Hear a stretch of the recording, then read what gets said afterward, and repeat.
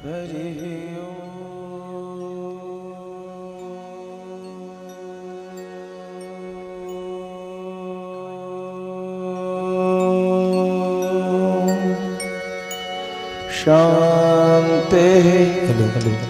शांति शांति।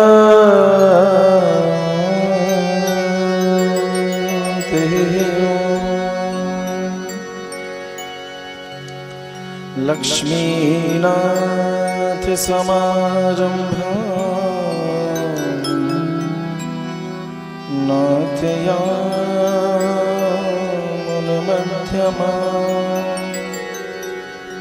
अस्मदाचार्यपर्यन्तां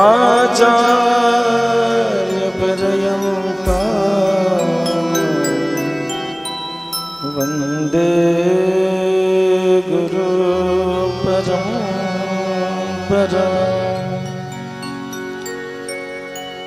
यो नित्यमच्युतपदाम्बुजयुग्मरुक्मा व्यामोहतस्तदितराणि तृणाय मेने। अस्मद्गुरोर्भगवतोऽस्य दयैकसिन्धो रामानुजस्य चरणौ शरणं प्रपद्ये। श्रीवेङ्कटेशचरणाम्बुजराजहंसं श्रीकेशवार्यपदपङ्कजमाश्रयामि। कृष्णाय वासुदेवाय हरये परमात्मने प्रणतक्लेशनाशाय गोविन्दाय नमो नमः। आपदामपहर्तारं दातारं सर्वसम्पदां लोकाभिरामं श्रीरामं भूयो भूयो नमाम्यहम्। मनोजवं मारुततुल्यवेगं जितेन्द्रियं बुद्धिमतां वरिष्ठं वातात्मजं वानरयूथमुख्यं श्रीरामदूतं शरणं प्रपद्ये। कर्पूरगौरं करुणावतारं संसारसारं भुजगेन्द्रहारं।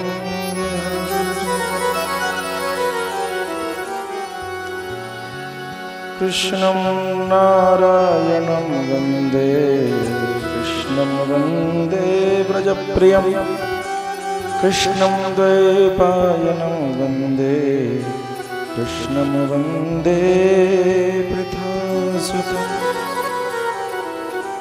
जय मिथिला जय मैथिली जय जय जनक किशोरी। चरण कमल बंदन करो कर निर्मल मति मोरी। कि जय जय श्री राधारमण जय जय नवल किशोर। जय गोपेश चोर प्रभु जय जय माखन चोर। प्रेम से भक्तवत्सल भगवान के जय। वृंदावन बिहारी लाल के जय। भाष्यकार श्री रामानुज स्वामी जी महाराज के जय। श्रीमान बालक स्वामी जी महाराज की जय। श्री सद्गुरुदेव भगवान की जय जय श्री राधे।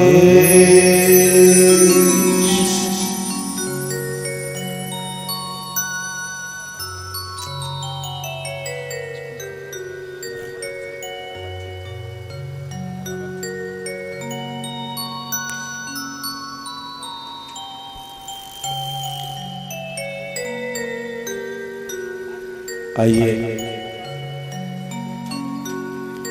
आज हम सभी भैया भैया अब आप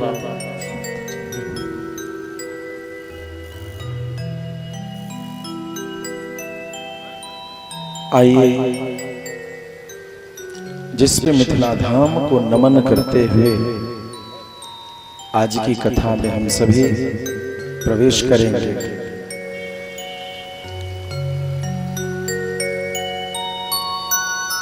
मन चल तो मिथिला धाम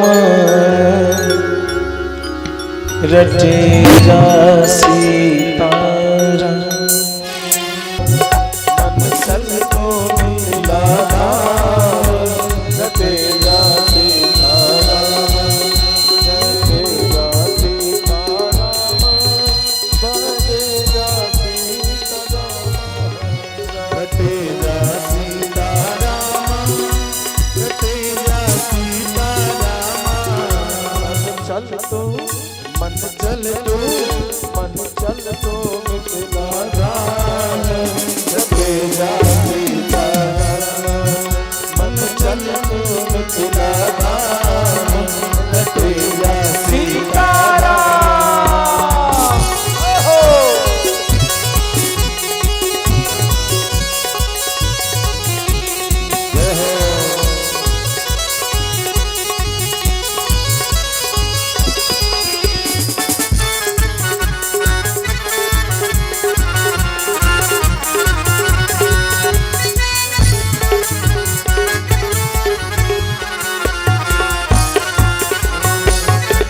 मिथिला की पुनीत क्यारी जहाँ प्रगति जनक दुलारी।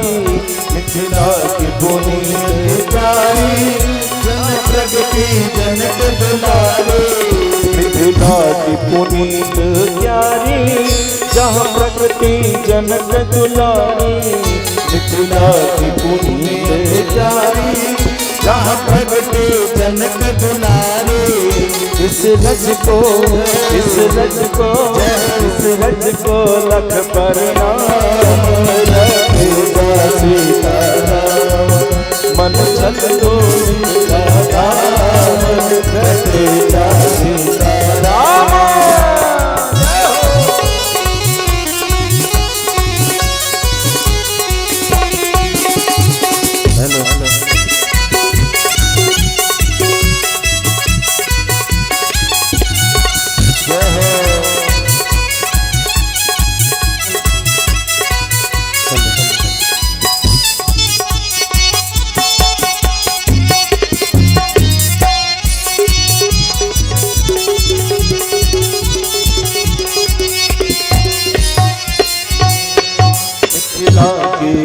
फूल बगिया जहाँ प्रमोदित लखन के भैया। मिथिला की फूल बगिया जहाँ लटकत भैया। मिथिला की फूल बगिया जहाँ प्रमोदित लखन के भैया। मिथिला की फूल बगिया जहाँ प्रमोदित लखन के भैया। इन फूलों इन कलियों इन फूलों पे सब हार रटेगा सीताराम। मन चल तो मिथिला धाम रटेगा सीताराम।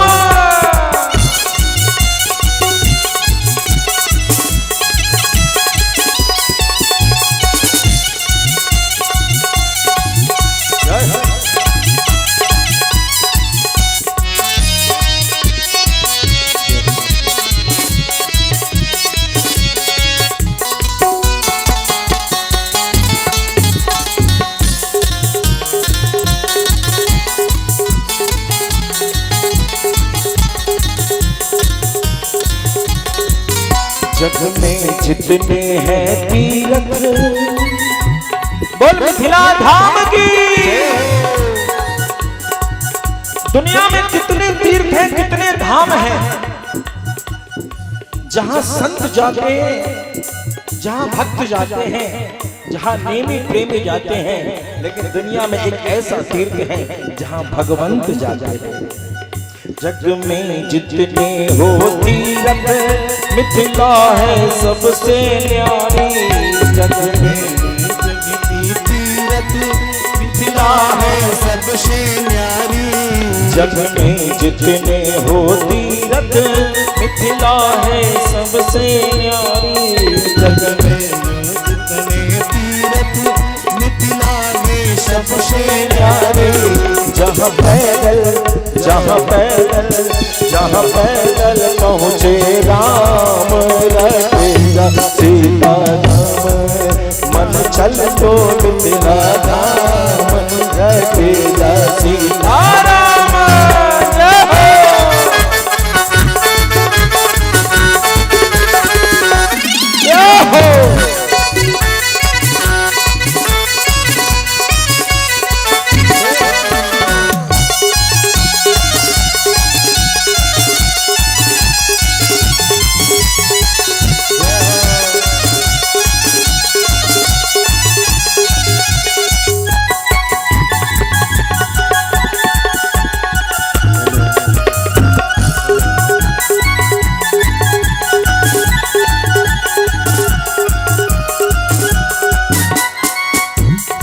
दुनिया में पूरे इतिहास पलट करके देख लें, सबसे पहला यदि कोई ऐसा शास्त्रार्थ की सभा लगी जहां पर यह प्रश्न हुआ क्या तुमने ब्रह्म को अनुभव किया है, तो वो मिथिला की ही तो वो राजा जनक का दरबार है। जाग बल, आपको बता दो, जाग बल मुनि के जितने शिष्य थे वो जिस जिस गांव में जाकर के रहे वही मैथिल ब्राह्मणों का मूल कहलाया। हाँ, जाग बल के जहाँ रहते, सब वेद वेदांत बतावे। जाग बल के जहाँ रहते, सब वेद वेदांत बतावे। यहाँ सब ज्ञानों की खान रहते। मन चल तो मिथिला धाम, रटे जा सीता राम।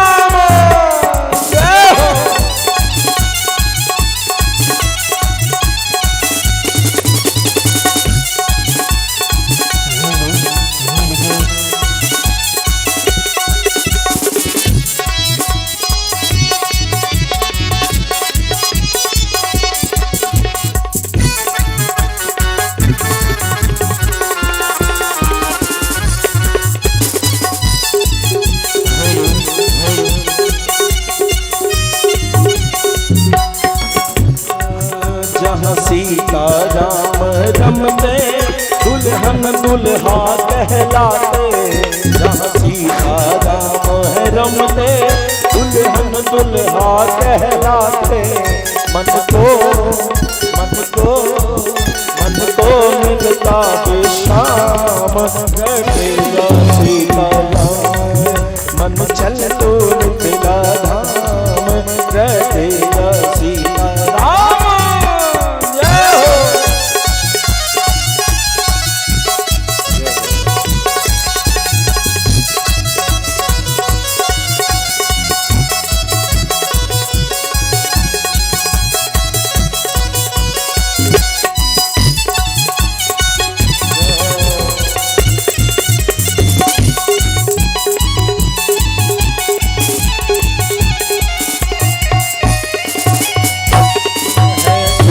जहाँ की बिटिया और राम जहाँ के पहुना है। सीता जहाँ की बिटिया और राम जहाँ के पहुना है। सीता जहाँ की बिटिया और राम जी यहाँ के क्या है? अरे जिसके भगवान हो उसके रह जाए। राम हमारे भगवान नहीं है, राम हमारे पहुना है। सीता सीता जहाँ की बिटिया और राम जहाँ के पहुना। सीता जहाँ की बिटिया और राम जहाँ के पहुना है नाती और नाती। नाती कौन है? नाती देवता यहाँ का कौन है? मिथिला की बेटी ही अंजना थी। गौतम मुनि की बेटी अंजना माता यही की बेटी थी और उनके बेटा हनुमान। तो यहाँ के नाती कौन हुए? है सीता जहाँ की बिटिया और राम जहाँ के पहुना। है सीता जहाँ की बिटिया और राम जहाँ के पहुना। है नाती हनुमत लाल रखेगा सीता राम मन चल तो मिथिला धाम रखेगा सीता राम। मिठी मिठी तालियों के साथ जय हो।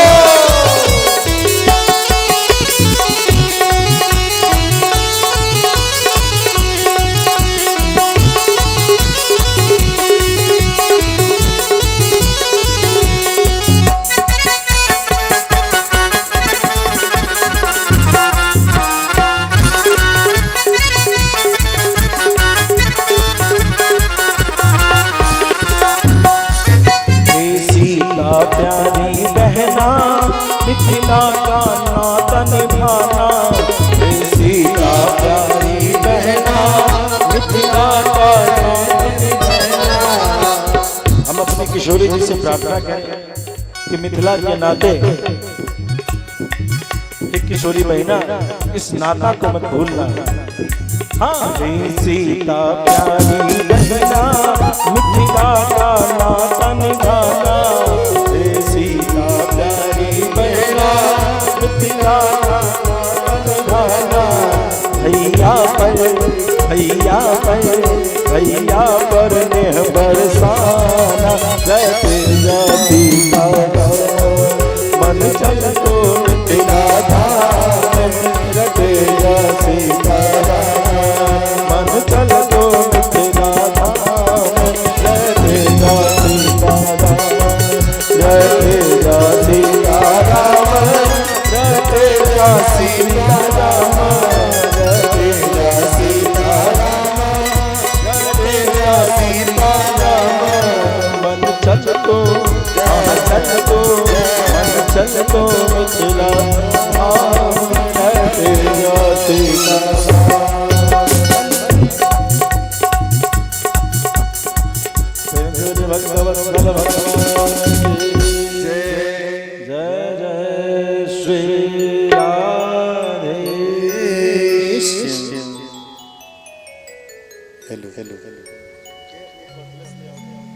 अत्यंत सुंदर अवसर और हम सभी यहाँ उपस्थित होकर के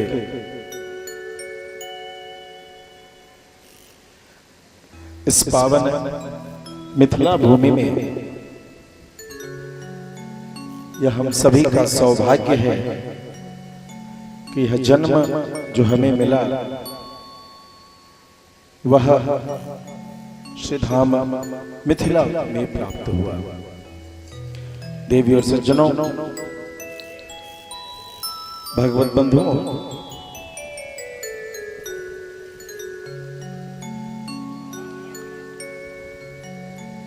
पुराणों में ऐसा वर्णन आता है, जब मिथिला महात्मा को हम अनुसंधान करते हैं, देवता भी तरसते हैं मिथिला में जन्म लेने से। दूसरे अन्य धामों में, तीर्थों में मृत्यु के पश्चात मुक्ति प्राप्त होती है, लेकिन मिथिला एक ऐसा धाम है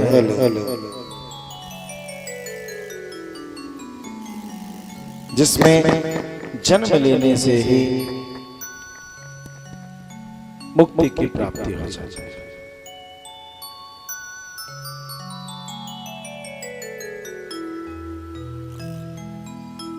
और यह हम सभी को सौभाग्य प्राप्त हुआ है। अब सबसे बड़ी बात है कि रावण को भी एक सौभाग्य प्राप्त था। सौभाग्य रावण को भी प्राप्त, सिर्फ आप ही को नहीं। उत्तम कुल पुलस्त के नाती, पुलस्त के पुत्र विश्रवा और विश्रवा का पुत्र रावण। लेकिन उसकी करनी के कारण ब्राह्मण कभी ब्राह्मणवादी नहीं हो सकता, ब्रह्मवादी हो सकता। ध्यान देंगे, अन्य सारे जाति की सभा सिर्फ जाति का नाम ले लिया जाए तो जातिवादिता आ सकती है, लेकिन ब्राह्मण कभी जातिवादी हो ही नहीं सकता। ब्राह्मण ब्रह्मवादी होता है।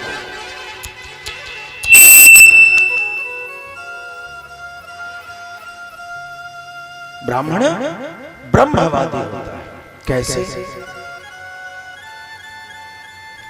रावण कौन था? ब्राह्मण ही तो था।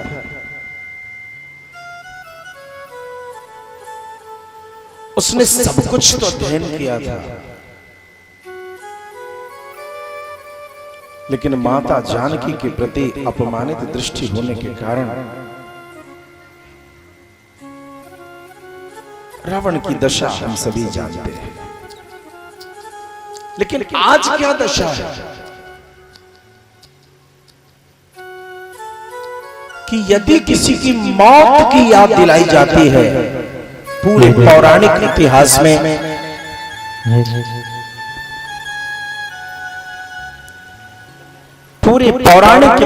में किसी की मौत को बार बार याद दिलाई जाती है, तो किसका मौत है? रावण का मौत। विजयदशमी पर बड़ा सा वैभवशाली रावण, कुंभकर्ण और मेघनाद का छवि लगाते हैं और रामलीला के माध्यम से उसे जलते हुए देखते हैं। और इस सारे उत्सवों को करने वाला, कराने वाला, सूत्रधार कोई दूसरा नहीं, ब्राह्मण ही होता है। अर्थात यह दोष, यह कलंक जो रावण के मत्थे पर था, इस कलंक की निंदा आज भी ब्राह्मण।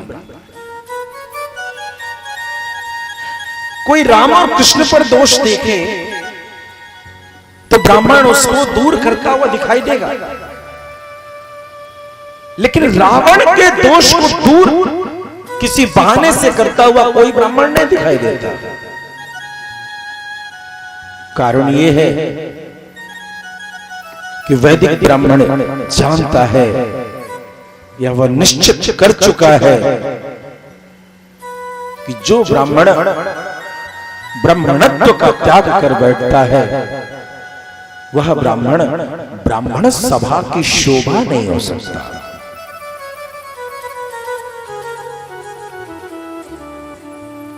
ब्राह्मण जातिवादी कभी नहीं हो सकता। ब्रह्मवादी ही ब्राह्मण का लक्षण है, और जिस लक्षण में ब्रह्मवादिता नहीं मिलता, समझ लो उसके ब्राह्मणत्व का क्षरण हो चुका है, उसके ब्राह्मणत्व में कमी आ चुकी है। अन्यथा जिस कुल में भी जो भगवान का भजन नंदी हुआ, शबरी किस कुल की थी ये किसी को पता नहीं। माता शबरी किस कुल की थी ये किसी को पता नहीं, लेकिन ब्राह्मण उनकी कथा बड़ी श्रद्धा से करता हुआ सुनाई देता है। कई लोग माता शबरी पर हिंदी के साहित्यों के माध्यम से ऐसी चर्चा कर बैठते हैं कि शबरी छोटी जाति की थी। किसी संस्कृत ग्रंथ में ऐसा नहीं वर्णन आता। शबर का मतलब, शबर जाति जो सेवा परायण जाति रहती थी उसमें से जाति शबर। तो कोई सेविका है, जैसे दासी सेविका शब्द है, उस तरीके से शबरी शब्द एक दे दिया गया कि सेवा करती है तो सेविका है वो शबरी।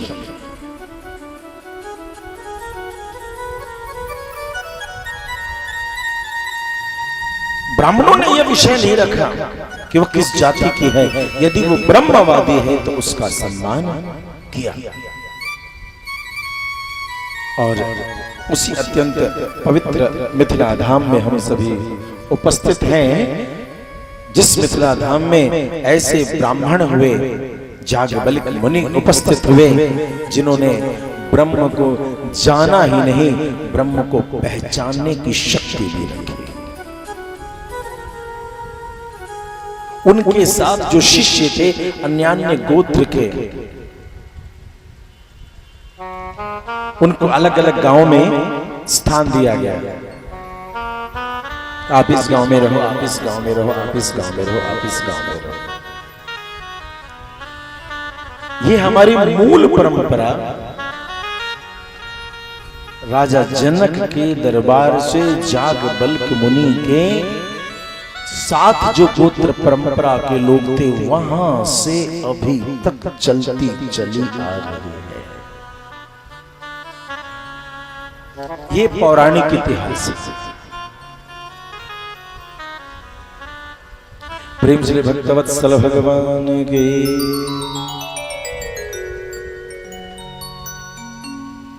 मिथिला की महत्ता करते हुए मैं छोटा सा प्रसंग कहूंगा। सीतामढ़ी में एक पीली कुटी स्थान है।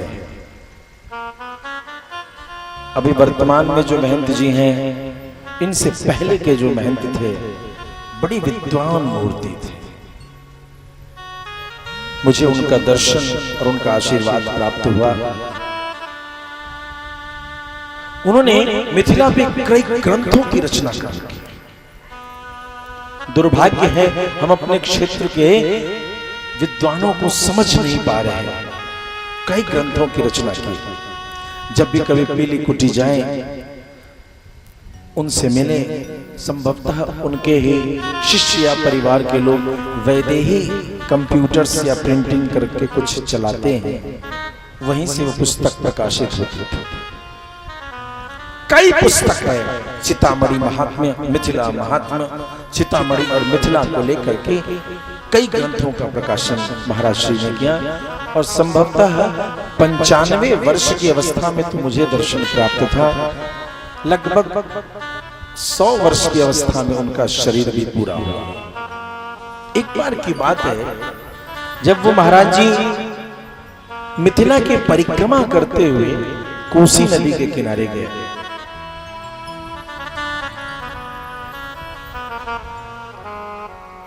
तो जो भंडार कोठार भी चलता है जत्था के साथ, सारे बर्तन ढन ढन ढन ढन कर रहे। अब सोचे ये सब जो पथिक हैं, जो तीर्थ यात्री हैं, इस सबको अंतिम में रात में कुछ देना होगा। सब पैदले चला है, थका है, हारा हुआ। पता कि ये कोठारी से तो कोठारी बोला महाराज जी कुछ नहीं है।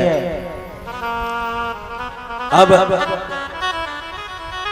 पिता के पास जब कोई व्यवस्था नहीं होती है तो पिता अपने पुत्र से नजर छिपाता हुआ दिखाई देता है। पिता अपने पुत्र को किसी भी अवस्था में किसी सुख के साधन के लिए न कहना ही एक दुर्भाग्य समझता है। वो छिपता है उससे, कह रहे मैं न कैसे। आप सोचिए ना, एक सामान्य जगत का पिता पुत्र कुछ मांगता है किसी विवशता के कारण, यदि वो न कहता है तो वो कहना नहीं चाहता। भला जगत पिता के सामने खड़े हो जाओगे तो वो तुझे न कैसे कहना चाहते। वो जगत पिता भी प्यारे तुझे न नहीं कहना चाहता। कुछ विवशता है, कुछ मजबूरी है, कुछ तेरे कर्म है। जो तेरी पीड़ाओं को देखकर वो जगत पिता देख रहा है और कुछ कर नहीं रहा। धीरज बने रखो। तुम्हारे आंखों से निकले आंसू ही तुम्हारे सारे पापों को जब धो देंगे तो अवश्यमेव उस श्रीनिवास जगत निवास प्रभु की कृपा होगी। देखिए कि कुठार खाली है तो महात्मा जी थोड़ा सा धीरे से किनारे हो गए और एक जगह जाकर के रोने लगे कि मेरे माथा में क्या आ गया, हम इस सब को लेकर के चल दिए, कोई व्यवस्था नहीं, कुछ नहीं, भोजन पानी की दिक्कत आ रही, अब क्या करें। लेकिन परमात्मा की कृपा तो तभी होती है जब बाबा जी की झोली खाली होती है। कभी बाबा जी की झोली खाली करने के चक्कर में मत रहो, ये झोली कभी खाली होने वाली नहीं। जहां झोली पर आपदा आई, महात्मा जी किनारे में रो रहे हैं और एक छोटी सी कन्या आई। उस कन्या ने आकर के सभी बुजुर्गों को देखा, पानी पिलाया और पूछा, बाबा आप लोग कुछ खाए पिए हैं? तो नहीं बाबू, देखो महाराज जी कुछ व्यवस्था के लिए कहीं गए हैं, आएंगे तो कुछ खाएंगे। अरे रुकिए ना, हम घर से कुछ ले आते हैं। और वो बच्ची कई बार दौड़ दौड़ करके थोड़ा चूड़ा थोड़ा दही सबको छम छम करती हुई 12-13 साल की वो बच्ची चूड़ा दही खिलाई और एक पत्तल में चूड़ा दही रख दिया गया कि महाराज जी जब आएंगे तो वो भी पा लेंगे। जब रात हो गई, अंधेरा घना हो गया, तब महाराज जी आए कि अब सब सुतिए गया होगा पानी वानी पी के। जब पहुंची तो देखे कि सब थके हारे लंबे लंबे खर्राटे मार रहे हैं। कोठारी को जगाया, भंडारी को, क्या रे, अरे अरे महाराज जी चलिए भोजन कीजिए। हम कैसे भोजन करेंगे, ऐसे भोजन पहले सबको कुछ करा दिए, सब खा पी के मस्त है, खा पी के आपके लिए भी है, चूड़ा दही खा रहे हैं और रो भी रहे हैं। सोच रहे कि जंगल में ऐसा कैसे। जब सोने लगे, गहरी नींद में गए तो उनको सपना आया। क्यों महाराज, बाबा क्यों परेशान होते हो, यात्रा चालू रखो। वो बच्ची कोई दूसरी नहीं, मैं साक्षात कोसी थी। मैं कोसी हमेशा तुम्हारे साथ हूं, कभी तुम्हारे भंडार में कमी नहीं होने दूंगी। तुम आगे बढ़ते रहो, बढ़ते रहो, बढ़ते रहो। ऐसी चमत्कृत सिद्ध भूमि है ये मिथिला। अनायास प्रहलाद जी पर अत्यंत अत्याचार हुए देवी सज्जनों, लेकिन भगवान विवश, भगवान व्याकुल था। एक वरदान था, उस वरदान, उस शब्द, उस वाणी में बंधे हुए भगवान प्रहलाद की कष्ट को बारंबार देख रहे थे। कहते हैं प्रहलाद ही ऐसा भक्त हुआ जिससे भगवान ने क्षमा मांगी।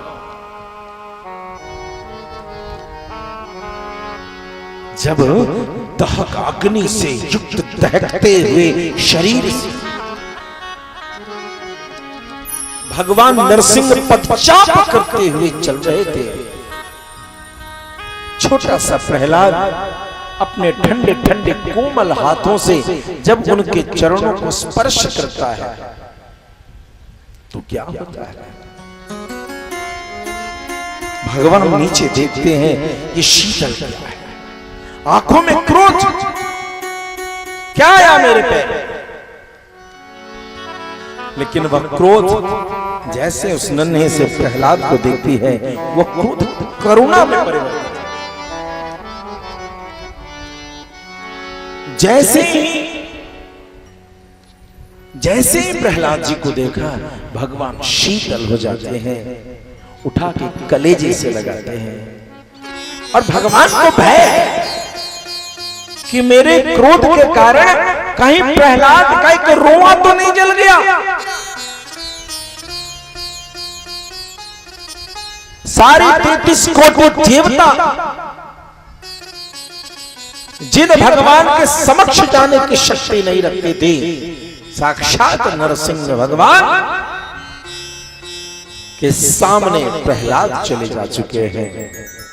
दूसरों पर उपकार कल्याण करने के लिए अपने शरीर को भगवान के कोप के समक्ष प्रस्तुत कर दिया। प्रहलाद जी पर पहली दृष्टि करुणा की नहीं, कोप की पड़ गई।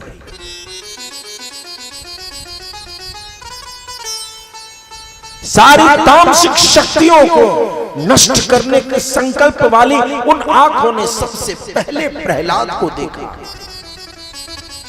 पहली बार प्रहलाद के ऊपर क्रोध से भगवान ने देखा और जब देखा कि अरे ये छोटा नन्हा प्रहलाद है, तो भगवान करुणा निधान है, द्रवित हो गए, कलेजे से लगाया और चाट चाट करके कहते हैं प्रहलाद बेटा मैं विवश था, तू धन्य है, तू धन्य है जो इतनी आपदा, इतनी पीड़ा, इतनी समस्या में भी तू भगवत स्मरण, भगवत सुमिरण करता रहा। देवी और सज्जनों, इस सृष्टि में रक्षा करने का सामर्थ्य किसी का नहीं। तुम्हारी रक्षा मात्र परमात्मा ही कर सकते हैं। वह पाप से रक्षा, वह दोष से रक्षा, वह परिणाम से रक्षा हो, वह शत्रु से रक्षा हो, किसी भी प्रकार से इस संसार में रक्षा करने की जो शक्ति है वो मात्र भगवान में ही उपस्थित है। दूसरा कोई रक्षा नहीं कर सकता। अष्टम स्कंद में गज और ग्राह की एक सुंदर सी कहानी है। त्रिकुट पर्वत पर एक सरोवर है और उस सरोवर में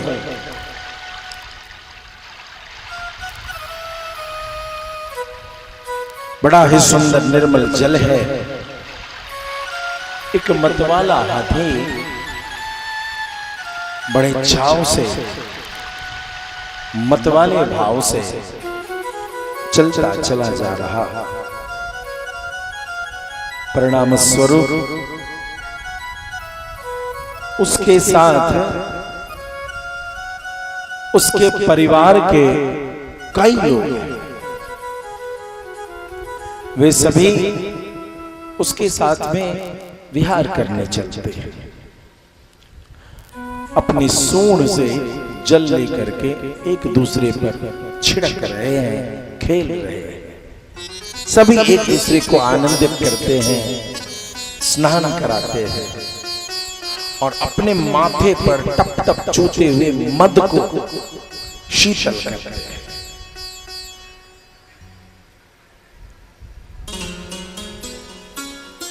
कि तभी जल में उपस्थित तरंगों को अनुभव करके एक घड़ियाल तैरता हुआ, जो गजेंद्र है, जो संपूर्ण गज समूह का राजा है, उसके पास पहुंचा।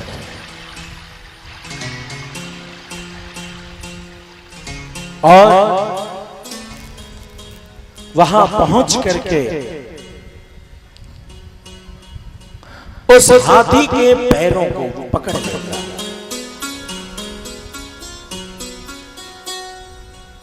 हाथी के पैरों को गज ने पकड़ लिया। परिणाम क्या हुआ?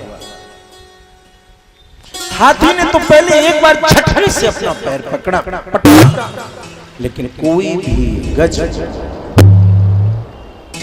वह गज अपने पैरों के झटके से उस घड़ियाल के फंदे से न मुक्त हो सका। पूरी शक्ति लगाता रहा, पैर पटकता रहा, अन्य सारे साथी देखते रहे और वह गज पैर को पटकता रहा, झटकता रहा, लेकिन वह घड़ियाल छोड़ता नहीं।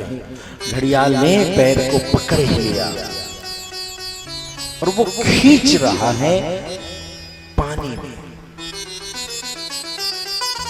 अब तो गज बड़ा परेशान हुआ। उसने अपने मित्रों को कहा, अरे सब मुझे बचाओ, या गज मुझे इस सरोवर में गहराई में ले जा रहा है। तो दूसरे हाथी ने क्या किया, अपनी सूंड से पीछे के पैर को लपेट के पकड़ लिया। मत घबराओ भैया, आप तो हमारे राजा हो, हम आपको डूबने नहीं देंगे। अब तक पकड़ लिया। परिणाम स्वरूप अपने आप को बलवान अनुभव करने लगा। लेकिन यह क्या, दूसरे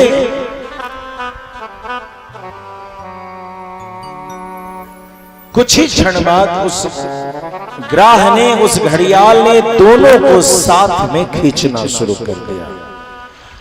फिर तो तीसरा, चौथा, पांचवा, छठा, सातवां, सारी शक्तियां लग गईं। सारे हाथी एक के पीछे एक, दूसरा, तीसरा, चौथा, और सभी ने श्रृंखलाबद्ध तरीके से एक दूसरे को बांध लिया। लेकिन यह क्या, कहते हैं जल में रह के मगर से बैर। उस घड़ियाल ने तो साहब उसे खींच ही लिया। परिणाम स्वरूप धीरे धीरे जब सब उसी में जाने लगे, सभी डूबने लगे, तो सब ने देखा कि अब जब सब डूब ही जाएंगे, अंतिम में जो हाथी था वह भी जब सरोवर की ओर, तालाब की ओर खिंचाने लगा, बोला कि अब तो मेरे पीछे कोई नहीं है। तो सबसे पीछे वाले ने सबसे पहले अपनी सूंड को छोड़ा और कहा, भैया उस महाराज के चक्कर में हम नहीं डूबने वाले। प्रेम सुले भक्तवत्सल भगवान की।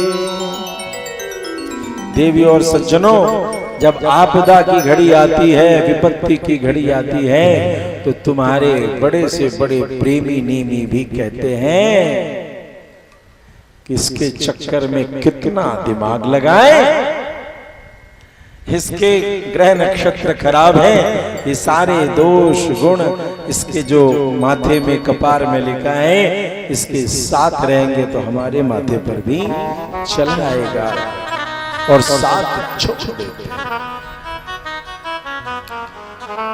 जब पीछे के गज ने साथ छोड़ा तो उसके आगे, उसके आगे, उसके आगे सभी धीरे धीरे धीरे साथ छोड़ते चले गए। ये गज क्या है? ये गज है तुम्हारा अपना बल, तुम्हारी अपनी बुद्धि का बल, तुम्हारे अपने शरीर का बल। ये गज का परिवार क्या है? ये गज का परिवार क्या है? तुम्हारे जो आत्मीय जन हैं, तुम्हारे जो सगे संबंधी हैं, जो हमेशा तुम में एक व्यर्थ के अभिमान का निर्माण करते हैं कि चिंता कथिला करे छहो, ओहन समय आता है तो हम हो सब ठार रहबे। ये वो समाज है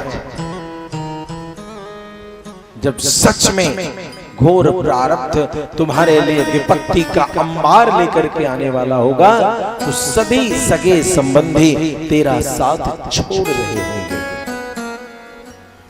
बड़े बड़े वीरों को, पराक्रमियों को बड़ी सहजता से मरते हुए देखा गया।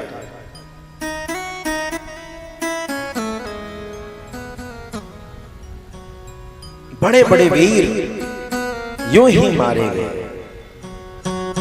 और कई वीर तो अपनों के धोखे के कारण मारे गए। जिनके लिए जीवन भर लड़े, अपने प्राणों की बाजी लगाई, किसी अपने ने ऐसा धोखा दिया कि वो वीर जिनके लिए अपने पुरुषार्थ पराक्रम का सदैव उपयोग किया करता था, वह वीर धराशायी होता चला जाता। इसीलिए अपने आत्मीय बल को बढ़ाओ, सांसारिक समस्त बल को ध्यान रखो, लेकिन प्रज्ञा बल, भगवत कृपा रूपी बल की भी प्राप्ति करने के लिए सतत प्रयत्नशील, चिंतनशील, क्रियाशील बने रहे।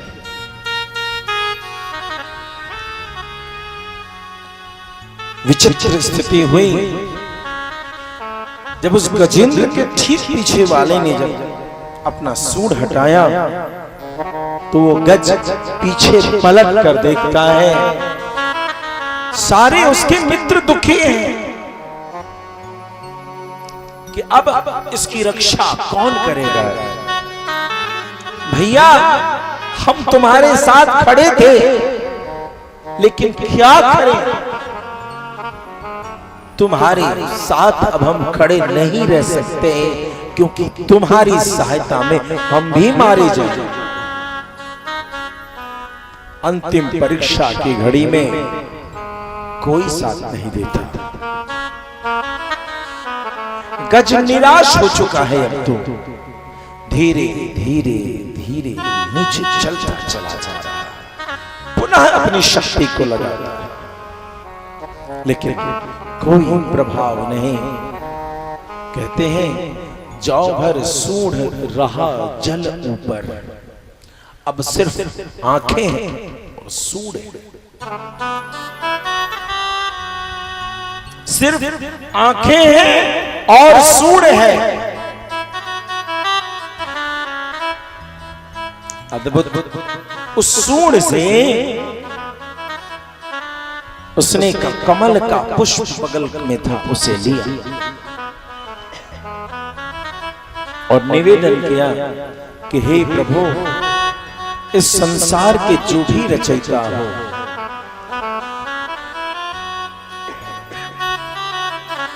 इस संसार के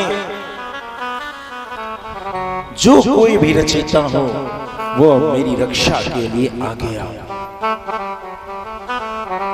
और इस प्रकार से वह बारंबार प्रार्थना करने लगा।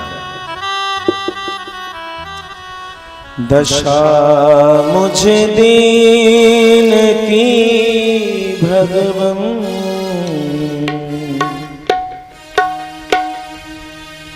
दशा मुझे दीन की भगवन, संभालोगे तो क्या होगा।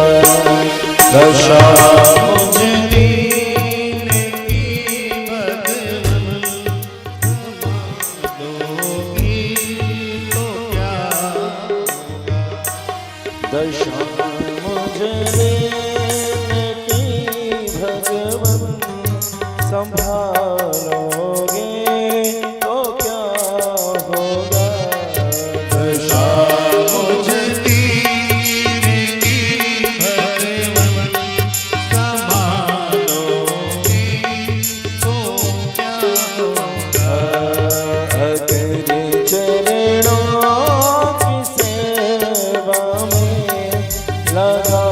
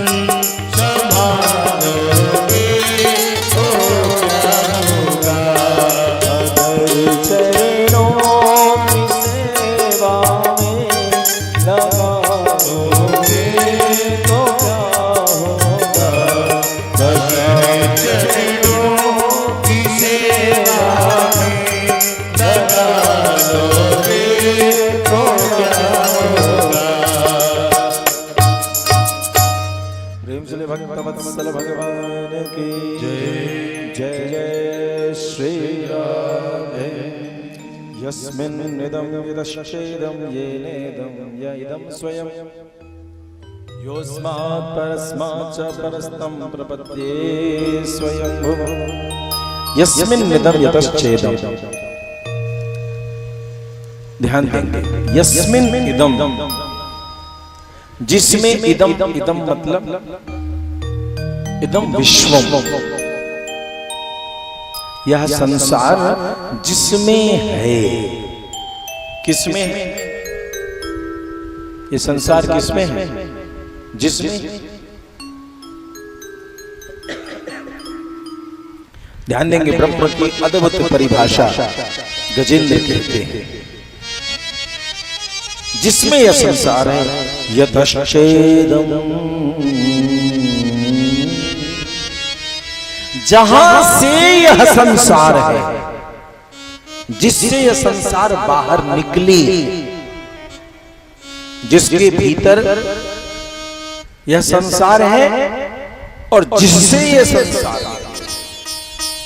जेनेदं, येन इदं, जिसके द्वारा यह संसार चल रहा है। हम आप जड़ चेतन जो कुछ भी जिसके द्वारा चलायमान है, यह इदं स्वयं, ध्यान दें, यह इदं स्वयं, और जो स्वयं विश्व के रूप में उपस्थित है। मतलब यह संसार भगवान का ही एक रूप है। योऽस्मात् परस्माच्च परस्तं प्रपद्ये स्वयंभुव। यो अस्मात्, जो इस संसार से,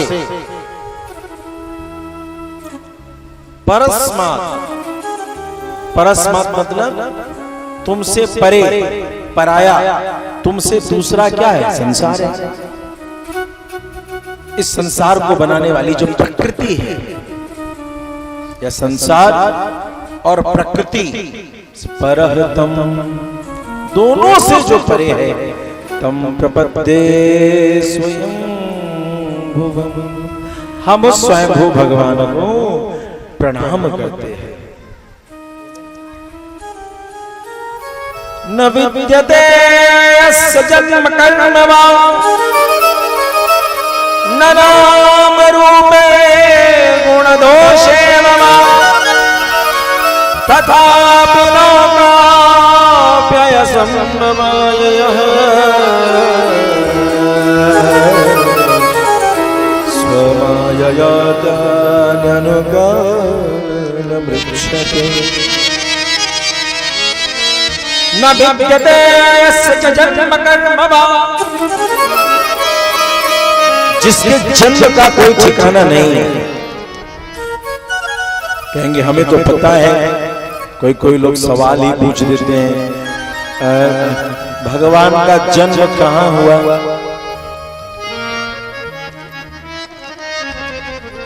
अब इस देश में ऐसी भी स्थिति थी कि लगता था प्रभु श्री राम को आकर के कहना पड़ेगा कि मेरा जन्म यहाँ हुआ।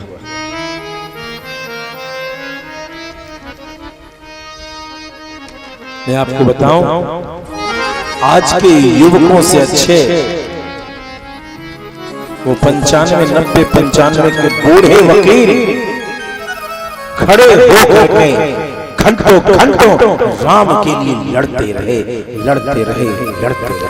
और विजय की प्राप्ति की।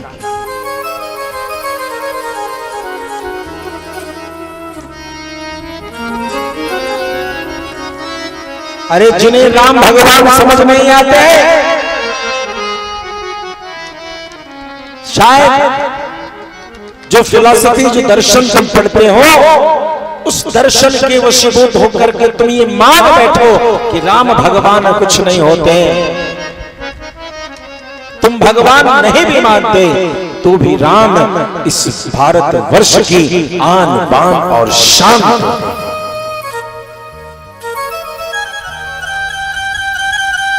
राम एक मनुष्य भी है तो ऐसा मनुष्य है इस भारत की आन बान और शान। ये भैया, यह राम राज्य कैसा था, यह आज भी राजनीति के मर्मज्ञ लोग और दुनिया के बड़े बड़े राजनेता चिंतनशील हैं कि राम राज्य कैसा था। लाखों करोड़ों वर्ष पूर्व जो श्री राम थे वे कैसे राजा थे कि दुनिया आज भी कहती है राम जैसा राजा। एक बार की बात है, जब विभीषण श्री राम से मिलना चाहते तो सुग्रीव जी पहुंच गए। सुग्रीव जी ने कहा, प्रभु ने पूछा बताइए सुग्रीव जी क्या कहते हैं, विभीषण को अपने में ले ले छोड़ दें, आपकी नीति क्या कहती है। तो सुग्रीव जी ने कहा, प्रभु विभीषण कैसा भी है लेकिन उसमें एक दोष है। क्या दोष है? कि वह रावण का भाई। कैसे विश्वास? ध्यान देंगे, जो राजनीति में आगे बढ़ना चाहते हैं, जो धर्म की सेवा के लिए आगे बढ़ना चाहते हैं, जो समाज सेवा में आगे बढ़ना चाहते हैं, मेरे प्रभु श्री राम की नीति देखिए, राम राज्य के आधार सूत्र को देखिए। भगवान मुस्कुराने लगे तो क्या कहते हो, छोड़ दीजिए, वो शत्रु का भाई है। मेरे प्रभु ने मुस्कुरा के कहा, सुग्रीव सुन मेरे भाई, इस दुनिया में भरत जैसा भाई खोज के कहां से लाऊंगा। भरत जैसा भाई खोजने से क्या मिलेगा? असंभव है कि भरत जैसा भाई इस दुनिया में कभी ना आगे हुआ ना आगे कभी होगा। मेरे सुग्रीव भैया, राम जैसा बेटा असंभव है। अपने बारे में भगवान ने यहां पर गरिमा बताई है। एक ही बार भगवान ने अपना गौरव बताया है, और वो गौरव क्या है? दशरथ के पुत्र कहलाने का गौरव। ये भैया, राम जैसा बेटा न कभी पहले हुआ और न कभी आगे होगा। और मेरे भाई, तुम सुग्रीव जैसा मित्र ये कल्पना से परे है। न सुग्रीव जैसा मित्र इतिहास में कभी हुआ और न भविष्य में कभी होगा कि जो अपने मित्र के लिए अपने परिवार, अपनी सेना, अपनी शक्ति, अपने सामर्थ्य को पूरे तरीके से लगा देता है। अकेले हैं राम लक्ष्मण, लेकिन पदुम 18 जूझ बंदर, ये किसके थे? पूरे भूमंडल को, पूरी धरती के चारों दिशाओं को अनुसंधान के लिए प्रस्तुत करने वाला शक्ति और ऐसा सामर्थ्य, ऐसा समर्पण मात्र सुग्रीव में था। इतनी बड़ी शक्ति का अधिपति होने के बाद भी अपने मित्र राम के चरणों में बैठ करके और महाराज आज्ञा कीजिए, हम तो साहब धर्म की गाथा में, धर्म के यज्ञ में 2-4-10 रुपए, 2-4-10 मिनट, 2-4-10 घंटे का सहयोग देकर के अपनी कॉलर को ऊंचा करना चाहते हैं। देवी और सज्जनों, इस राम और कृष्ण की कथा में सुग्रीव जैसा मित्र न हुआ न होगा। इसलिए मित्र, तुम जिस कसौटी से देखते हो उस कसौटी का मित्र मुझे कहीं और दूसरा नहीं मिलेगा। तो क्या करो? किसी को अपने पास न रखो, रखना होगा दोष को जान करके भी अपने साथ रखना होगा। अपनी शरण में आए हुए की रक्षा करनी। प्रेम सुले भक्त वत्सल भगवान की। न विद्यते यस्य जन्म कर्म वा, उसके जन्म को मैं नहीं जानता, वो कब जन्मा कब नहीं जन्मा। उसके कर्म को भी कोई नहीं जानता। न नाम रूपे गुण दोष, न उसके नाम को जानता। भगवान के नाम को भी स्पष्ट रूप से जानने वाला कोई नहीं है, न उसके रूप को। भगवान का रूप कैसा, वो देखने में कैसे, एग्जैक्ट फिगर बताइए। कुछ लोग ऐसे हैं जो जिज्ञासा लिए बैठे कि गुरु जी को एक ऐसी मूर्ति बताएंगे जो ऐसे ही भगवान है। लेकिन सत्य जानिए, भगवान ऐसे नहीं है जैसे आपके मन में कल्पना करोगे भगवान वैसे बन के सामने। भगवत बंधुओं, जिन छवि में आप भगवान को दर्शन करेंगे उसी रूप में भगवान चले जाएंगे।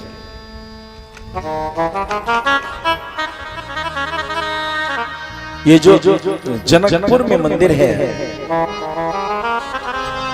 इस मंदिर के पहले महंत जी जानकी जी को बेटी मानते थे। श्री अवध में जाते तो सरजू का पार नहीं करते, सरजू के उस पार ही रहते जंगल में। कुछ संत लोग आते और उनसे कहते कि बाबा यहाँ बैठे हो तो हाँ अयोध्या आया था, चलो नाव पे बैठो उस पार चलते हैं। तो ना ना ना, मैं यहीं ठीक दिख रही है उस पार क्या है, अयोध्या मुझे दिख रही है। अरे यहाँ दूर से क्या देखते हो, चलो नहीं नहीं मैं ठीक हूँ। कई साधु आते, ये तो चर्चा में बैठ रही बात कि एक साधु है उसको दिमाग नहीं है, आया है अयोध्या देखने और सरजू के पार से देखता है।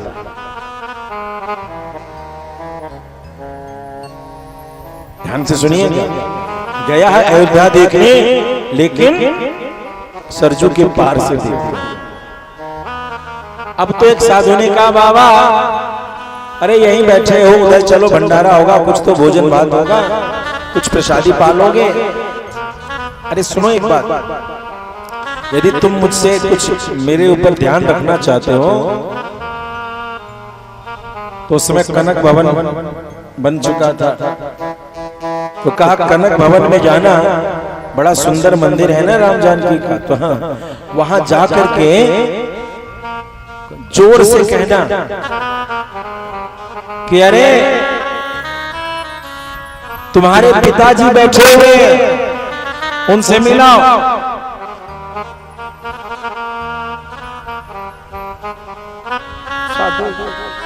किसके पिताजी आप हैं? अरे जाके बोल देना मेरा जो संतान होगा चला। चले गए। उस साधु को कुछ समझ नहीं आया, उसने गेट से खूब चिल्ला के बोला, अरे भाई मिथिला से कोई संत आए हैं, उनका कोई बाल बच्चा मंदिर में है क्या? वहां चले जाओ। अब पता नहीं उनका क्या विचार है, वो समझ नहीं आता, मगर वो आने वाले नहीं है, वो उसी पार है, चले जाओ। हो गया, चिल्ला दिया। देखा कहीं से कोई आवाज नहीं आ रही। रात्रि का जो भोग थाल आया, उस भोग थाल को लेकर के जानकी जी एक नाव पर बैठ करके नाव चलाते हुए इस पार गईं और बाबूजी को अपने भोजन कराया। बाबूजी से कहा, बाबूजी चलिए अयोध्या। महंत जी ने कहा, अरे बिटिया तुम क्या जानो, ये जो सरजू है ना तुम्हारे पुरखिन है, अब मैं तुम्हारे पूर्वज को लांघता हुआ मैं तो बेटी वाला ठहरा, मैं कैसे पैर लगा के उस पार जाऊंगा, इसीलिए मुझे अयोध्या नहीं जाना, मैं अयोध्या यहीं से तुम्हारा घर देख रहा हूँ। बहुत अच्छा, जहाँ रहो खुशी से रहो। जी बाबूजी। कहते हैं बहुत दिनों तक रहे उस पार और जानकी जी जाती भोजन करा करके जो बेटी का धर्म होता है वो करते। आप जनकपुर जाइए, मंदिर में कभी जाइए और जाकर के अनुसंधान कीजिए। टीकमगढ़ की महारानी जब आई तो उन्होंने नाक में एक नथिया पहना हुआ था, बड़ा सुंदर बड़का छोटा। बाबूजी तो हाँ, वो नथिया हमको दिला दीजिए। अब बाबूजी ने महारानी गए, महारानी दे रहा हूं क्या? अरे हमारी किशोरी जी को जैसा नथिया तुमने बनाया है वैसा नथिया चाहिए, वैसी नथिया बना दी। अब मूर्ति तो छोटी सी होती है, उसमें जैसे तैसे नथिया पहनाया गया और पहना करके जैसे पर्दा लगा भीतर से आवाज आती है, बाबूजी बाबूजी नाक कट गया, बाबूजी बाबूजी नाक कट गया, ये बड़ा भारी है, इसको हटाइए हटाइए हटाइए। पट पट पट बहन जी भीतर गए और जानकी जी का नाक से खून निकल रहा था, इत्र से उसको लगा लगा के महंत जी सेवा करते। कभी जनकपुरी जाइए तो वहां के पुजारी से पूछिए कि वह राम जानकी की मूर्ति कहाँ है जिसमें जानकी जी जो पहली वाली जो जानकी जी थी उनका नाक कटा हुआ। अब ऐसे पूछोगे फ्री में, माला फूल भिखारी के तरीके से मत जाओ। तुम लोगों की बड़ी बुरी आदत है, भगवान के दरबार में रजिस्टर्ड भिखारी बन के जाते हो। भगवान के दरबार में भिखारी बन के मत जाओ। किसी संतान का चेहरा मुरझाया हो, किसी निर्बल रोगी संतान को देख करके तो संसारी पिता भी दुखी हो जाता है, तो भला बताओ जगत पिता के पास दुखी होकर के जाते हो, निर्बल बन करके जाते हो, निस्तेज बन के जाते हो, तो क्या उन्हें प्रसन्नता मिलती है? पूरे वैभव के साथ जैसे अपने परिवार में खुशी के साथ रहते हो, तदनुसार ही भगवान के दिवाले में जाओ और भगवान को यह दिखाओ कि प्रभु आपने जो वैभव मुझे दिया है उसी वैभव के साथ मैं अपनी सेवा प्रदान करता हूं। प्रेम चले भक्तवत्सल भगवान की। न नाम रूपे गुण दोषे न नाम का ठिकाना है, न उनके रूप का ठिकाना है, न गुण का ठिकाना है, न उनके दोष का ठिकाना है, लेकिन फिर भी संसार की रक्षा करने के लिए परमात्मा अलग अलग रूप से उपस्थित होते रहते हैं। नम आप प्रदीपाय साक्षिणे परमात्मने नमो गिरां विदुराय मनसश्चेत सामते। हे आत्मा में प्रकाश प्रदान करने वाले, हे परम साक्षी परमात्मा, हम आपको बारंबार प्रणाम करते हैं। इस संसार के लोग जिनके लिए सदैव ही भजन पूजन करके अपनी तपस्या को जिनके चरणों में समर्पित करते हैं और कई जन्मों की कठोर साधना करने के बाद जिनके दर्शन को प्राप्त करते हैं, ऐसे हे प्रभु कृपा करें। भगवान कैसे हैं? सवै न देव सुरमर्त्यतिर्यं, वह न देवता है न असुर है न वो मनुष्य है, न स्त्री न षंडो न पुमान् न जन्तु, वह न स्त्री है न वो पुरुष है और न वो नपुंसक है। नायं गुणः कर्म न सन् चासन् निशेषो जयदानशेष।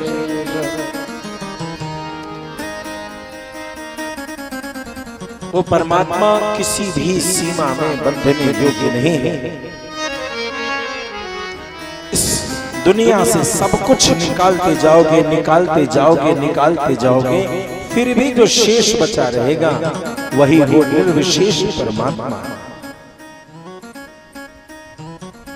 उनके से उनका अंश, उनकी उपस्थिति हर वस्तु में सदैव विद्यमान है।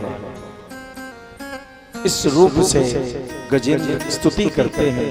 जिनके जीवन में किसी भी प्रकार से ऐसा लगे कि अब हमें कोई रास्ता नहीं दिख रहा, सारे रास्ते बंद हो गए, गजेंद्र मोक्ष के इस स्तुति का नित्य पाठ करने से अवश्यमेव रास्ता निकलता है। भगवत कृपा से आपके सारे उलझन नष्ट होते हैं और आपका धर्म के पथ पर धर्मयुक्त जीवन में सदैव खुशहाली बनी रहती है। प्रेम से बोले भक्तवत्सल भगवान की जय। श्री कृष्ण गोविंद हरे मुरारे, हे नाथ नारायण वासुदेव। श्री कृष्ण गोविंद हरे मुरारे, हे नाथ नारायण वासुदेव। श्री कृष्ण गोविंद हरे मुरारे, हे नाथ नारायण वासुदेव। श्री कृष्ण गोविंद हरे मुरारे, हे नाथ नारायण वासुदेव। हे नाथ नारायण वासुदेव, हे लक्ष्मी नारायण वासुदेव। हे नाथ नारायण वासुदेव, हे लक्ष्मी नारायण वासुदेव। गोविंद हरे मुरारे, हे नाथ नारायण वासुदेव। प्रेम से भक्तवत्सल भगवान की जय। कहते हैं हाँ, जैसे ही कहा कि भगवान ने अपने वैकुंठ के दिव्य आसन का त्याग कर दिया है और री कहते तक तो भगवान वहां उपस्थित हो चुके थे। मेरे प्रभु ने बाएं हाथ से उसके पुष्प को स्वीकार किया, बायां हाथ से पुष्प को स्वीकार किया और दाएं हाथ में सुदर्शन चक्र चल रहा है।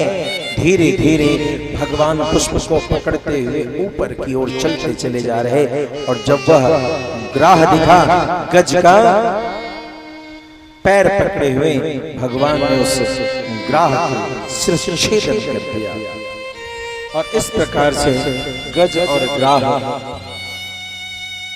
दोनों के मुक्ति भगवान के हैं। प्रेम से भक्तवत्सल भगवान की।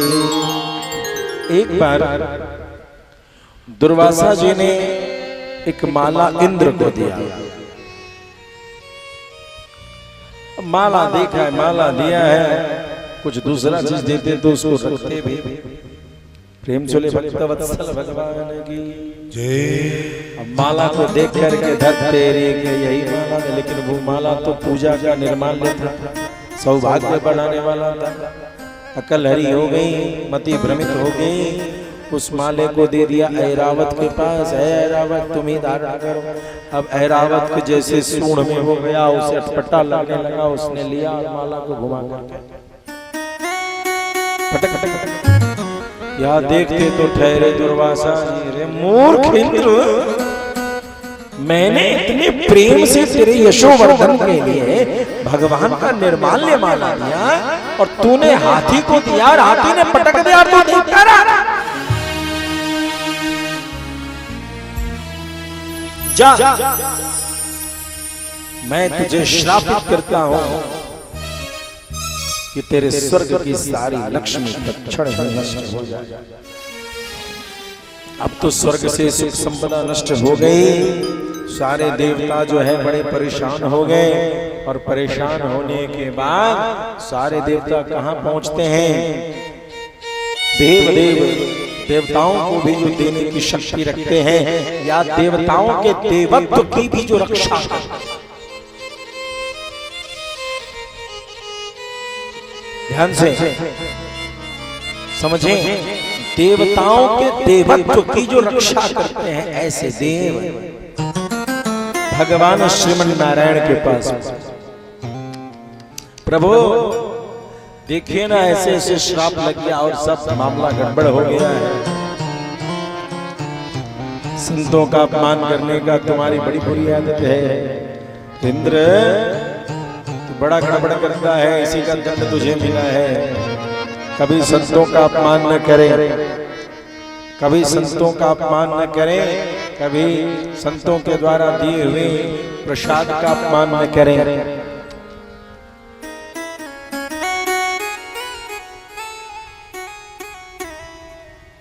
इसका विशेष रूप से ध्यान रखें। प्रसाद लेने, चरणामृत को लेने की भी एक परंपरा है जो विद्वानों ने बताया है कि जब भी कभी चरणामृत लें तो नीचे से एक वस्त्र को लगा लें, कोई कपड़ा, रुमाल, दुपट्टा, ओढ़नी, जो भी कुछ हो उसे नीचे से लगा लें कि एक बूंद चरणामृत कहीं मेरे कारण नीचे न गिर जाए। क्यों? ऐसा विद्वानों का मत है कि चरणामृत लेने का जितना फल नहीं, उससे 8 गुना दोष चरणामृत के नीचे गिरने का। इसलिए जब भी कभी चरणामृत लें तो वस्त्र से हथेली के नीचे वस्त्र रखें और चरणामृत लें। ऐसा आपको जब हमारे परंपरावादी आचार्यों के पास जाएंगे और उनको चरणामृत लेते हुए देखेंगे तो ही समझेंगे। प्रेम से भक्तवत्सल भगवान की जय। भगवान ने थोड़ी बहुत डांट भी लगाई। चलो ठीक है इंद्र, शरणागत वत्सल भगवाना। भगवान कहते हैं सुनो मेरी एक बात, ऐसा करो कि लक्ष्मी एक जगह पर और बैठी हुई है, छिपी हुई है, तो समुद्र के गर्भ में ऐसा करो कि मंद्रांचल पर्वत को ले आओ और मंद्रांचल पर्वत को रख करके बासुकी नाग से प्रार्थना करना, वो तुम्हारी जो है रस्सी बन जाएंगे। लेकिन एक नीति बताता हूँ, एक कूटनीति बताता हूँ। क्या? तुम पहले जाना तो बासुकी के मुख को पकड़ना। जब तुम मुख को पकड़ोगे तो दैत्य जो है वो तुमसे झगड़ा करेंगे, और जो झगड़ा करेंगे तो उनसे कह देना भैया तुम ही मुख को पकड़ लो। प्रेम से भक्तवत्सल भगवान की। कई बार जो दैत्य होते हैं, जिनकी आसुरी प्रवृत्ति होती है, उनके हृदय में कोई अच्छा भाव नहीं निकलता, लेकिन उनमें द्वेष की भावना इतनी रहती है कि आप कुछ सोचो तो वो भी कुछ सोचे बैठे मिलेंगे, आप कुछ करो तो वे भी कुछ करते हुए मिलेंगे। और इस प्रकार से एक कंपटीशन का माहौल अचानक में अनजाने में क्रिएट हो जाता है। तो ऐसे जगहों पे सज्जन लोग क्या करते हैं, कहते हैं तू ही बढ़ जा, संभाल ले भैया, तेरे से संभले तो। कई बार रस्सी जैसा देख करके लोग सांप को हाथ पकड़ लेते हैं। यथा रज्जौ यथा हिरब्रह्म, जैसे रस्सी लटक रही हो, रात्रि में कुछ लटक रहा हो और उसको रस्सी समझ करके कोई पकड़ ले, लेकिन वो है क्या, वो तो कालिया नाग है, वो भयानक नाग है, वो गेहुअन सांप है। अब क्या होगा, अब तो कुछ नहीं होगा, जो करना होगा वही करेगा, अपन कर सकते, और नहीं तो रस्सी को तो मुठिया के फेंक देते। लेकिन अब तो पकड़ लिया, अब तो तब तक जब तक सोचा तब तक श्री राधे।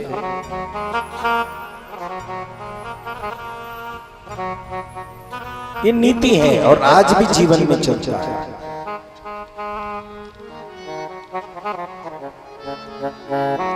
समुद्र मंथन की चर्चा दैत्यों से बैठ करके बातें की, ध्यान दीजिएगा। समय पड़ने पर अपने शत्रुओं से भी संधि करनी पड़ती है। जो धर्म की रक्षा के लिए आगे बढ़ते हैं वो समय पड़ने पर दुष्टों की भी संगति करते हैं, दुष्टों की भी वंदना करते हैं, क्योंकि मूल लक्ष्य है धर्म की स्थापना।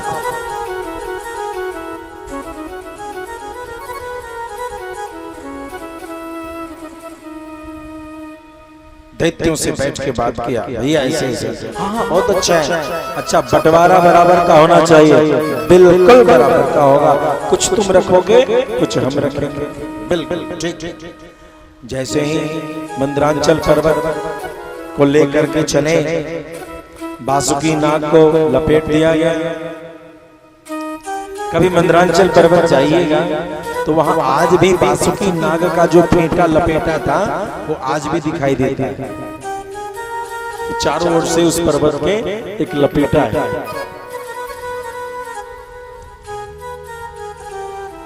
और मुंह पकड़ लिया देवताओं ने, अब दैत्यों ने जो है पूंछ पकड़ लिया। अरे इंद्र तो हमेशा चालाकी चलता है, तू आगे आगे बहुत करता है, देख साथ में काम करना है ना, चल पीछे, हम आगे रहे। भगवान ने कहा था ये आगे पीछे का घटना होगा, आगे आगे जाने देना। अब दैत्य आगे चले गए, बासुकी नाग का फंड पकड़ा और मंथन प्रारंभ। अब जब मंथन प्रारंभ हुआ तो बासुकी नाग के पेट में दबाव पड़ी तो डकार निकला, डकार निकलने के लिए मुंह खोलना पड़ा, और जब मुंह खोलना पड़ा तो मुंह से क्या निकला, जहर की तेज आंधी निकली। अब तो जहर की तेज आंधी से सारे के सारे दैत्य जो है सो काले पड़ गए। प्रेम जोले भगवान की जय, सब करिया हो गए। अब देवता लोग गोरे चिट्टे बने रहे। अब समझ में आया कि गुरुजनों की बात क्यों माननी चाहिए। एक कहावत है, बाराती कितने भी सुंदर क्यों न, एक बुढ़े को जरूर ले जाओ। एक बार एक बारात, शादी का सभा गाछी है, एक बार एक बारात ऐसी थी, लड़की वालों ने कहा था कोई बुढ़ा नहीं आएगा। बाराती बड़ा खुश, ये बुढ़ा सब दिमाग खराब कर देता है, बीच बीच में हम लोग फ्री रहेंगे, और लड़की वाला खुद कह रहा है कि कोई बुढ़ा नहीं। बड़ी प्रसन्नता की बात। अब गांव के बुढ़े जो है सवेरे धोती कुर्ता दुपट्टा पाग वाग पहन करके स्मार्ट बन करके पहुंचे, लेकिन न्योते नहीं मिला। न्योता किसी बुढ़ा को मिला ही नहीं। पहले तो घरे पे भोजन कराता है लड़का वाला, किसी को नहीं, खाली एक घर में जितने लड़का छड़का है 25 से 35 तक वही सब जाएगा बाराती। 50 से ऊपर वाले को नॉट अलाउड। बुढ़ों को बड़ी चिंता हुई कि भाई बारात में बुढ़ों को क्यों निकाला जा रहा है। तो एक बुढ़ा जो है बिना बुलाए पहुंच गया। पहले बुजुर्गों को अपने गांव की इज्जत की बड़ी चिंता रहती थी। अब तो ये पेट इतना बड़ा गया हो गया है कि सारे गांव में आग लगे तो लगे, मेरा पेट बड़ा है। पेट की चिंता इतनी प्रबलता है। पहले गांव में कोई एक आदमी प्रवेश करता था, सभी उस पर ध्यान करते थे कि फलना के दरवाजे पर ही आया है। लेकिन अब तो स्थिति ऐसी है कि सैकड़ों लोग आ जाते हैं सभा करने के लिए। गांव के युवकों का कोई ठिकाना ही नहीं रहता, कोई आता जाता ही नहीं, पता ही नहीं। तो बुढ़े ने कहा कि मैं जाऊंगा। अरे कैसे जाओगे, हम लोग को पानियों नहीं पूछेगा, कहा था शादी में तय हो गया था। बोला ठीक है। तो एक बड़ा सा झोप टोकरी में उसको छिपा के ढक करके ले गए लोग। और जब ले गए तो परिणाम क्या हुआ, बुढ़ा बैठा हुआ है संदेश की टोकरी में। इधर बाराती लोगों को खाने में बैठा दिया गया, पत्तल परोस दी गई। अब उस गांव के बुढ़े आते हैं, लड़कों से पूछते हैं, क्यों भाई बाराती, एक सवाल का जवाब दो। भोजन तो तभी मिलेगा जब एक काम करके बताओगे। तो क्या इस पूरे तालाब में दही पौड़ना है। ये जो तालाब देख रहे हो, इसमें दही पौड़ सकते हो यदि कोई, तो तुम्हारा जो है भोजन मिलेगा, और नहीं तो बस शादी होगी, भोजन नहीं मिलेगा। अब तो बड़े आन बान शान की बात हो गई साहब। किसी के दिमाग में ही काम ही नहीं कर रहा, इतना बड़ा तालाब दही कैसे जमेगा। बड़ी चिंता का विषय हुआ। सब लोग बड़े चिंतित हो गए। इनको रोकिए भाई, रोकिए।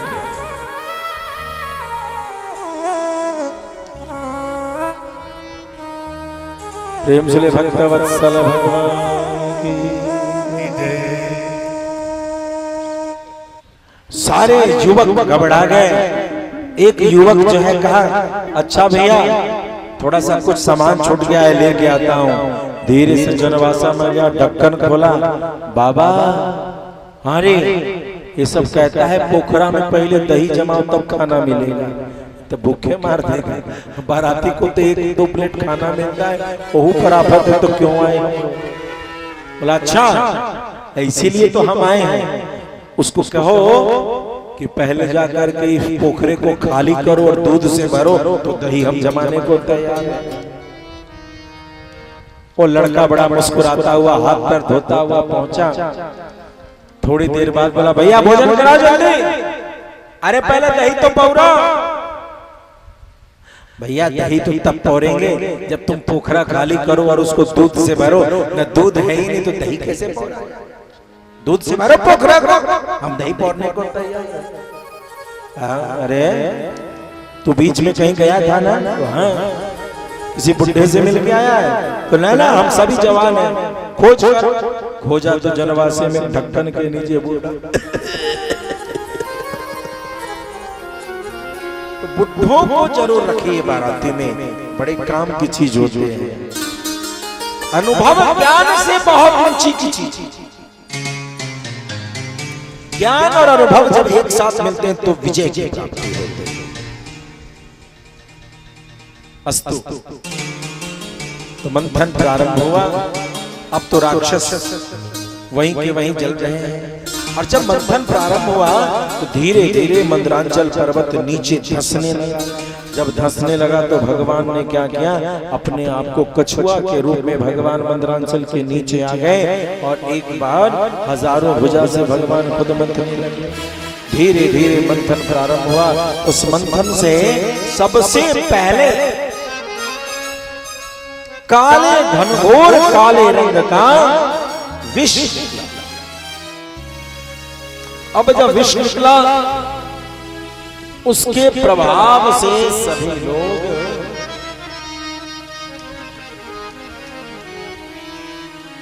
बड़े कष्ट को प्राप्त होने लगे।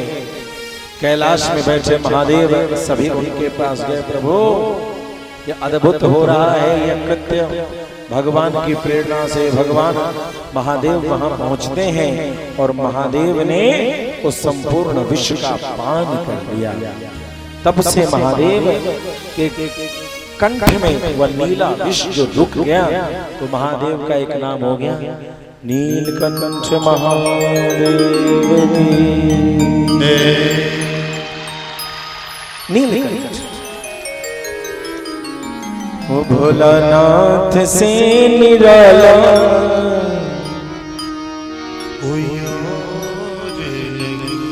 शंभुनाथ से निराला कोई और नहीं। भोलानाथ से निराला कोई और नहीं।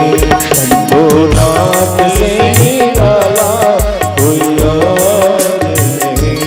कोई और नहीं, कोई और नहीं, कोई और नहीं, कोई और नहीं। भोलानाथ से निराला कोई और नहीं। शंभुनाथ से निराला कोई और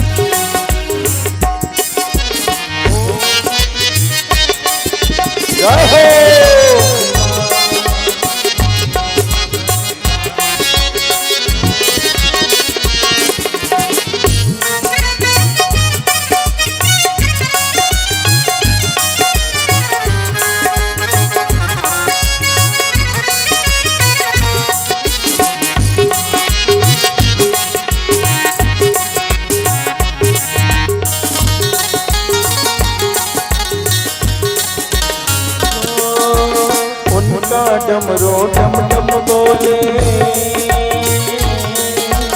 उनका डमरू डम डम बोले, अगम गम के भेद खोले। उनका डमरू डम डम बोले, अगम गम के भेद खोले। डमरू डम डम बोले, अगम गम के भेद खोले।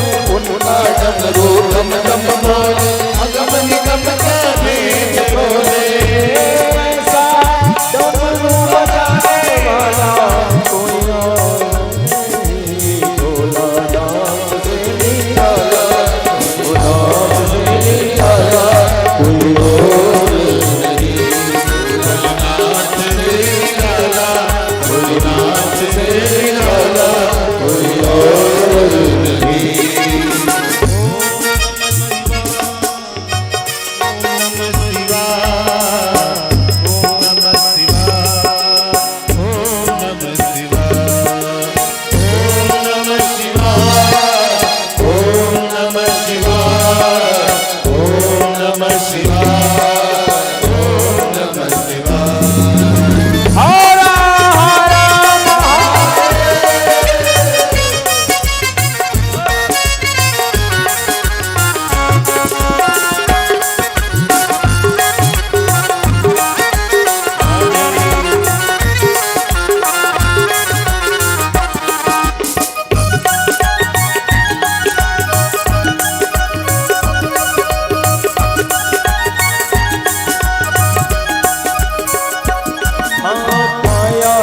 जब करवट बदले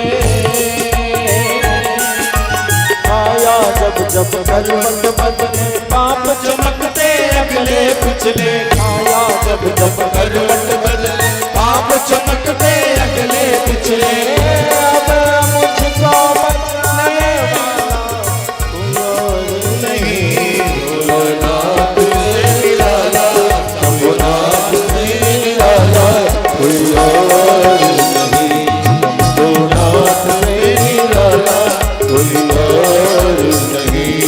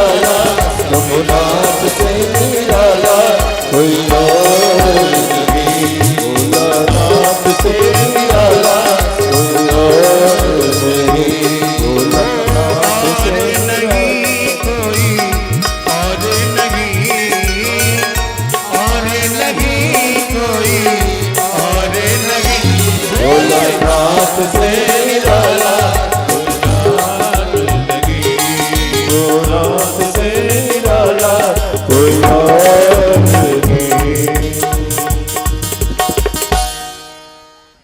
प्रेम से भक्त वत्सल भगवान की नमः। पार्वती पते हर हर महादेव।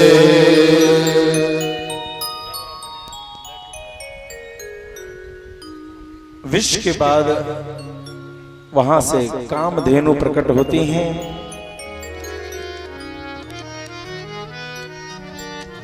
उच्चैश्रवा घोड़ा, ऐरावत नाम का हाथी, वारुणी मतलब मदिरा जिसका पान दैत्यों ने किया, कल्प वृक्ष इंद्र को प्राप्त हुआ और उसी समय अप्सराएं भी प्रकट हुई। अप्सराएं भी समुद्र से ही निकली। अप मतलब जल, सर मतलब जिसकी सृष्टि निर्माण जल से हुई, वो अप्सराएं। और वहीं से लक्ष्मी जी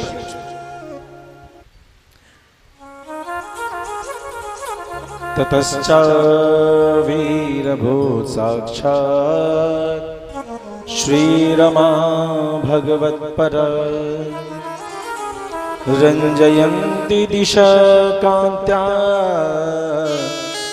विद्युत सौदामणि यथा। 8वें स्कंद के 8वें अध्याय का यह 8वां श्लोक है।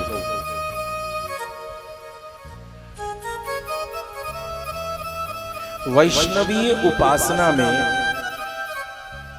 8 अंक का बड़ा महत्व है। 12 अंक का महत्व है और 8 अंक का महत्व है। ये जो वैष्णव हैं उनके लिए यह संदेश।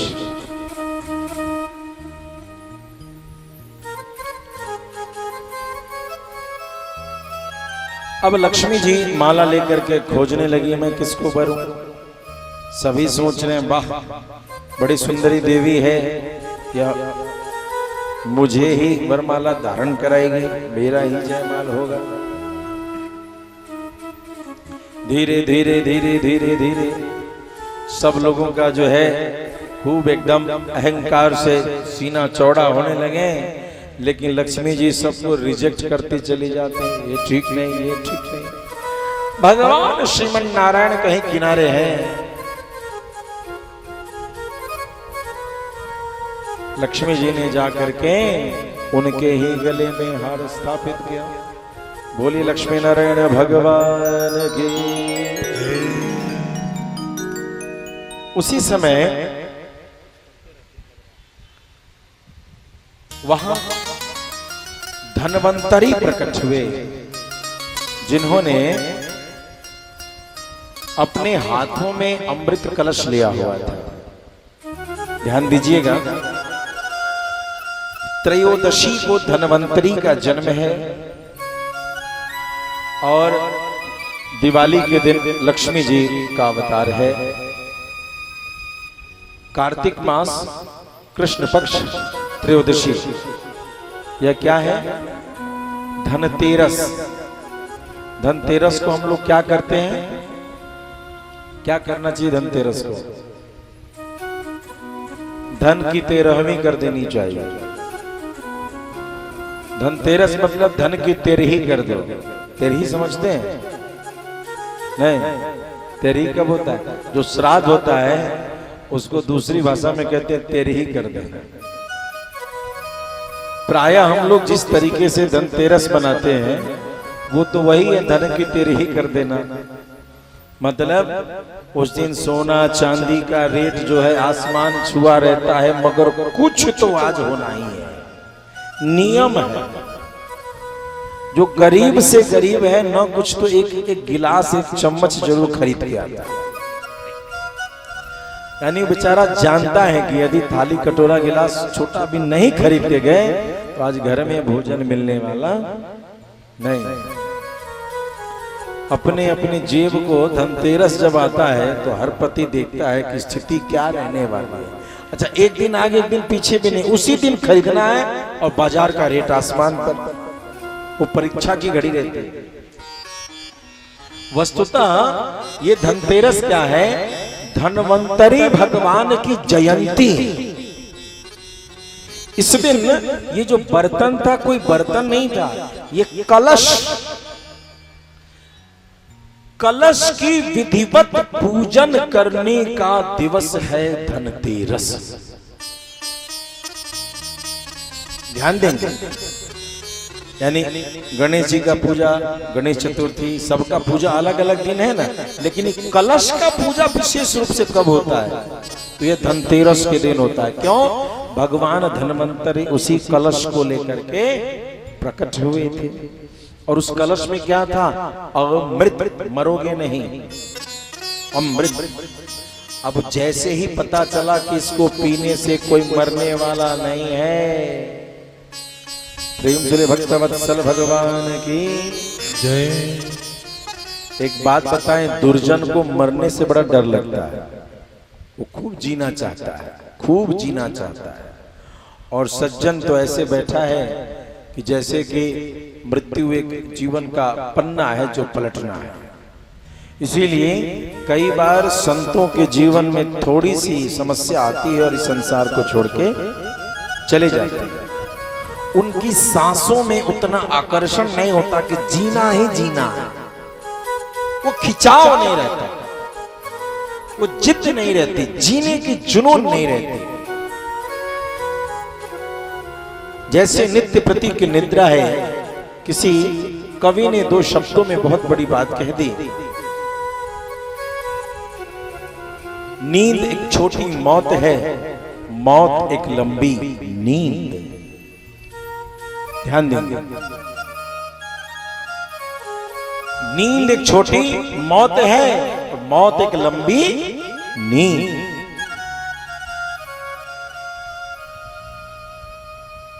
अब तो झगड़ा होने की संभावना है। भगवान की कृपा से लीला कैसी हुई?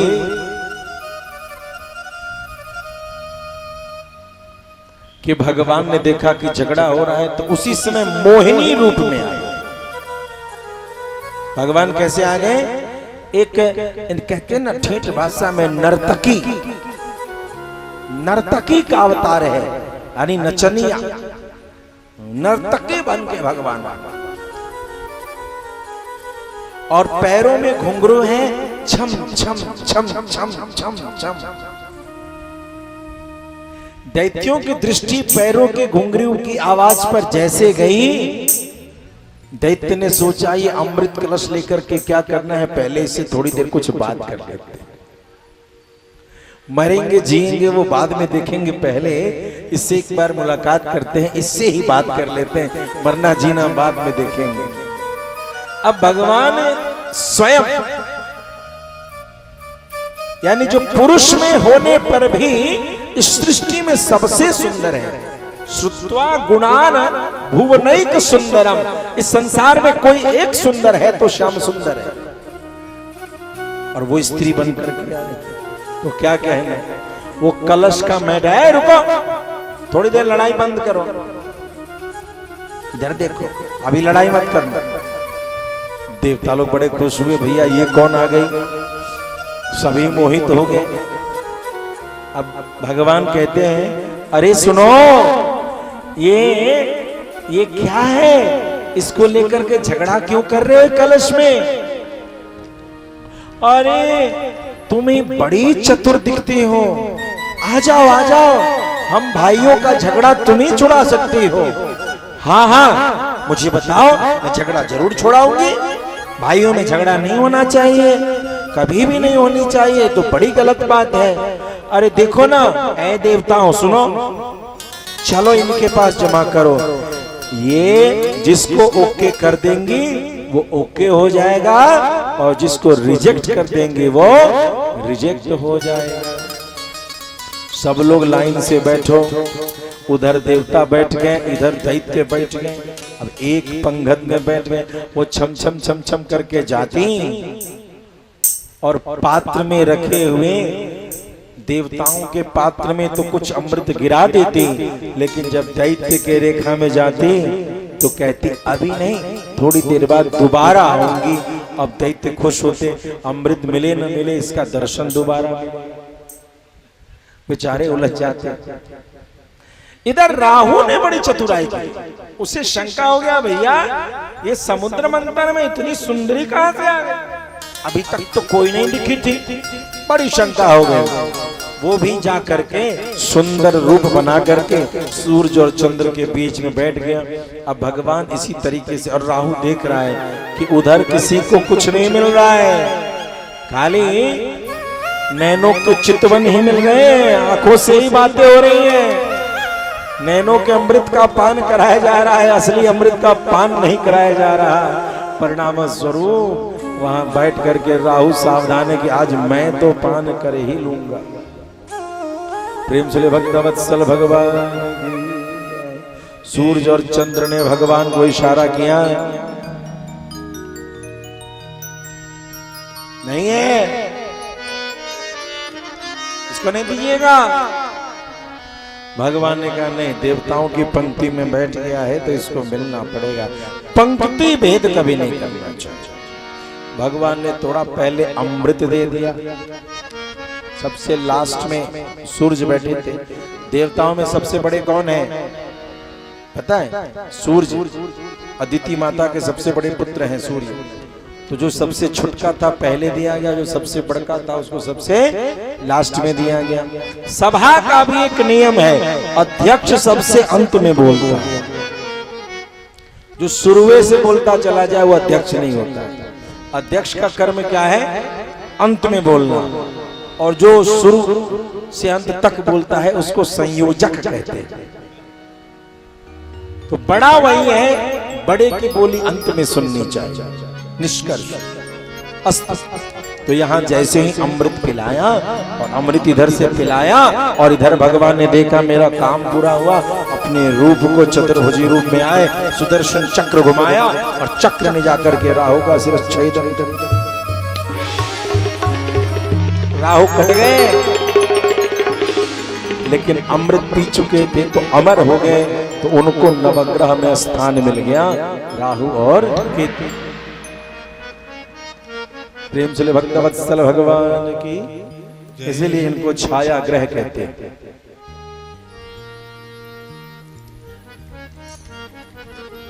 इधर हम सभी ने भक्तराज प्रहलाद की कथा सुनी। प्रहलाद जी के पुत्र का नाम विरोचन। विरोचन छोटी ही आयु में भगवान की कृपा से संसार को छोड़ करके चले गए। उनके पुत्र हुए बलि, और राजा बलि 99 यज्ञ करने के पश्चात 100वां यज्ञ कर रहे हैं। 100वें यज्ञ में यदि वो पूर्ण कर लेते हैं तो वो इंद्र के पद को प्राप्त कर जाते। यह बात सुनते ही माता अदिति ने कश्यप मुनि से संतान की चेष्टा की और पयोव्रत का उपदेश किया। जो पयोव्रत फागुन महीने की अमावस से प्रारंभ होती है और द्वादशी तक चलती है, जिसमें अमावस तिथि को सुअर के, जहां सुअर रहता है उस मिट्टी से स्नान करके और तत्पश्चात नित्य प्रति दूध और घी का ही सेवन करना है, और नित्य प्रति ब्राह्मण भोजन कराने के पश्चात भगवान उनके गर्भ में आए और वामन रूप में अवतरित हुए। भगवान वहां से बक्सर सिद्धाश्रम में तपस्यारत हैं। जब 100वां यज्ञ की चर्चा हुई तो देवताओं ने कहा प्रभु बलि के घर पर जाएं। जब बलि के यहाँ जाते हैं भगवान, तो वहां जाकर के एक भिक्षुक बन करके भगवान वहां उपस्थित होते हैं।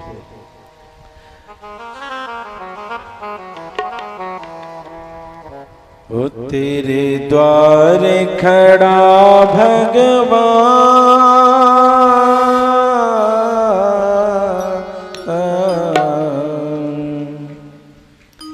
तेरे द्वारे खड़ा भगवान, भगत भर दे रे झोली, भगत भर दे रे झोली, भगत भर दे रे झोली।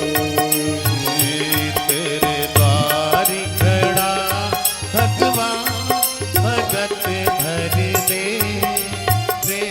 झोली, भगत भर दे झोली।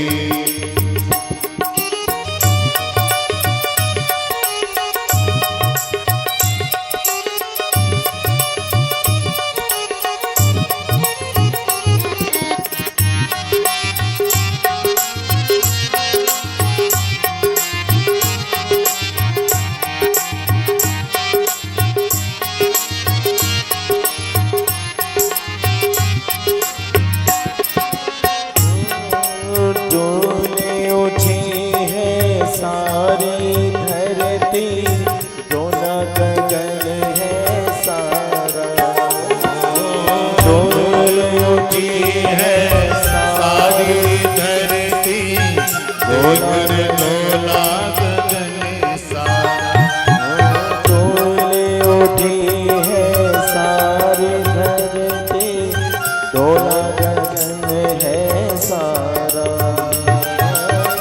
डोल उठी है सारी धरती,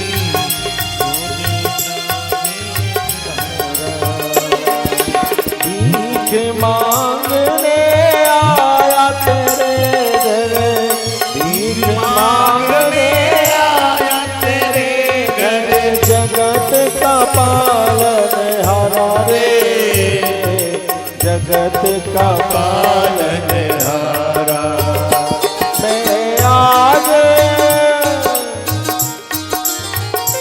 मैं आज तेरा मेहमान, मैं आज तेरा मेहमान, कर ले रे मुझसे पहचान, भगत भर दे रे झोली, भगत भर दे रे झोली, द्वार खड़ा भगवान, भगत भर दे रे झोली, भगत भर दे रे झोली।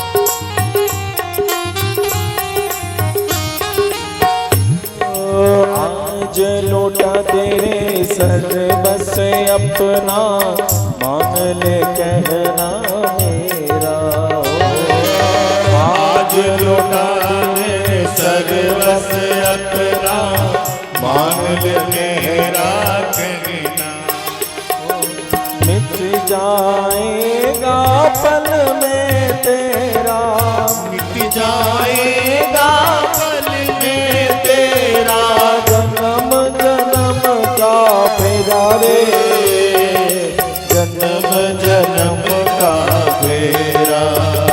तू छोड़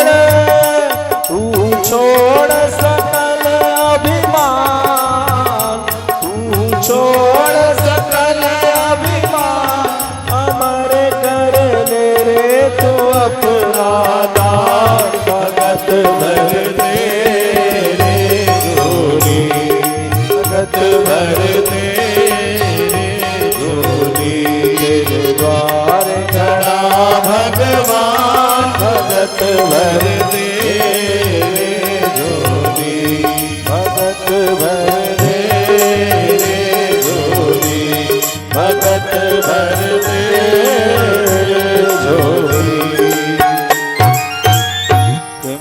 भक्तवत्सल भगवान की जय। जय श्री राधे।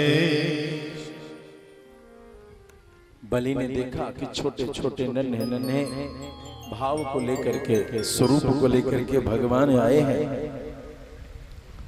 यदि यदि वटो वांछसि तत्प्रतीच्छ मे त्वमर्थिनं वे प्रसुतानुदर्गय गां काञ्चनं गुणबद्धां मृष्टं दधानपेयमुद्वा विप्रकन्यां ग्रामान् समृद्धान् दुर्गान् गजान् वा रथान् सदा रक्तमसं प्रतीच्छ। यदि यदि वटो वांछसि तत्प्रतीच्छ मे त्वमर्थिनं वे प्रसुतानुदर्गय। यदि यदि वटो वांछसि, हे बटुक तुम्हें क्या चाहिए? हे ब्रह्मचारी तुम्हें क्या चाहिए? प्रेम से भक्तवत्सल भगवान की ऐसा प्रश्न या तो बलि के दरबार में किया गया या फिर इस सभा में किया गया। सभा गाछी में ही वह पहला प्रस्ताव होता है जो बलि ने पहला प्रस्ताव दिया। विप्रसुतानुतर्कये, क्या तुम्हारा विवाह किसी ब्राह्मण की कन्या से कराना है?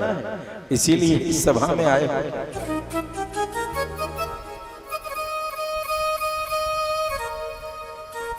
क्या किसी ब्राह्मण की कन्या से तुम्हारा विवाह कराना है? गां कांचनम गुणवत्ताम मृष्टम, सोना चांदी गौ क्या चाहिए? अन्न चाहिए या क्या चाहिए? हे ब्राह्मण देवता, वह विप्र कन्या तुम्हारा विवाह हम करा दें।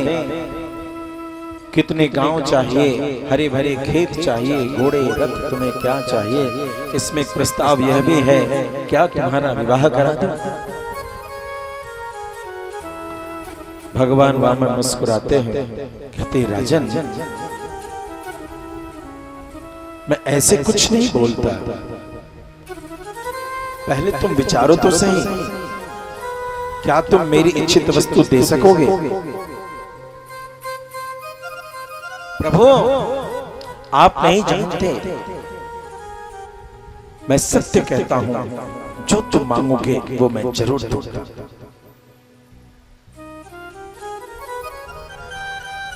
भगवान वामन ने कहा देखो भैया, यदि तुम ऐसा संकल्प करते हो कि जो मैं मांगूंगा दोगे, तो मुझे 3 पग 3 कदम धरती दे दो। अरे वामन सत्य है, आप ब्राह्मण है। देखिए ब्राह्मण को उसको उम्र और उसकी अवस्था से तौलने की गलती बलि ने कर दी। ध्यान देंगे, ब्राह्मण को उसके उम्र अवस्था के अनुसार तौलने की ही तो गलती कर दी। छोटे हो इसीलिए तुम्हें यह भी नहीं पता कि क्या मांगना चाहिए। प्रेम से भक्तवत्सल भगवान की ही वामन भगवान क्या कहते हैं? अरे भैया सच कहता हूं, हमें तो 3 पग भूखंडी चाहिए। क्यों चाहिए? वहां बैठ करके भजन पूजा हवन ध्यान धारणा समाधि और विश्राम, उतने में आराम कर लेंगे। और क्या करना है? और कुछ ये तो बहुत छोटी बात है। अरे राजन, मनुष्य की इच्छा की पूर्ति कभी नहीं होती, जरूरत की पूर्ति हो सकती है, इच्छा की पूर्ति। और जिसे संतुष्टि हो जाए वो क्या करता है? वो आराम से सोता है। मेरा मन प्रशांत है, संतुष्ट है, मुझे विश्राम की जगह चाहिए। और वो 3 पग भूखंड वही चाहिए। राजन तुमने जो कहा कुछ और मांग लो, तो क्या त्रिलोकी पर विजय प्राप्त करने के बाद भी मन संतुष्ट होता है?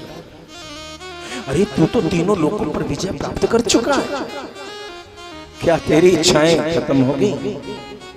क्या तेरी तृष्णा समाप्त हो गई? तेरी भूख खत्म हो गई? नारे राजन ना, जब तीनों लोगों पर साम्राज्य स्थापित करने के बाद भी तू कुछ प्राप्त करने की इच्छा रखता है, तो फिर धन संपत्ति से तो कभी भी संतुष्टि और सुख नहीं मिल सकता। सुख तो मन के प्रशांत अवस्था में मिलते हैं और वो मेरे पास है। इसलिए यदि देना हो तो 3 पग भूमि दो, अन्यथा कह दो कि नहीं दे सकता तो मैं जाऊं। अब जैसे वो कमंडल उठाता है, गुरु शुक्राचार्य जी ने देखा, इसको समझाता हूं नहीं मानता है।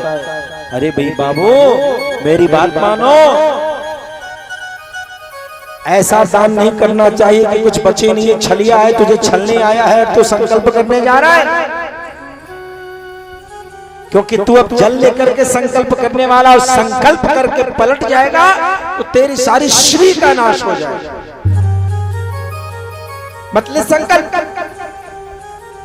गुरुजी मैंने ब्राह्मण देवता को जो कह दिया है, फिर मैं अपने वचन से पलटने वाला नहीं हूं, मैं तो उन्हें प्रदान करूंगा। प्रेम से भक्तवत्सल भगवान की।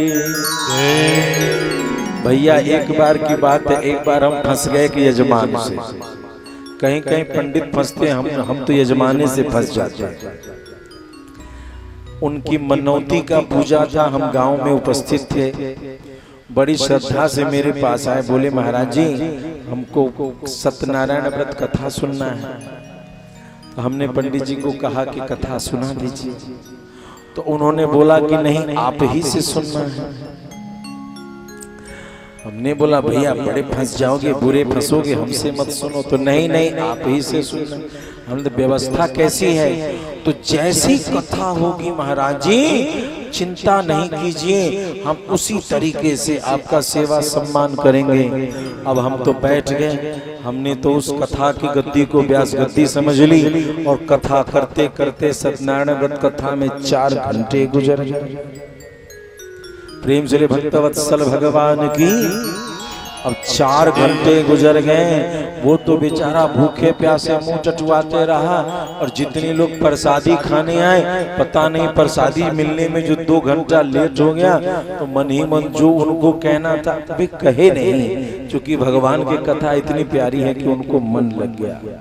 अब बारी आई कि भाई कथा हो गई तो थोड़ी दक्षिणा भी दी जाए। बड़े प्यार से उन्होंने 200 रुपया निकाला और कहा कि महाराज जी ये दक्षिणा आपकी 200 रुपया। क्या कर रहे हो भैया? 5 जनों 5 सुपारी धर दो, उसी में आनंद है, मौज से रहो।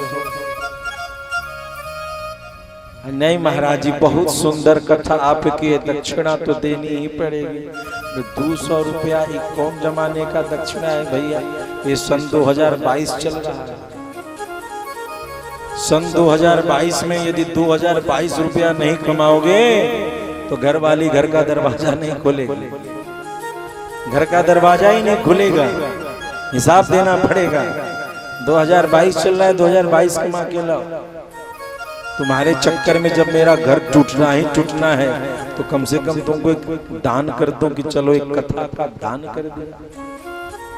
तो भैया यजमान बहुत कंजूस होते हैं यहाँ के, और कंजूस नहीं ज्यादातर यजमान बड़े धोखेबाज होते हैं, बड़े गद्दार। 1 नंबर का ठग यदि कोई है तो वर्तमान समय में यजमान है। अपने पहनेगा सिल्क का कुर्ता धोती, कन्या पहनेगी बनारसी सिल्क, बड़ा जोर है, अच्छा लगता है, जोड़ा में बैठते हैं। अब पंडित जी के लिए जो वस्त्र आएगा, हाय हाय क्या कहना, उस वस्त्र को छू के देखने की जरूरत नहीं है, एक बूंद जल का फेंक करके देखिए, गोल होकर के नाचने लगेगा। विशुद्ध पॉलिस्टर बिना मिलावट, शुद्ध चीज, यानी कुछ नहीं करना, छूने का जरूरत नहीं है। कई बार तो वस्त्र पर, अब बताओ पंडित जी ठग हैं कि जजमान ठग है? भैया वर्तमान में यजमान ही बड़का ठग, यजमान ही बड़का ठग है। विशुद्ध खोज के पूरे बाजार से वह दुकान बताइए जहां पूजन की सामग्री मिलती है और पंडित जी का जो कपड़ा है वहीं से आता है।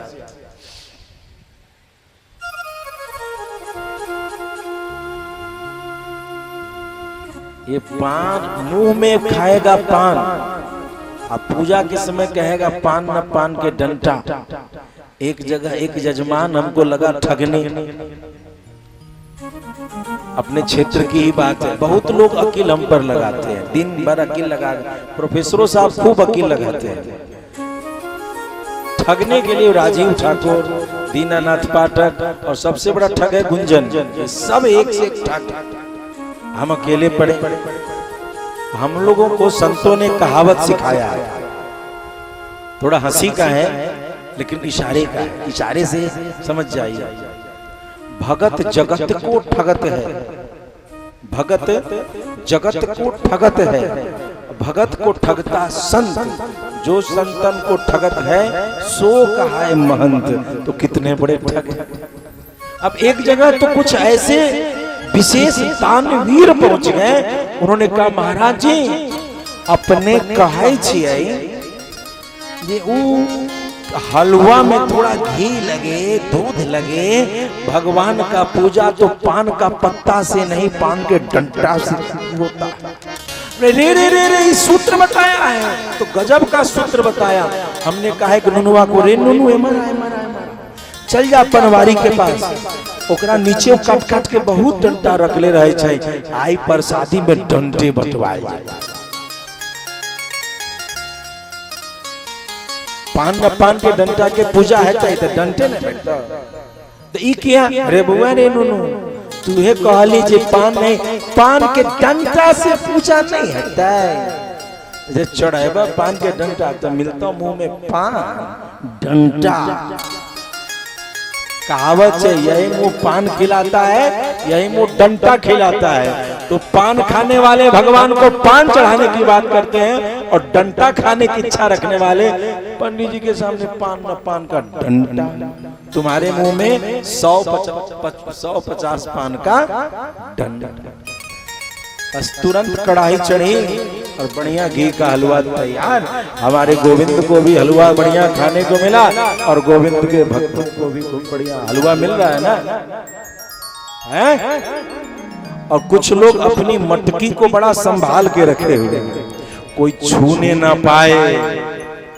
7 दरवाजे के भीतर 70 फीट ऊंचाई पर छींका लगा कर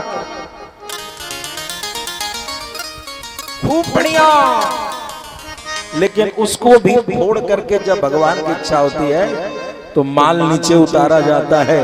परेशान मत होइए, पूरी सुरक्षा लगा लीजिए। आज मेरे गोविंद को आने दीजिए और कल से आपका दही मक्खन का मटका न फूटा तो भगवान के आने की लीला समझ में कैसे साहब यहाँ आने लगे। प्रेम चले भक्त वत्सल भगवान की।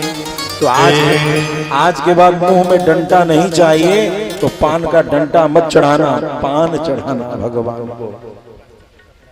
तो ठगने की बात सिखाया, शुक्राचार्य का ज्ञान है। ये ज्ञान जो है जितना हम लोगों को सुनाते हैं आप लोगों के गुरुजी शुक्राचार्य, शुक्राचार्य ने यही ज्ञान दिया था। पान नहीं, पान के डंटों से पूजा हो चाहिए। लेकिन बलि आप जैसा चेला नहीं था। दैत्य कुल में होने के बाद भी बलि ने कहा बिल्कुल नहीं, आए हुए ब्राह्मण को बिना सम्मान के मैं लौटने नहीं दूंगा। हे प्रभु, क्या कहते हैं बलि? न हम विभे में निर्यान धन्याद सुखर्णव,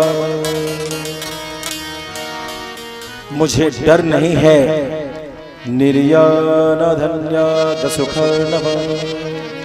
मैं नरक में जाऊं इसका भी मुझे कोई भय नहीं, मैं महादरिद्र हो जाऊं इसका भी मुझे भय नहीं है, मैं दुखों के समुद्र में गिर जाऊं इसका भी मुझे गुरुदेव भय नहीं है। न स्थान चबला मृत्योर्यथा, राजा के पद से गिर करके रंग हो जाऊं, भिखारी हो जाऊं, मुझे इसका भी भय नहीं। और सामने मृत्यु यमराज भी खड़े हो तो यह बलि एक पग पैर पीछे नहीं करने वाला। लेकिन गुरुदेव यथा विप्र प्रलंभन, लेकिन मुझे भय है कभी मुझसे किसी ब्राह्मण का अपमान न हो जाए, कभी मैं किसी ब्राह्मण से झूठ न बोल दूं, किसी ब्राह्मण का अपमान न कर लूं। दैत्य कुल में उत्पन्न बलि भी इस नीति को कहता है। इस ब्रह्म सभा में सारे ब्राह्मण के बालक यदि इसी संकल्प को ले लें कि मन से, वचन से, कर्म से किसी वैदिक ब्राह्मण के प्रति अपमान का भावना न ले आए, भैया किसी और का नहीं, बलि जो दैत्य कुल में है इसका भी उपदेश यदि मान जाओगे तो सत्य जानो तुम्हारे ब्रह्म तेज के आगे सब नतमस्तक होंगे। कवच अभेद विप्र गुर पूजा, यही सम विजय उपाय नहीं दूजा। जीवन के संग्राम के दो मंत्र बताए, वेद पाठी ब्राह्मण और गुरु की पूजा करने वाला सदैव सर्वदा। अरे ब्राह्मण को एक गिलास दूध ही तो देना होता है साहब, प्यार से दो मीठी बोली तो बोलिए। यदि तुम्हारे दरवाजे आया ब्राह्मण हृदय से आशीर्वाद दे दे। कवच अभेद विप्र गुर पूजा, ब्राह्मण के चरणों से अभेद कवच की प्राप्ति होती है। जीवन के संग्राम में, धर्म के युद्ध में यदि तुम्हें हर क्षेत्र में विजय प्राप्त करना है तो इसका मात्र दो उपाय है, अपने गुरु की उपासना करो और अपने ब्राह्मण की उपासना करो। यदि इन दोनों का आशीर्वाद तुमने ले लिया तो भगवत बंधुओं, दुनिया में कोई भी अधर्मी तुम पर विजय प्राप्त नहीं कर सकता। तुम सदा सर्वदा विजय तुम्हारे द्वारे। यही तो भगवान श्री राम का राम राज्य का सूत्र है। अब तो साहब संकल्प ले लिया और संकल्प ऐसा लिया जैसे संकल्प का जल्य हरि ओम विष्णु विष्णु विष्णु और महापुराण पुरुषोत्तम कृष्णाज्ञा वर्तमान सत्य देश काल परिस्थिति आदि का संबोधन करके मैं दैत्य कुल में उत्पन्न राजा बलि इस बटुक ब्राह्मण के प्रति 3 पग भूमि का दान करता हूं। इतना छोड़ा और भगवान वामन धीरे धीरे धीरे धीरे बड़े हो, इतने विशाल हो गए, इतने विशाल हो गए कि एक पग से तो त्रिलोकी पूरी धरती को नाप लिया और दूसरे पग से स्वर्ग तक की संपत्ति को नाप लिया। और इसके बाद कहा राजन, तीनों लोग तो नाप लिया, अब ये तीसरा पग कहां रखूं? तीसरा पग कहां रखूं? हे गरुड़, हे वरुण, सावधान, इसने झूठ बोला है, इसकी सारी तपस्या नष्ट हो चुकी, इसे पास में बांधो। अब तुरंत गरुड़ जी, वरुण जी दौड़ पड़े और उसी जगह पर उनको बांधने की चेष्टा कर बैठे। तब तक विंध्यावली, कहते चिक्षुर नाम का एक राक्षस था जो भगवान के अंगूठे में जाकर के काटने के लिए दौड़ा।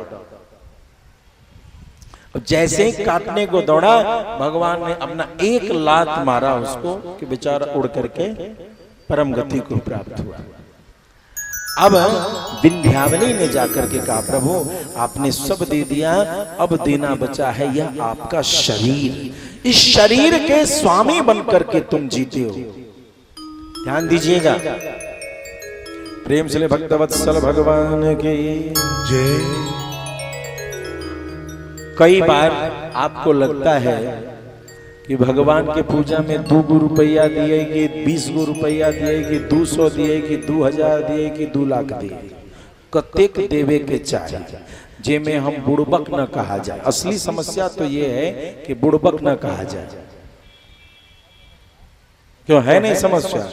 कहीं हमारे दयादी ने गेल लाला ना 1000 रुपया देवेला, कौन जरूरी लेके 1000 देवे के? सास न टोक देवे, कोनो कोनो बूढ़ी को पुतोह न टोक देवे। समस्या ये है कि बोलना है कितना दिया, ज्यादा दिया गया तो सबसे बुड़बक गोनू छा। कितना देना चाहिए? ये भैया बलि ने तीनों लोक दे दिया, उसके बाद बचा था ये शरीर। अभी भगवान की कृपा नहीं हुई थी। कृपा कब हुई? जब उसकी पत्नी ने, धर्म पत्नी ने इशारा किया, स्वामी अब खुद को दे दीजिए, बलि झुक करके प्रणाम करते हैं और कहते हैं, कदा पुनः शंकरतांग कल्पक ध्वजारविंदांकुश वज्रलांछनम त्रिविक्रम त्वच्चरणाम्बुजद्वयम् मदीय मूढानमलंकरिष्यते। हे प्रभु, यव अंकुश रथ ध्वजा कुशा इन अनेक चिन्हों से 24 चिन्हों से युक्त आपके जो चरण हैं वो मेरे मस्तक को कब समलंकृत करेंगे, मेरे इस शरीर को आप स्वीकार करें।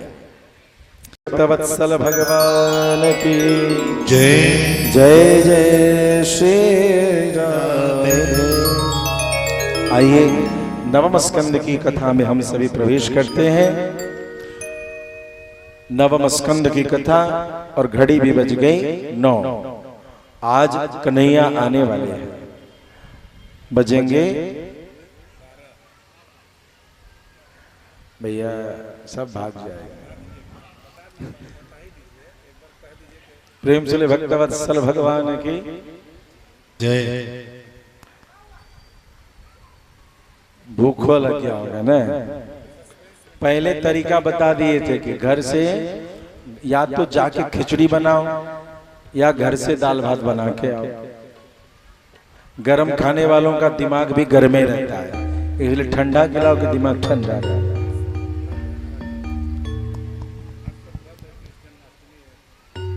बोल भक्तवत्सल भगवान की जय।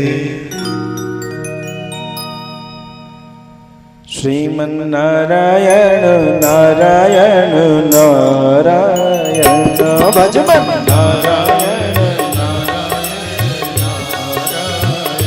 श्रीमन्नारायण भवतारायण श्रीमन्नारायण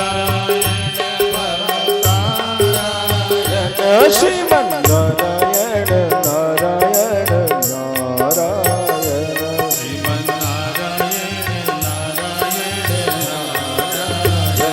भजमन नारायण नारायण नारायण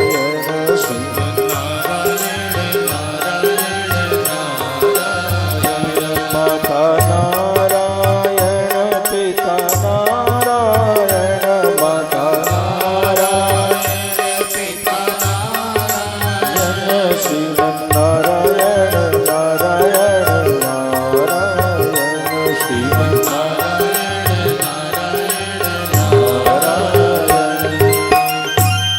भक्तवत्सल भगवान की जय जय श्री राधे श्याम। इससे पूर्व के मनवंतर में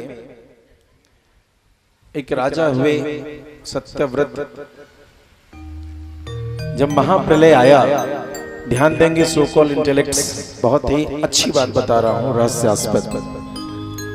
उन्होंने एक बार सूर्यार्घ करना चाहा तो उनके हाथ में अंजुलि में एक मछली आई। तो उस मछली को उन्होंने उसमें रखा जहां सूर्यार्घ दे रहे थे।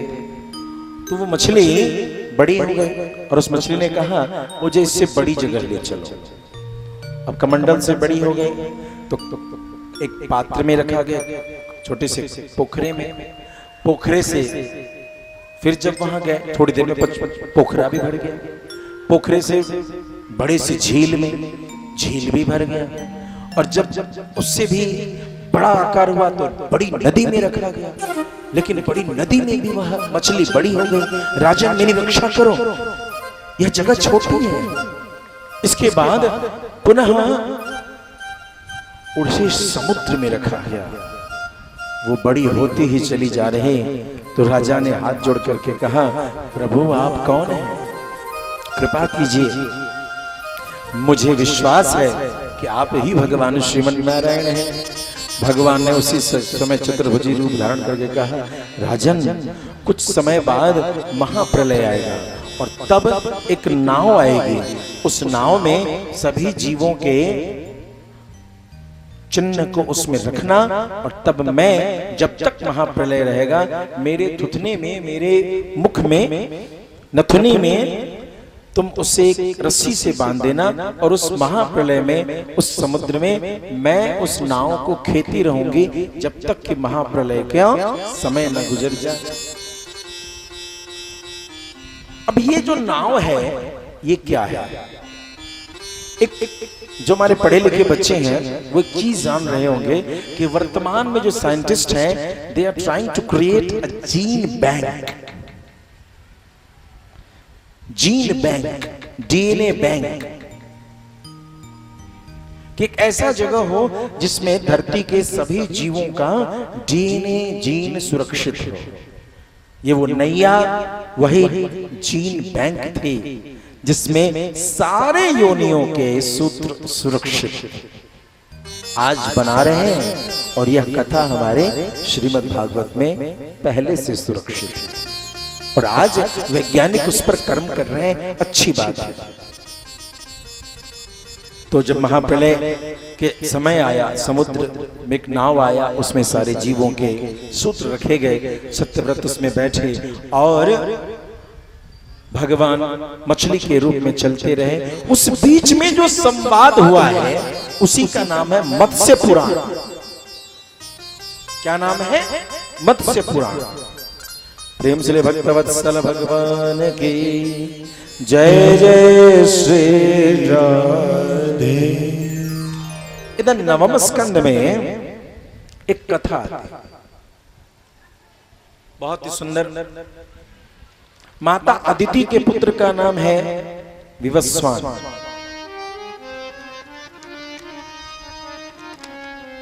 उनके वंश की जो कथा है जो प्रारंभ होती है, इसीलिए इस मनवंतर का नाम है वैवस्वत मनवंतर। विवस्वान के पुत्र का नाम हुआ वैवस्वत। ये नाम इसलिए आप लोगों को नया लग रहा होगा, फिर वही पान के डंटा के चक्कर में जब संकल्प किसी योग्य ब्राह्मण से कराएं तो वह आपको वैवस्वत मनवंतरे अष्टाविंशतितमे योगे कलियुगे कली प्रथम चरण में आदि आदि करके उच्चारण करता है। इस मनवंतर का ही नाम वैवस्वत नाम, इसके राजा का नाम वैवस्वत मनु है। इनका वास्तविक नाम है श्राद्ध देव। क्या नाम है? श्राद्ध देव। और पत्नी का क्या नाम है? श्रद्धा। प्रेम से भक्तवत्सल भगवान की ध्यान देंगे। यदि देवियां श्रद्धा स्वरूपा हो तो पति भी श्राद्ध देव हो, अर्थात श्रद्धा जहां समर्पित की जा सके ऐसे देवता, तब जोड़ी बनती है। पत्नी के हृदय में खूब श्रद्धा हो और पति श्रद्धा प्राप्त करने योग्य न हो तो खटपट चलता रहेगा। भगवान की श्रद्धा के पुष्प भी किसी देवता पे चढ़ाए जाए।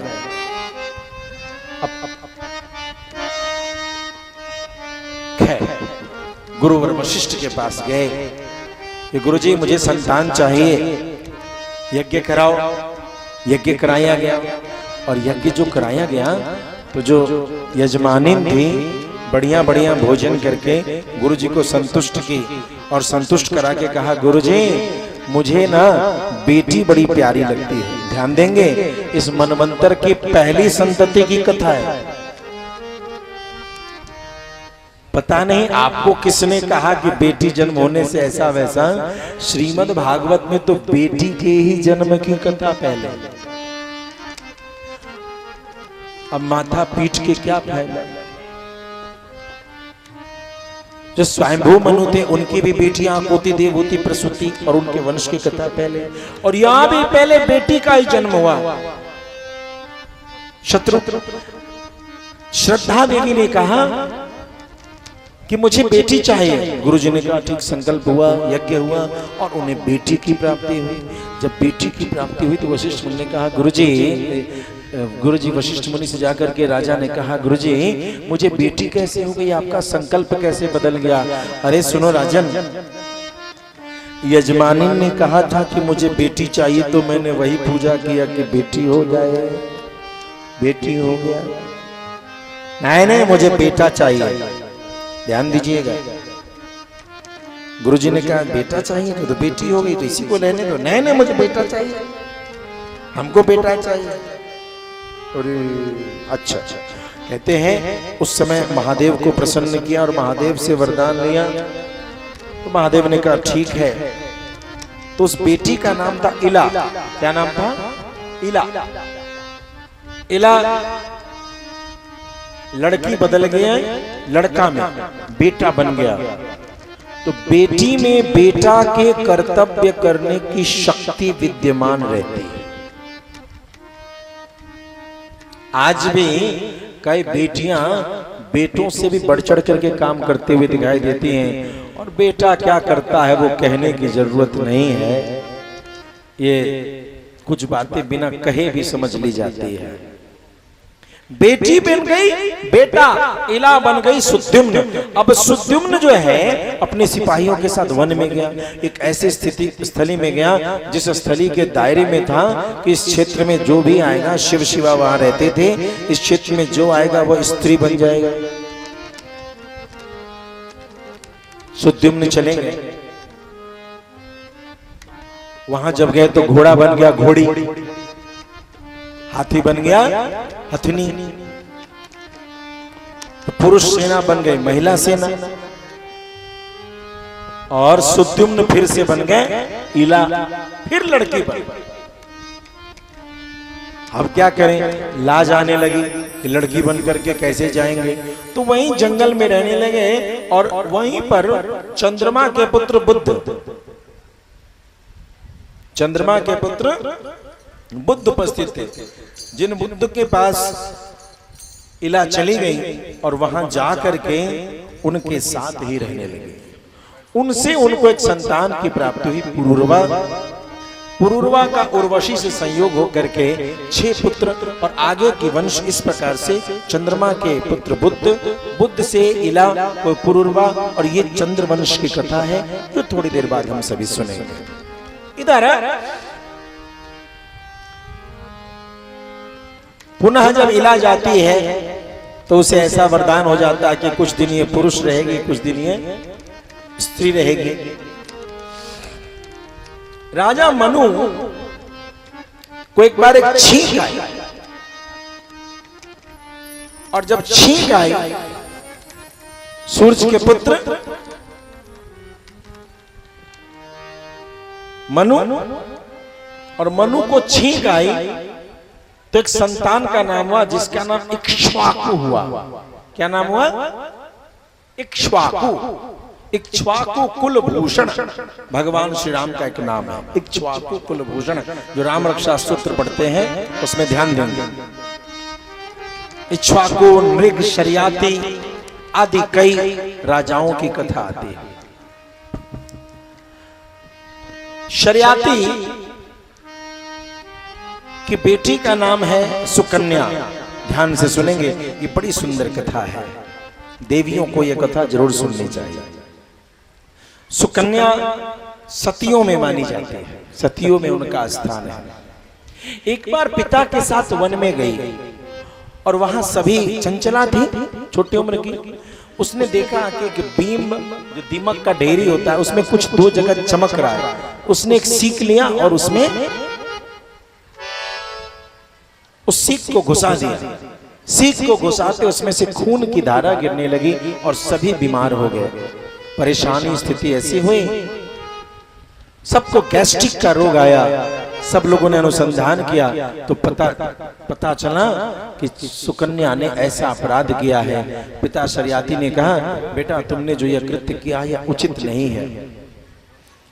वहां जरूर कोई संत थे, जाकर के क्षमा मांगी तो वो दूसरे संत नहीं, वो च्यवन मुनि थे। च्यवन मुनि अंधे हो चुके हैं। उन्होंने कहा, राजन क्षमा मांगने से काम नहीं चलेगा, मैं तो अंधा हो गया, मेरी व्यवस्था करो। तो उन्होंने अपनी उस बेटी सुकन्या को ही विवाह कर दिया और उनकी पत्नी के रूप में वहां रख दिया।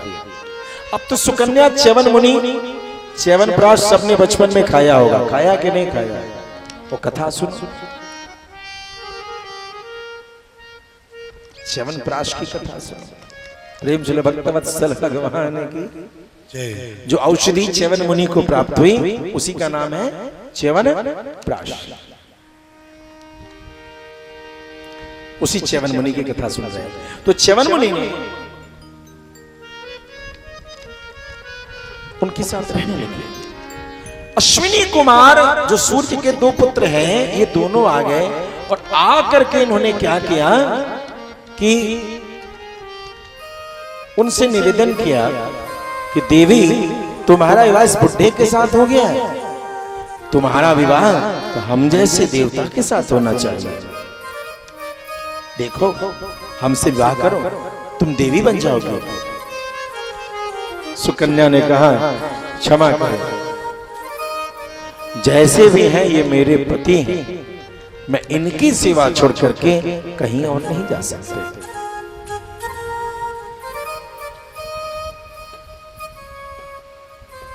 बहुत तरीके से प्रलोभन दिया लेकिन सुकन्या नहीं मानती। तब अश्विनी कुमार ने कहा सुनो देवी, एक प्रस्ताव है मेरे पास।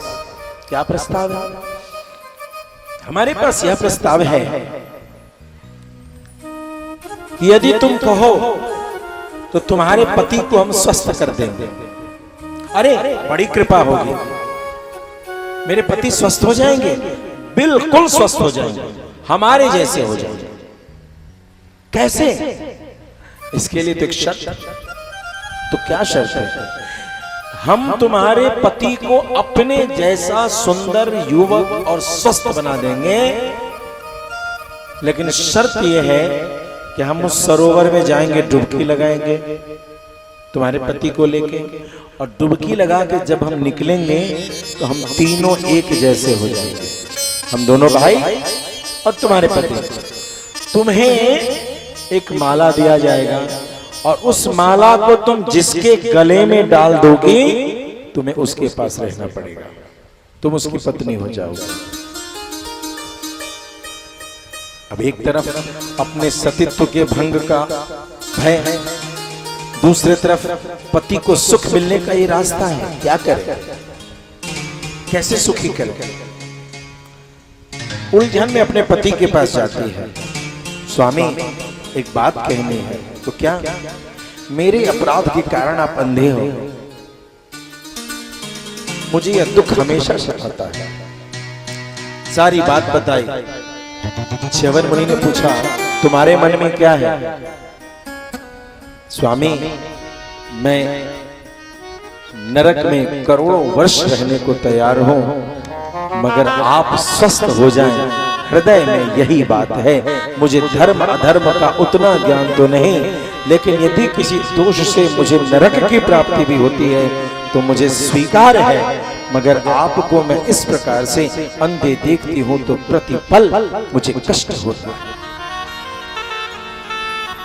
च्यवन मुनि का देवी तुम निश्चिंत रहो, तुम्हारे इसी सतीत्व के गुण से तुम ऐसा करना कि जब हम डुबकी लगाएं तो तुम आंखों को बंद कर लेना, मन में मुझे ध्यान रखना, और जब हम बाहर निकलें और कहें आंखें खोलो हमें देखो, तुम्हारी आंखों के सामने जो सबसे पहले आए वो मैं ही रहूं,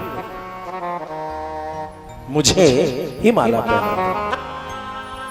अब च्यवन मुनि को ले गए, डुबकी लगाया, बाहर निकले। सुकन्या आंख बंद करके है। अश्विनी कुमार ने कहा देवी आंखों को खोलो। तीनों एक साथ बोलते हैं देवी आंखों को खोलो और हम में से किसी एक को अपना माला प्रदान करो, वर्ण करो। आंखें खोली तो सामने जो थे उनको ही जाकर के माला चढ़ा दिया। वो च्यवन मुनि ही थे। इस प्रकार से अश्विनी कुमार इस लीला को देख करके धन्य धन्य हुए। और सुकन्या के सतीत्व की गाथा, यही गाथा हर स्त्री को सुननी चाहिए और स्त्री को जाननी चाहिए।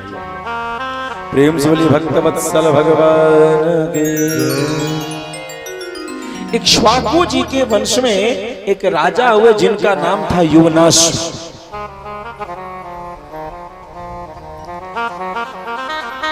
युवनाश्व ने पुत्र की प्राप्ति के लिए यज्ञ कराया। यज्ञ खूब बड़ा यज्ञ था। उसमें कलश रखा था, जिस कलश में रोज मंत्र पढ़ा जाता था कि इस कलश का जल जो पिएगा तो उसको गुणवान पुत्र की प्राप्ति होगी। एक बार रात्रि में राजा को प्यास लगी। क्या हुआ? क्या लगी? प्यास लगी। व्यवस्थापक लोग थोड़े कमजोर थे, पानी की व्यवस्था सही से नहीं किए थे। राजा को प्यास लगी। कुछ कुछ मंत्री ऐसे होते हैं जिनको आराम फरमाने में बड़ा आनंद आता है, होते हैं, सबको लेके चलना पड़ता है। रात में प्यास लगी, 12 बजे रात को उठे, अरे राम कंठ सूख रहा है, कंठ सूख रहा है, पानी नहीं रखा, कहाँ पानी पिए, सारे मटके खाली हैं, कहीं कुछ नहीं है। करते करते आपने ध्यान दिया होगा, बड़े बूढ़े कहते हैं कि रात में 1 लोटा पानी जरूर रखो अपने पास में, है ना? क्यों कहते हैं वो कहानी सुन लीजिए। कहाँ गए? तो गए तो जो कलश में पूजा हो रहा था, जिस कलश में मंत्र का जल था, वही कलश ठंडा दिखा और कट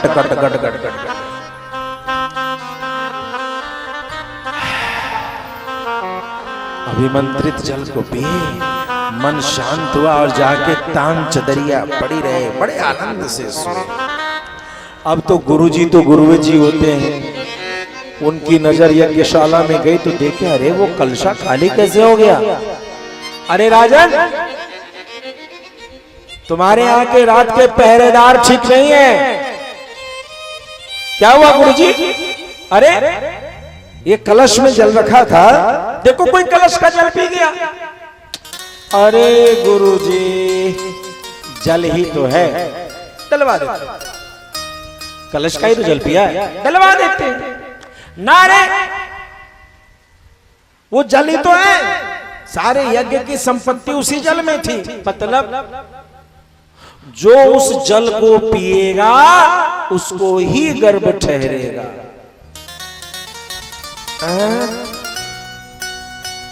तुम ऐसे क्यों देखते हो? गुरुजी, रात में बहुत प्यास लगी थी, रात में बहुत प्यास लगी, कहीं जल नहीं दिखा। इस घड़े को खाली करने वाला तो मैं ही हूं, मैं ही गट पी गया। अरे राजा, तूने तो बड़ा गड़बड़ कर दिया। अब रानी की जगह गर्भ जो है तुझे ही ठहर जाएगा। प्रेम जुले भक्त वत्सल भगवान की।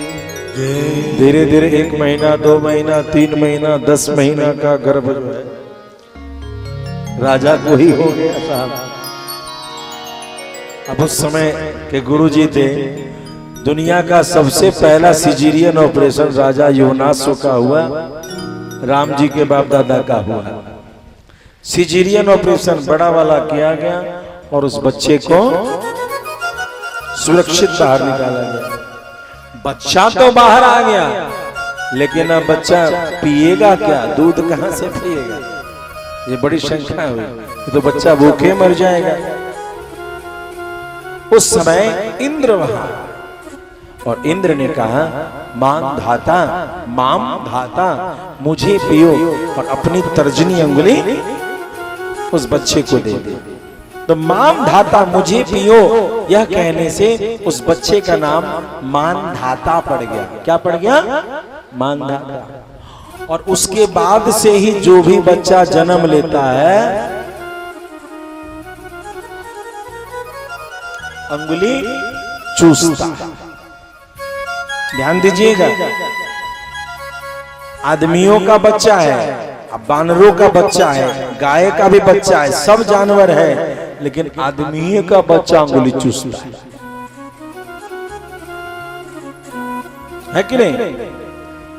और किसी को देखे अंगुली चूसते हुए?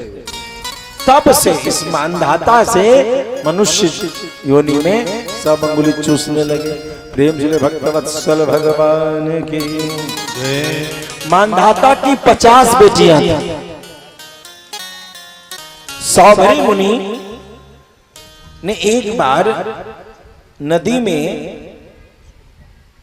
एक मछली को अपने खानदान के साथ देखा। नाती पोता खूब मछली सर चल रहा, उन्होंने सोचा मेरा भी शादी होना चाहिए।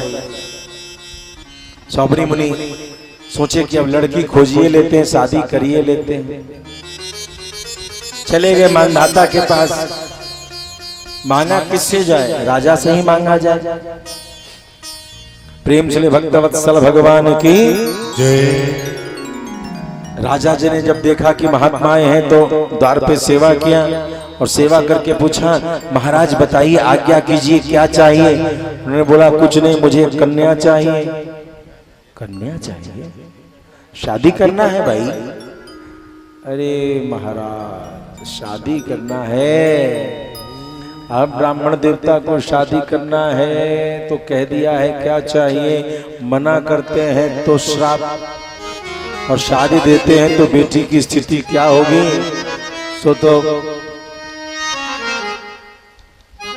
संस्कार सबको चाहिए, अच्छे लोग सबको चाहिए, मगर अच्छे पंडित से ब्याह कोई नहीं करना चाहता। लड़की से कोई पूछता नहीं है, लड़की को पता चल जाए तो पहले रिजेक्ट कर देते। अब तो लड़का कैसा होना चाहिए? एक नंबर का आवारा, मन चले तो माई बाप को पानी एक बूंद न देवे। लड़की को पता चल जाए कि माँ बाप को कुछ नहीं देता है तो इसी से शादी कर। केकरो से मतलब लड़का नहीं रखा चाहिए, अपन कमाएला घर चल। लड़की लड़की का बाप सभी असामाजिक तत्वों से शादी करना चाहता है। केकरो से मतलब न रखे के मतलब क्या है? महाटेढ़ है।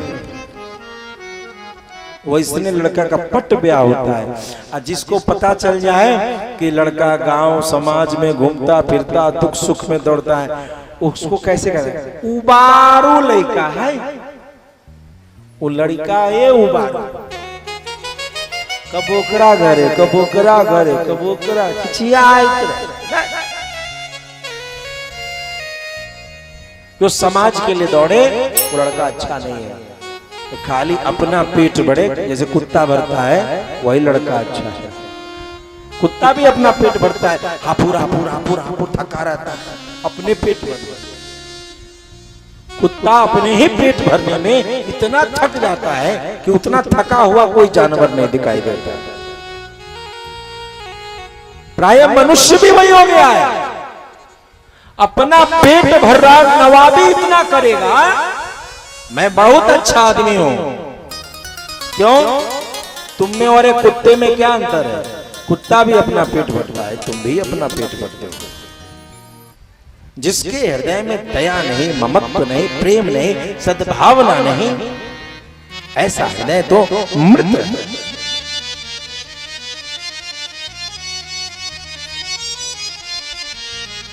मिथ्या स्वजन्म जननी परिदुःख बाजा। जिसमें भगवत भागवत सेवा कथा का अंश न हो, उसके लिए तो इतना लिखा, मिथ्या स्वजन्म जननी जनि दुख बाजा। उसका तो जन्म खाली अपनी मां को प्रसव के कष्ट देने के लिए हुआ है, वो कुछ नहीं है। वो अपनी मां का प्रसव का प्रमाण है, इससे ज्यादा कुछ नहीं। ऐसा पुत्र जो धर्म से हीन हो, वो कुछ और नहीं है। इससे ज्यादा महत्व नहीं दिया श्रीमद् भागवत जी ने। आजन्म मातमपीन शठेन किंचित चित्तम विधाय शुक कथा न पीता। जिसने भगवान की मधुर मंगलमय कथा का तनिक मात्र भी श्रवण नहीं किया, उसका तो व्यर्थ ही जन्म है। एक गधे के तरीके से जीवन जीता है। अपनी मां के प्रसव रूप में एक मूर्ति खड़ा है, बाकी उसे कुछ और गिनना नहीं चाहिए।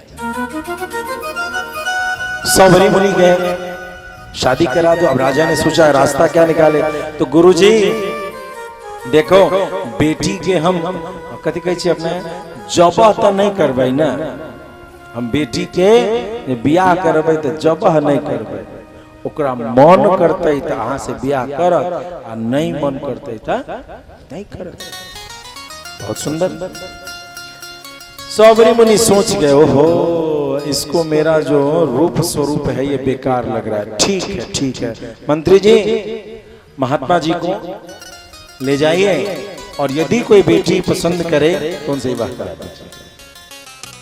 महात्मा जी कमरे में गए और अपने योग बल से अपना पूरा ड्रेस गेटअप सब चेंज कर दिए और बढ़िया राजकुमार बन गए।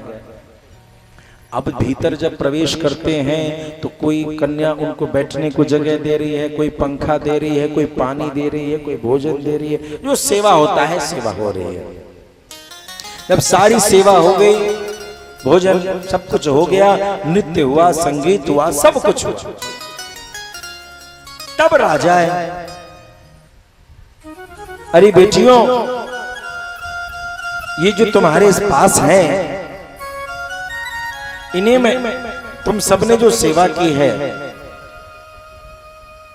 उसका एक कारण है। मैंने इन्हें इसलिए भेजा था क्योंकि ये विवाह करना चाहते हैं और मैंने कहा था कि यदि मेरी 50 बेटियों में से कोई पसंद कर ले तो आप उनसे विवाह कर लो। 50 ने कहा मैं करूंगी, मैं करूंगी, मैं करूंगी। सबसे पहले मैंने देखा तो देखी मैं बुला के लाई। अरे बुलाने से क्या होता, मैंने बैठने को आसन दिया। वाह वाह, आसन देने से पैर धोना होता है। सबसे पहले पैर मैंने धोया, मैंने खाना दिया, मैंने पंखा चलाया, मैंने ये किया, मैंने वो किया। राजा ने बोला ये तो आया था एक कन्या को मांगने, मेरी तो 50 बेटियां कहती है शादी करूंगी, मैं तो वचन से हार गया। तुरंत 50 बेटियों से विवाह करा। अब सौभरी मुनि के 50 पत्नी बेचारे अपनी कुटिया की ओर गए, सोचते रहे सब राजकुमारी है, मेरे तरीके से रहेगी तो इसको बड़ा कष्ट होगा, इसकी व्यवस्था करनी पड़ेगी। अपनी माया का प्रसार किया, 50 महल खड़े हो गए। कितने? फुल एयर कंडीशन, झूला, पार्क, स्विमिंग पूल, सब व्यवस्था, बगीचा। और जब वो व्यवस्था हो गई, सभी में सौभरी मुनि ने अपना 50 शरीर कर लिया और सभी के साथ 50 महल में रहने लगे। कुछ देर बाद मानधाता कुछ दिनों बाद आया देखने के लिए कि बाबा जी के घर में कैसे रह रही है। तो देखे क्या, महल नंबर 1 में प्रवेश किए तो बेटी ने खूब खातिरदारी की, खूब प्रशंसा, बेटी कैसी हो, बड़े खुशी से, बड़े खुशी से, बड़े खुशी से, कोई दिक्कत तो नहीं, पिताजी सब अच्छा है, लेकिन एक शिकायत है। तो क्या? ये मेरी जब से आए हैं तब से मेरे ही पास रहते हैं, जबकि शादी तो अन्य 49 से भी हुई है, उनके पास नहीं जाते। अरे राम, अच्छा पिताजी मेरी अन्य बहनें भी इनकी प्रतीक्षा दिखती होंगी, उनके पास इनको जाने के लिए समझाइएगा। दूसरे में गए वो भी वही बात, तीसरे में गए वही बात, 50 में सारी बहनें एक ही बात कहती है कि शादी के बाद कोई घर जमाइए बन गए, घर छोड़ के कहीं जाते ही नहीं, अन्य बहनों के पास नहीं जाते, सबका अपमान हो रहा है। और 50 के बाद 51वां जो यज्ञशाला था वहां पर भी सौभरी मुनि को देखा, स्वाहा स्वाहा स्वाहा स्वाहा। गए यज्ञशाला में सौभरी मुनि को साष्टांग प्रणाम किया, प्रभु आपकी बेटियां स्वस्थ है ना, सुरक्षित है ना? मैं उन सभी के साथ हूं। कई संतान आदि होने के बाद उनके मन में पुनः वैराग्य आया है और पुनः उन्होंने भगवत धारणा, ध्यान धारणा, समाधि की ओर रास्ता बढ़ाया। आगे इसी वंश में राजा त्रिशंकु, हरिश्चंद्र, सगर, भागीरथ आदि की कथाओं को सुनने का अवसर हम सभी को प्राप्त होता है। इसी वंश में राजा अज हुए और उनके पुत्र का नाम हुआ दशरथ। दशरथ जी के 4 पुत्र हुए जिनका नाम हुआ राम, लक्ष्मण, भरत और शत्रुघ्न। चारों भैया समय पड़ने पर यज्ञोपवीत संस्कार हुआ और यज्ञोपवीत संस्कार करने के बाद, जनेऊ कराने के बाद गुरुकुल भेज दिया गया। गुरुकुल में जाकर के पढ़ाई करते हैं और पढ़ाई करके लौटते हैं। लौट करके अपने पिता के साथ राजनीति के सभी मर्मों को सीखते हैं, समझते हैं। परिणाम स्वरूप ऐसी स्थिति आती है कि एक बार गुरुवर विश्वामित्र वहां पहुंचे और उन्होंने अपने यज्ञ की पूर्ति के उद्देश्य से श्री राम और लक्ष्मण की याचना की। महाराज दशरथ ने बड़े भाव से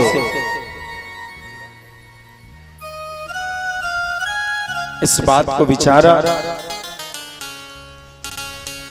और विचार करके उनको मनाने की चेष्टा की, मगर फिर भी वो मानते नहीं। परिणाम स्वरूप उनको राम लक्ष्मण को भेजना पड़ा। श्री राम लक्ष्मण को लेकर के जब विश्वामित्र जी आते हैं तो आकर के उन्होंने ताड़का का वध किया, सुबाहु का वध किया और मारीच को दंडित करते हुए समुद्र किनारे फेंक दिया।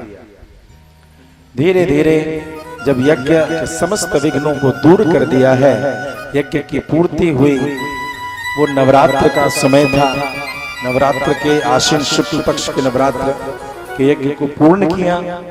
तत्पश्चात मुनिवर विश्वामित्र ने यह निर्देश दिया कि हे राम, मिथिला से चिट्ठी आई है कि धनुष यज्ञ है, उनका निमंत्रण है, तो हमें वहां जाना चाहिए। धनुष यज्ञ सुनी रघुकुल नाथा चले हर्ष मुनिवर के साथ। श्रेष्ठ मुनि के साथ बड़े हर्षित मन से श्री राम चलने लगते हैं। जनकपुरी पहुंचते हैं। महाराज जनक ने उनको यथा योग्य उचित स्थान दिया और प्रभु श्री राम फुलवाड़ी में भगवती जानकी का दर्शन प्राप्त करते हैं। मन ही मन श्री जानकी श्री राम से विवाह करना चाहती हैं और प्रभु श्री राम भगवती जानकी से विवाह करना चाहती हैं, मगर इस प्रेम के संबंध में बीच में एक प्रश्न है शिव धनुष के मान भंग का। बीच में शिव धनुष रखा है। उस सभा में कई बड़े बड़े योद्धा आए, लेकिन शिव धनुष को कोई न तोड़ पाया। इधर प्रभु श्री राम ने बड़ी लाघवता से उस शिव धनुष को उठाया, प्रत्यंचा चढ़ाई और धनुष को तोड़ दिया। तत्पश्चात यह सूचना श्री अवध भेजी जाती है और श्री अयोध्या से बाराती चल करके मिथिला की ओर आती है। मिथिला में जनवासे में प्रभु श्री राम जब पहुंचे हैं, पिताश्री को प्रणाम किया और गुरुवर वशिष्ठ शुतानंद की आज्ञा से उनके निर्देशन में विवाह का मंगलाचरण प्रारंभ हुआ। विवाह तो सिर्फ राम जी का होना था, लेकिन जनक जी ने कहा कि आपके भी 4 बेटे हैं और हमारे भी 4 बेटियां हैं, क्यों ना इन 4 बेटियों का विवाह उन 4 बेटों से करा दिया जाए। और इस प्रकार से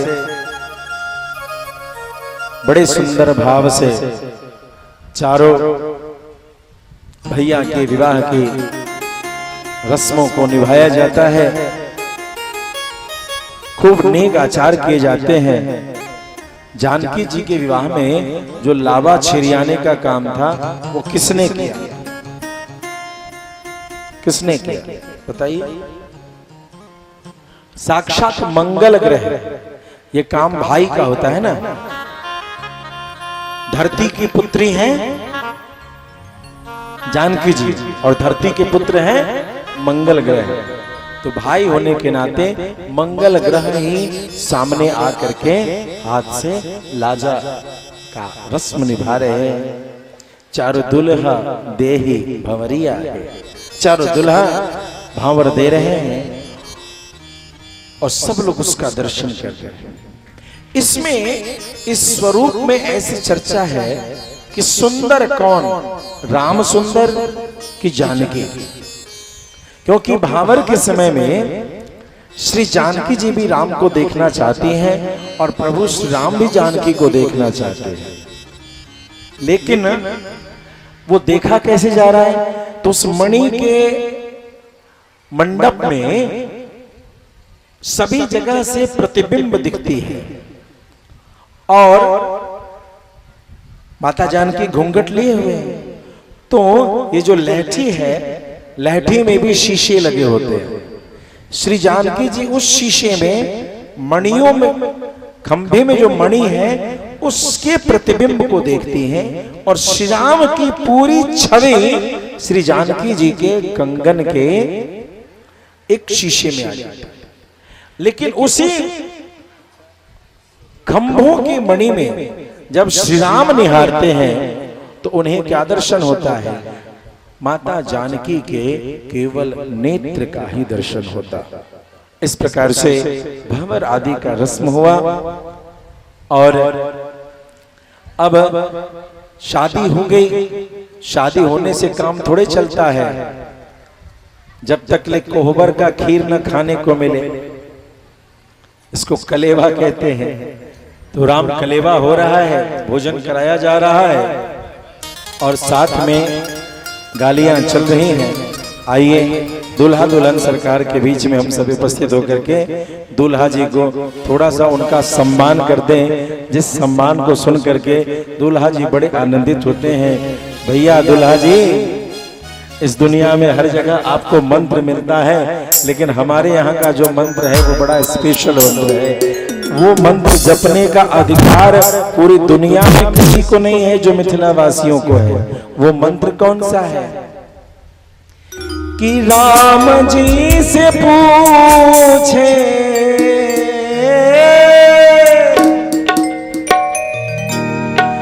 ओ राम जी से पूछे जनकपुर की नारी बता दे बबुआ। ऐसा कैसा नाक बकलोल जैसा बना के रखे, ऐसा ही आंख होता है? देखने में काले थे। कैसे थे? प्रभु श्री राम प्योर काला, बिना मिलावट के, ब्लैक डायमंड जैसा कीमती थे।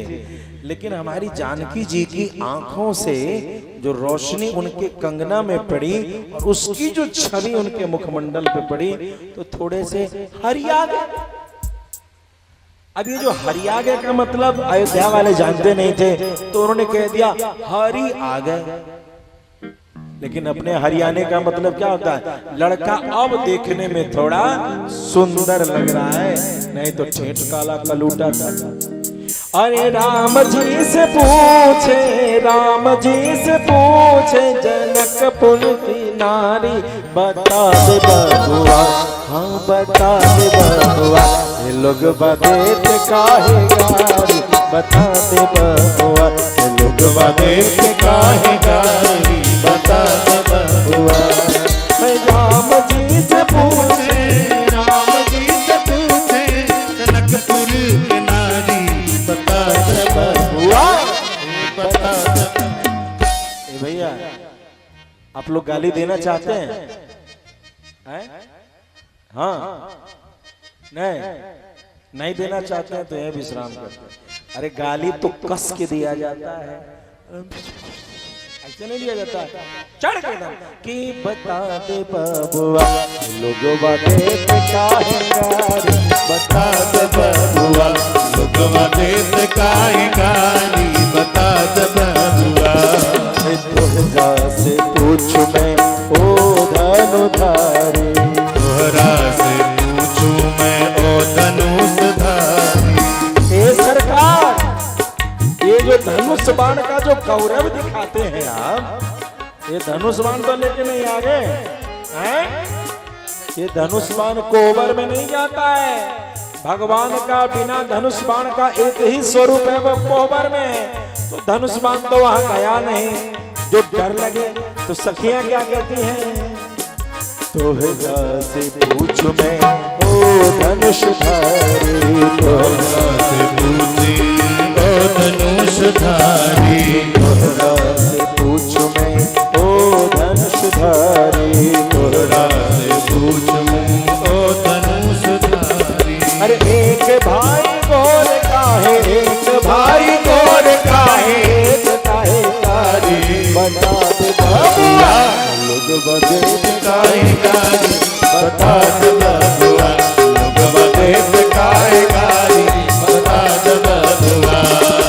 राम जी से पूछे, राम जी से पूछे जनकपुर की नारी, बता दे बबुआ, हाँ बता दे बबुआ लोग बदे काहे कारी, बता दे बबुआ लोग बदे काहे कारी, बता दे बबुआ।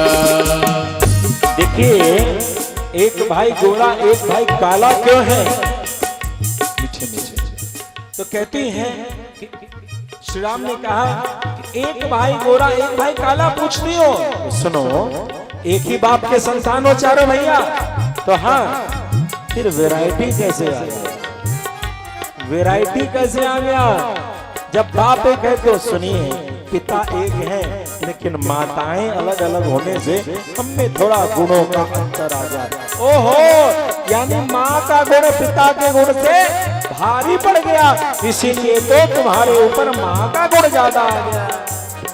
बता दे बबुआ लोग बदे काहे, बता दे बबुआ लोग बदे काहे कारी, बता दे बबुआ।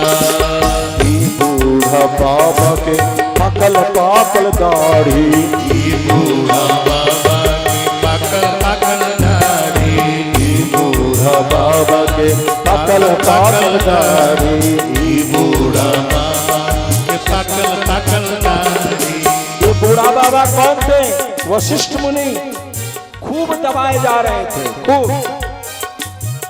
बूढ़ा बाबा के पकल पाकल दाढ़ी, बूढ़ा बाबा के पकल पकल दाढ़ी, देखे में दुबर पतर, देखे में दुबर पतर, आए भर थारी, बता दे बबुआ लोग बदे काहे कारी, बता दे बबुआ लोग बदे काहे कारी, बता दे बबुआ। राम जी से पूछे, राम जी से पूछे जनकपुर की नारी, बता दे बबुआ हम बता दे बबुआ लोग बदे काहे कारी, बता दे बबुआ लोग बदे काहे कारी, बता दे बबुआ। ए सरकार, आपके गुरुजी देखने में दुबले पतले हैं, लगता है अयोध्या में खाना नहीं मिलता है क्या? अरे ऐसे नहीं है, वो भोजन ही कम करते हैं। अच्छा भोजन कम करते हैं, तभी दे थाली दे थाली दे थाली खाए जा रहे हैं। अरे अयोध्या के भोजन में स्वाद ही नहीं होगा कि वो दे थाली खाएं, स्वाद तो मिथिला की थाली में है। राजा दशरथ जी कई ननन होशियारी,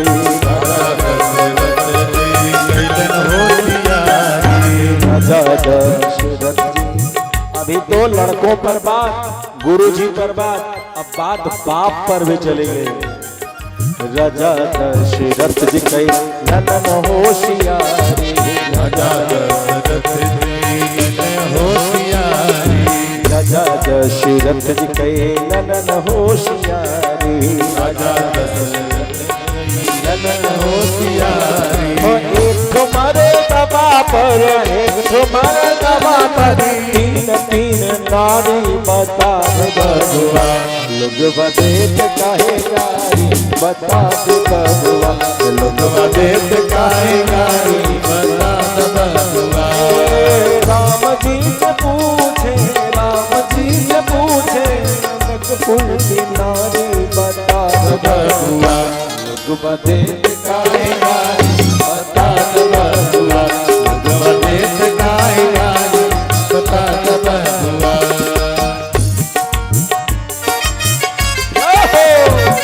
बोल दुल्हा दुल्हन सरकार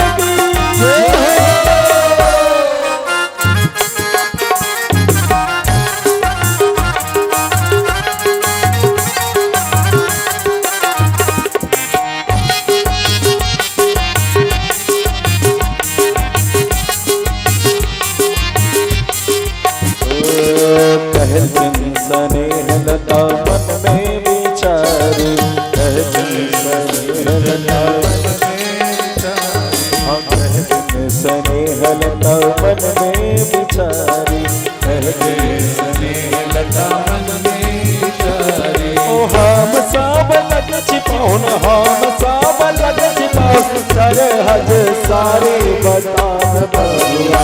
लोग बदेत काहे गारी बता दे बबुआ, लोग बदेत काहे गारी बता बबुआ, लोग बदेत काहे गारी बता बबुआ, लोग बदेत काहे गारी बता बबुआ, लोग बदेत काहे गारी बता बबुआ, लोग बदेत काहे गारी बता बबुआ। बोल दुल्हा दुल्हन सरकार की जय जय हो श्री राधे। इस प्रकार से बहुत दिनों तक, दिनों नहीं महीने तक, एक बार एक व्यास जी मधुबनी में कथा कह रहे थे और कहे कि चूड़ा दही मिला। जब चूड़ा दही मिला तो अयोध्या वाले नहीं खा पाए, तो उन्होंने क्या किया कि जानकी जी को पता चला तो सखियां आई और उन्होंने कहा कि अरे वो चूड़ा दही तो हमने घोड़ों के खाने के लिए दिया था, अब हमारा भोजन आप कीजिए। हमने समझा कि व्यास जी तो बड़े सुंदर से चटकीले भाव से मिथिला की उपहास उड़ा रहे हैं हास्य रस में, तो हमने भी उनसे कहा अगले दिन कि ये मिथिला का चूड़ा दही ही खिलाया, ये बहुत अच्छा रहा।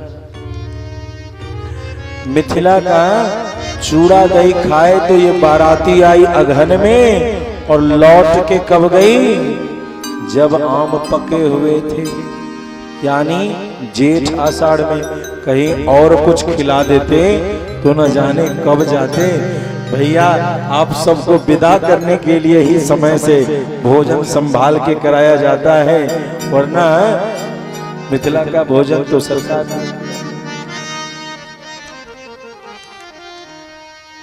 जेठ आषाढ़ का महीना जब आया तो श्री राम जानकी चारों भैया, चारों बहिनी, चारों दुल्हा, चारों दुल्हन की विदाई होती है और सभी अयोध्या को चले जाते हैं। श्री अयोध्या में पहुंच गए राम जानकी और वहां मंगलाचार अलग अलग तरीके से खूब हो रहा है। कुछ समय राम जानकी वहां रहे और रहने के बाद उचित समय आने पर जब अपने पके हुए बाल को देखा तो सोचा कि अब अपने बच्चों को राज्याभिषेक कर देना चाहिए, उत्तराधिकारी घोषित कर देना चाहिए। परिणाम स्वरूप यह चर्चा मंत्रिमंडल में की गई। जब मंत्रिमंडल में की गई तो सबने उनसे पूछा, महाराज दशरथ ने सबसे पूछा कि क्या राम को अब उत्तराधिकारी घोषित कर दी जानी चाहिए? तो सबने एक स्वर में कहा, जी बिल्कुल जल्दी कर दी जाए। जैसे ही कहा जी बिल्कुल जल्दी कर दी जाए, महाराज दशरथ ने दूसरा सवाल पूछा, तो क्या मुझसे बोर हो गए हो, परेशान हो गए हो कि तुम्हें तुरंत दूसरा राजा चाहिए? जब समाज कहने लगे कि पुत्र अब पिता के अधिकारों की प्राप्ति करने की पात्रता रख चुका है, उसी दिन पिता स्वयं को विजय घोषित कर बैठता है। पिता की जीत तब है।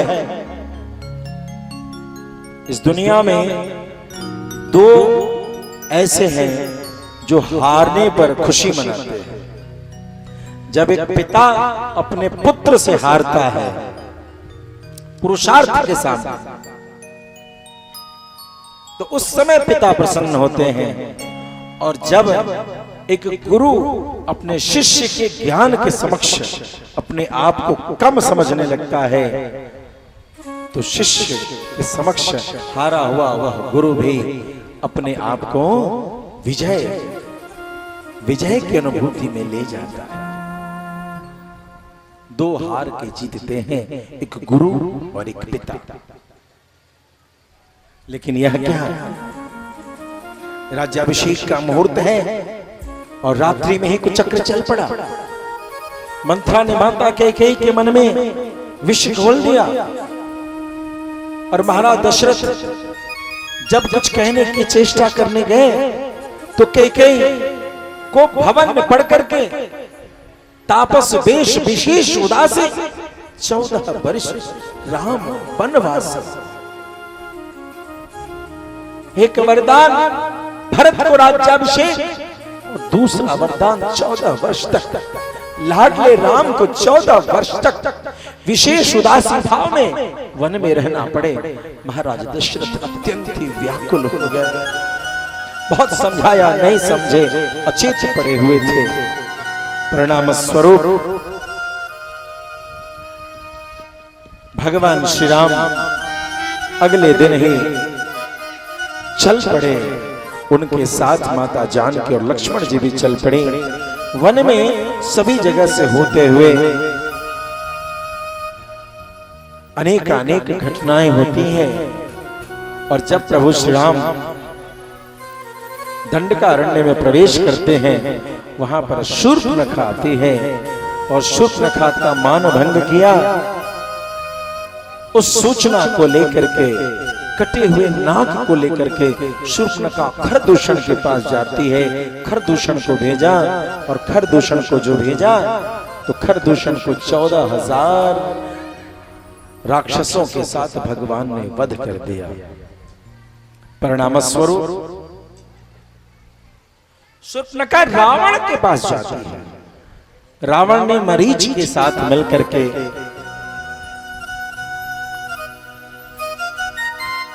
षड्यंत्र किया। सोने के हिरण बन चुका है मारीच और श्री जानकी जी ने कहा मुझे वह हिरण का, सोना का हिरण बहुत प्यारा लग रहा है, उसे लेकर के आए, उसका छाल बहुत सुंदर होगा। प्रभु श्री राम उसके पीछे जाते हैं और इधर कपटी साधु के वेश में रावण आकर के जानकी माता का अपहरण करके चला जाता है। हे खग मृग मधुकर श्रेणी तुम देखे से मृग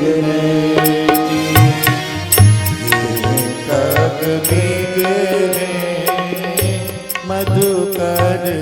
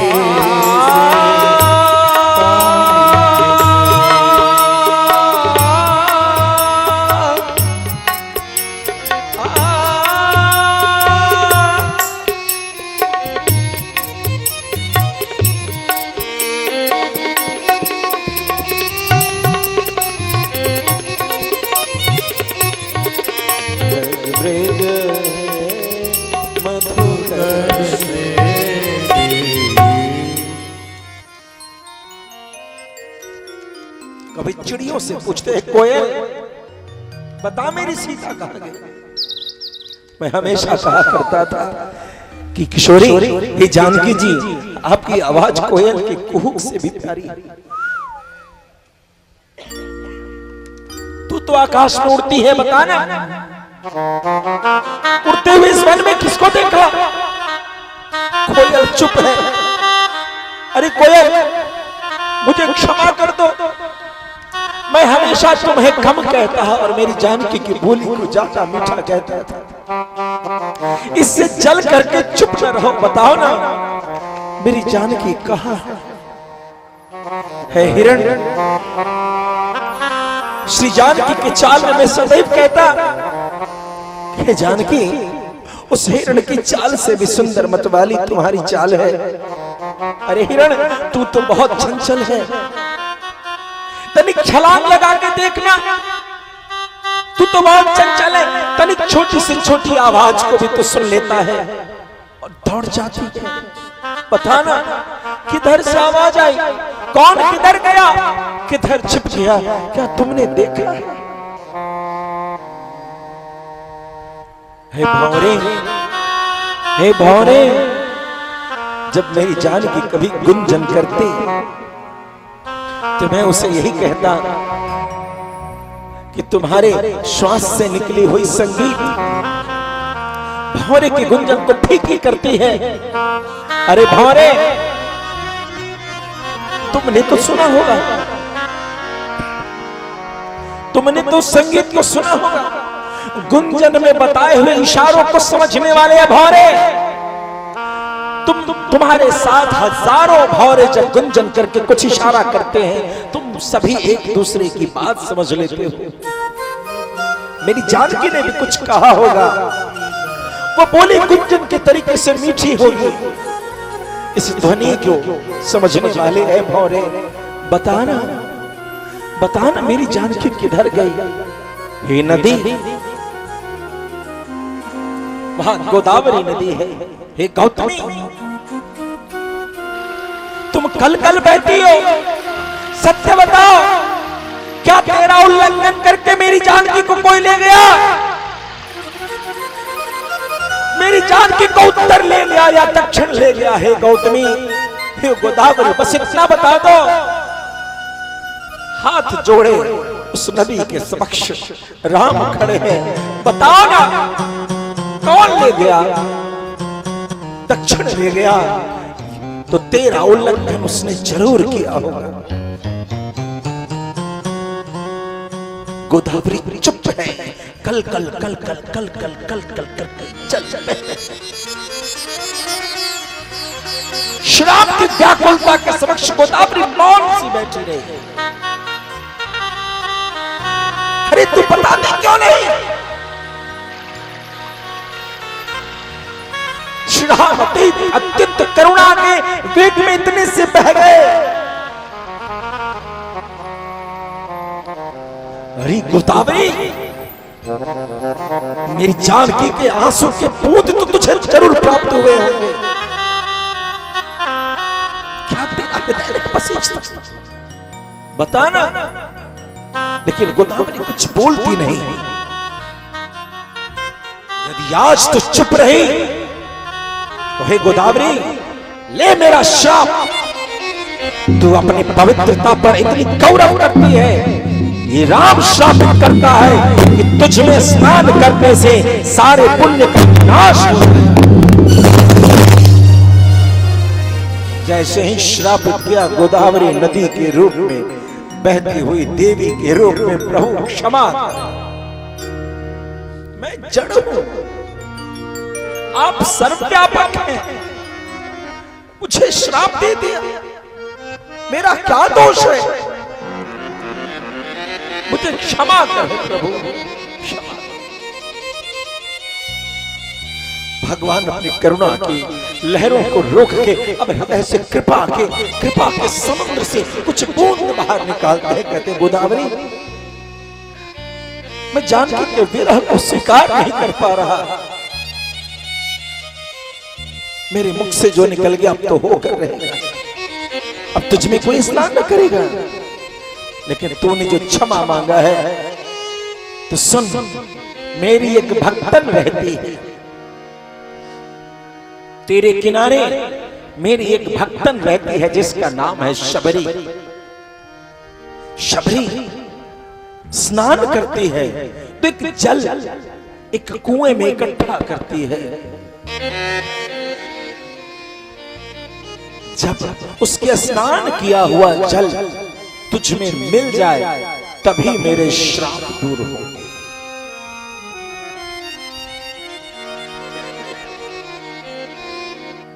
गोदावरी ने कहा, प्रभु प्रभु उस जल को मुझ तक कौन पहुंचाए? आप ही कृपा करो। भगवान श्री राम ने अपने धनुष से बाण निकाली और शबरी स्नान करके जल शबरी का जहां इकट्ठा होता था वहां से एक धार बनाई। वह धार जब गोदावरी में मिली तो पुनः गोदावरी पवित्र हो गई।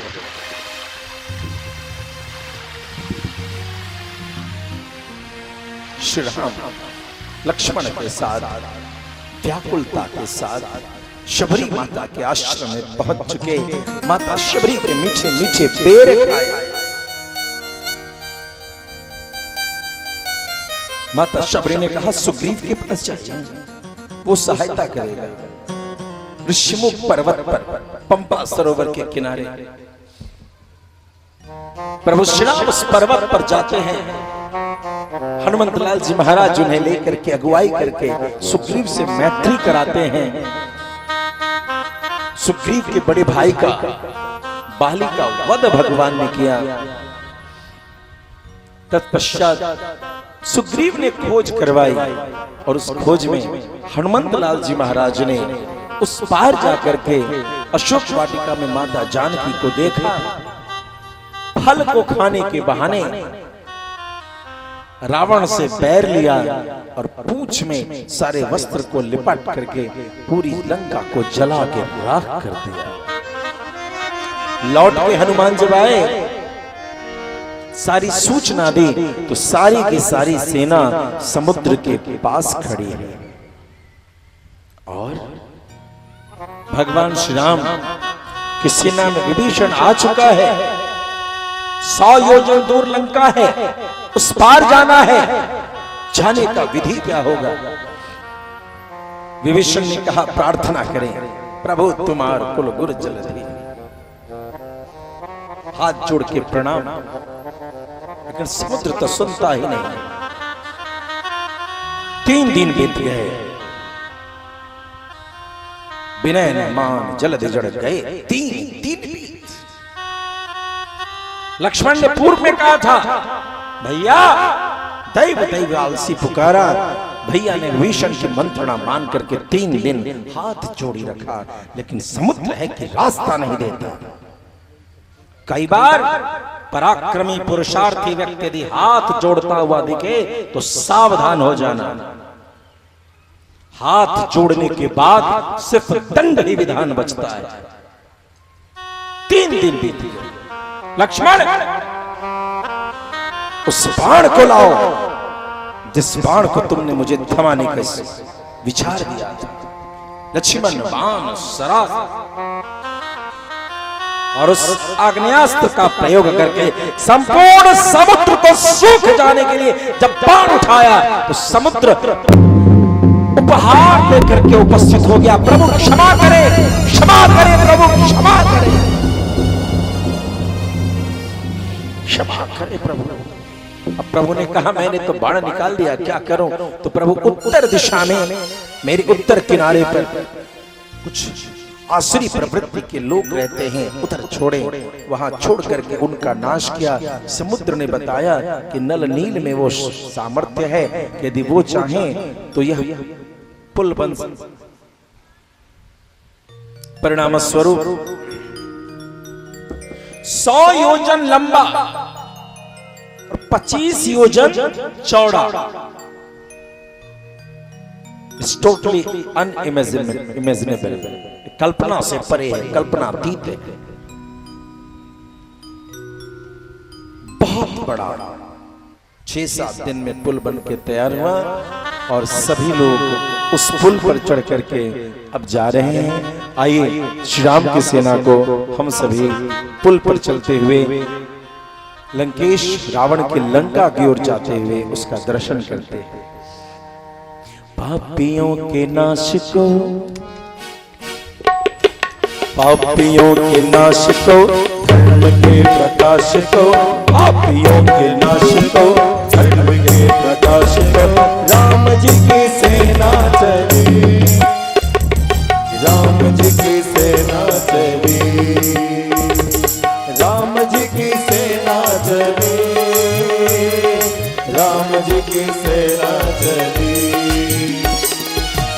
अनाचार में घोर अंधकार में, पाप अनाचार में घोर अंधकार में एक नई ज्योति जले, राम जी की सेना चली, श्री राम जी की सेना चली, राम जी की सेना चली। हर हर महादेव, हर हर महादेव, हर हर महादेव, हर हर महादेव। राम जी की सेना चली, राम जी की सेना चली। जय श्री राम। हर हर महादेव, महादेव।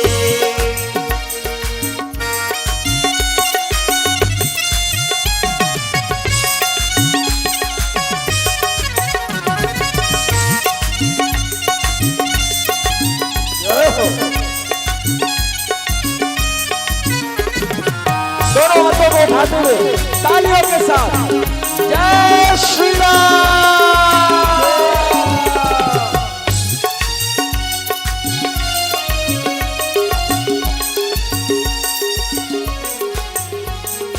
हरे हरे महादेव का सेना आगे बढ़ती जाती है, आगे बढ़ती जाती है। सागर की चौड़ी छाती पर सागर सी लहराती है, सागर सी लहराती है। लंका वह नगरी स्वयं जो अपनी मृत्यु भुलाती है, अपनी मृत्यु भुलाती है। फल राजा के दुष्कर्मों का दंड प्रजा भी पाती है, दंड प्रजा भी पाती है। जय श्री राम। भाग्य में जो कष्ट हो, भाग्य में जो कष्ट हो, बुद्धि पहले भ्रष्ट हो, बुद्धि पहले। भाग्य में जो कष्ट हो, भाग्य में जो कष्ट हो, बुद्धि पहले भ्रष्ट हो, बुद्धि पहले।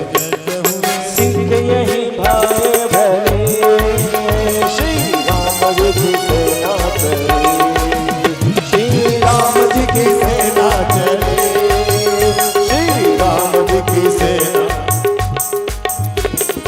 हर हर महादेव, हर हर महादेव, हर हर महादेव, हर हर महादेव। की सेना चली, श्री राम जी की सेना चली, श्री राम जी की सेना चले, श्री राम जी की सेना चली।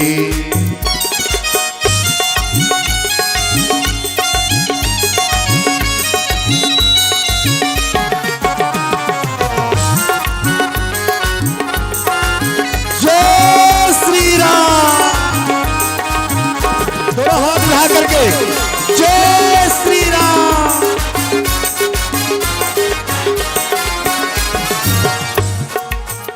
ओ भ्रष्टाचार की सत्ता जैसे समाप्त हो जाएगी, कब समाप्त हो जाएगी। सीता मैया मुक्ति अधर्म के चंगुल से पाएगी, ये चंगुल से पाएगी। विजय पताका विजय गढ़ से अंबर पर लहराएगी, अंबर पर लहराते हैं। दिग दिगांत से जय श्री राम की मंगल ध्वनि आएगी, मंगल ध्वनि गाएगी। जय श्री राम, जय श्री राम। बयान से, राम जी के बाण से, राम जी के बाण से, महाप्रयाण से, राम जी के बाण से, थल थल में है खलबली, राम जी की सेना चली, श्री राम जी की सेना चली, श्री राम जी की सेना चली। हो हर हर महादेव, हर हर महादेव, हर हर महादेव, हर हर महादेव। जय भवानी, जय भवानी, जय भवानी, जय भवानी।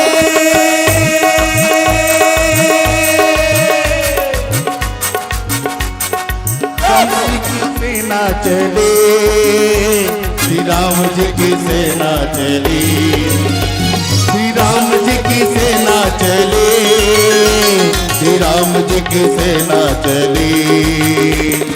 हर हर महादेव, हर हर महादेव, हर हर महादेव, हर हर महादेव। निश्चरहीन करेंगे धरती, ये प्रण है श्री राम का, ये प्रण है श्री राम का। जब तक काम न पूर्ण होगा, नाम नहीं संग्राम का, नाम नहीं संग्राम का।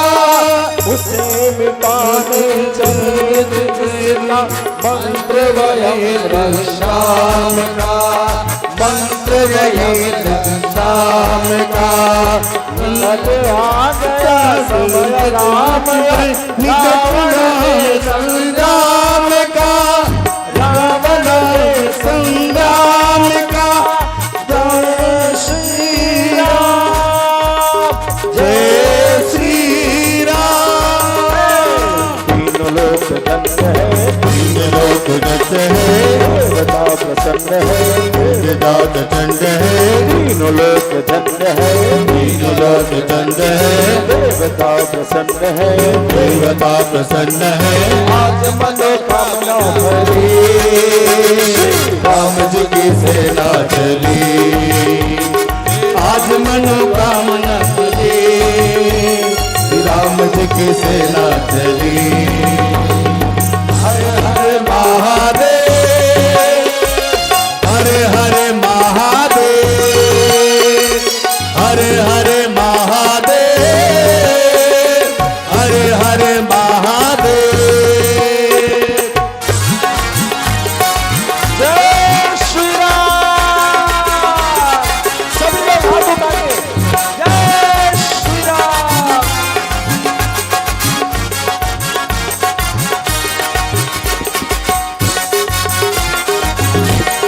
जय हो।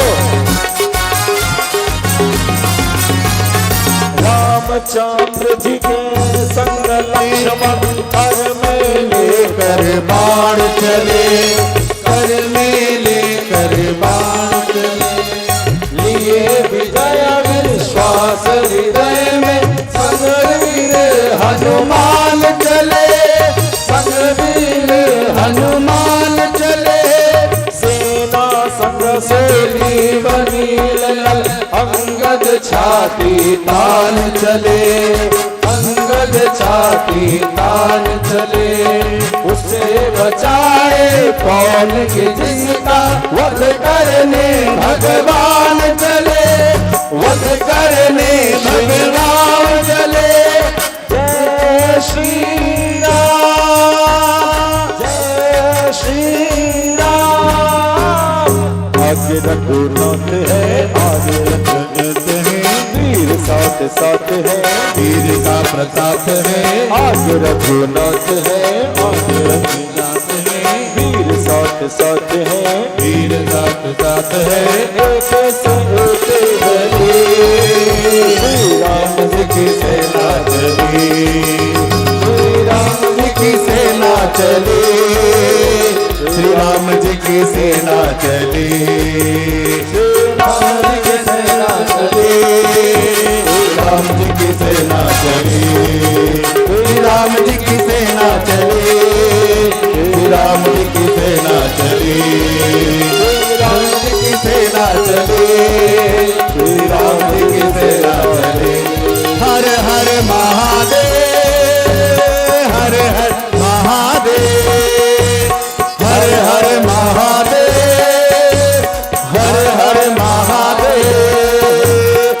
श्री राम जी की सेना चले, श्री राम जी की सेना चली, श्री राम जी की सेना चले, श्री राम जी की सेना चली, श्री राम जी की सेना चले, श्री राम जी की सेना चली। पार्वती पते हर हर महादेव।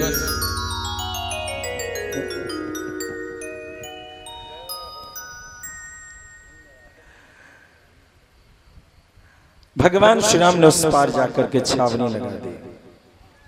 कई बार श्री राम तुम्हारे दरवाजे बैठ के छावनी लगाए होते हैं और लंकेश रावण घर में बैठा सोचा होता है कि उसकी लंका बची रहेगी, उसका अहंकार बचा रहेगा। लेकिन दिन गुजरते समय न लगा और 1 लाख पूत 1.25 लाख नाती, रहा न कुल कोई रोव निहारा।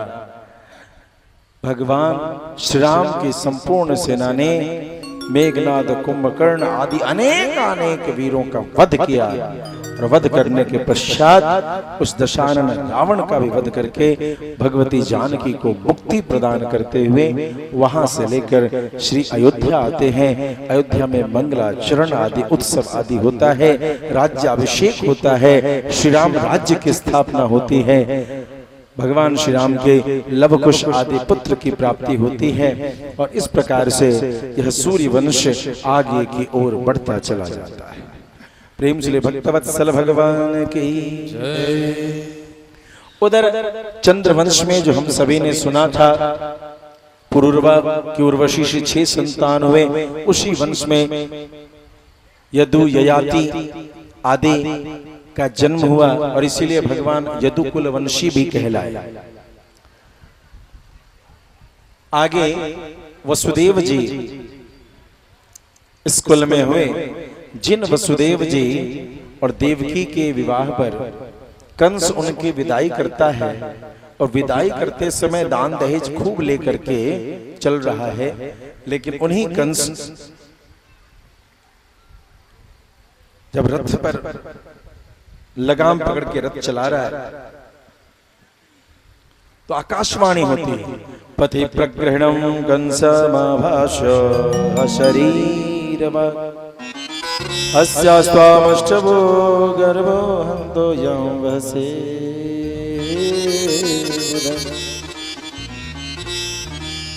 एक कंस जिसका सारथी बना है रे पगले, उसी देवकी का 8वां गर्भ तेरा नाश। कंस ने रथ रोका, अपने खड्ग को निकाला और देवकी को प्रहार करने के लिए प्रस्तुत हुआ। वसुदेव जी ने कहा, अरे देवकी, कंस तू तो बड़ा पराक्रमी है, कंस तू अपने पराक्रम पे कलंक क्यों देता है? व्रजंस्तिष्ठन् पदैकेन यथैवैकेन गच्छति, जैसे आदमी चलता है तो एक पग आगे दाहिना और फिर बायां, फिर दायां और फिर बायां, ठीक इसी प्रकार से जीवन के 2 सत्य हैं, जन्म और मरण, फिर जन्म फिर मरण। इसी से तो संसार और सृष्टि चल रही है। और तू किस भ्रम में जी रहा? परिणाम स्वरूप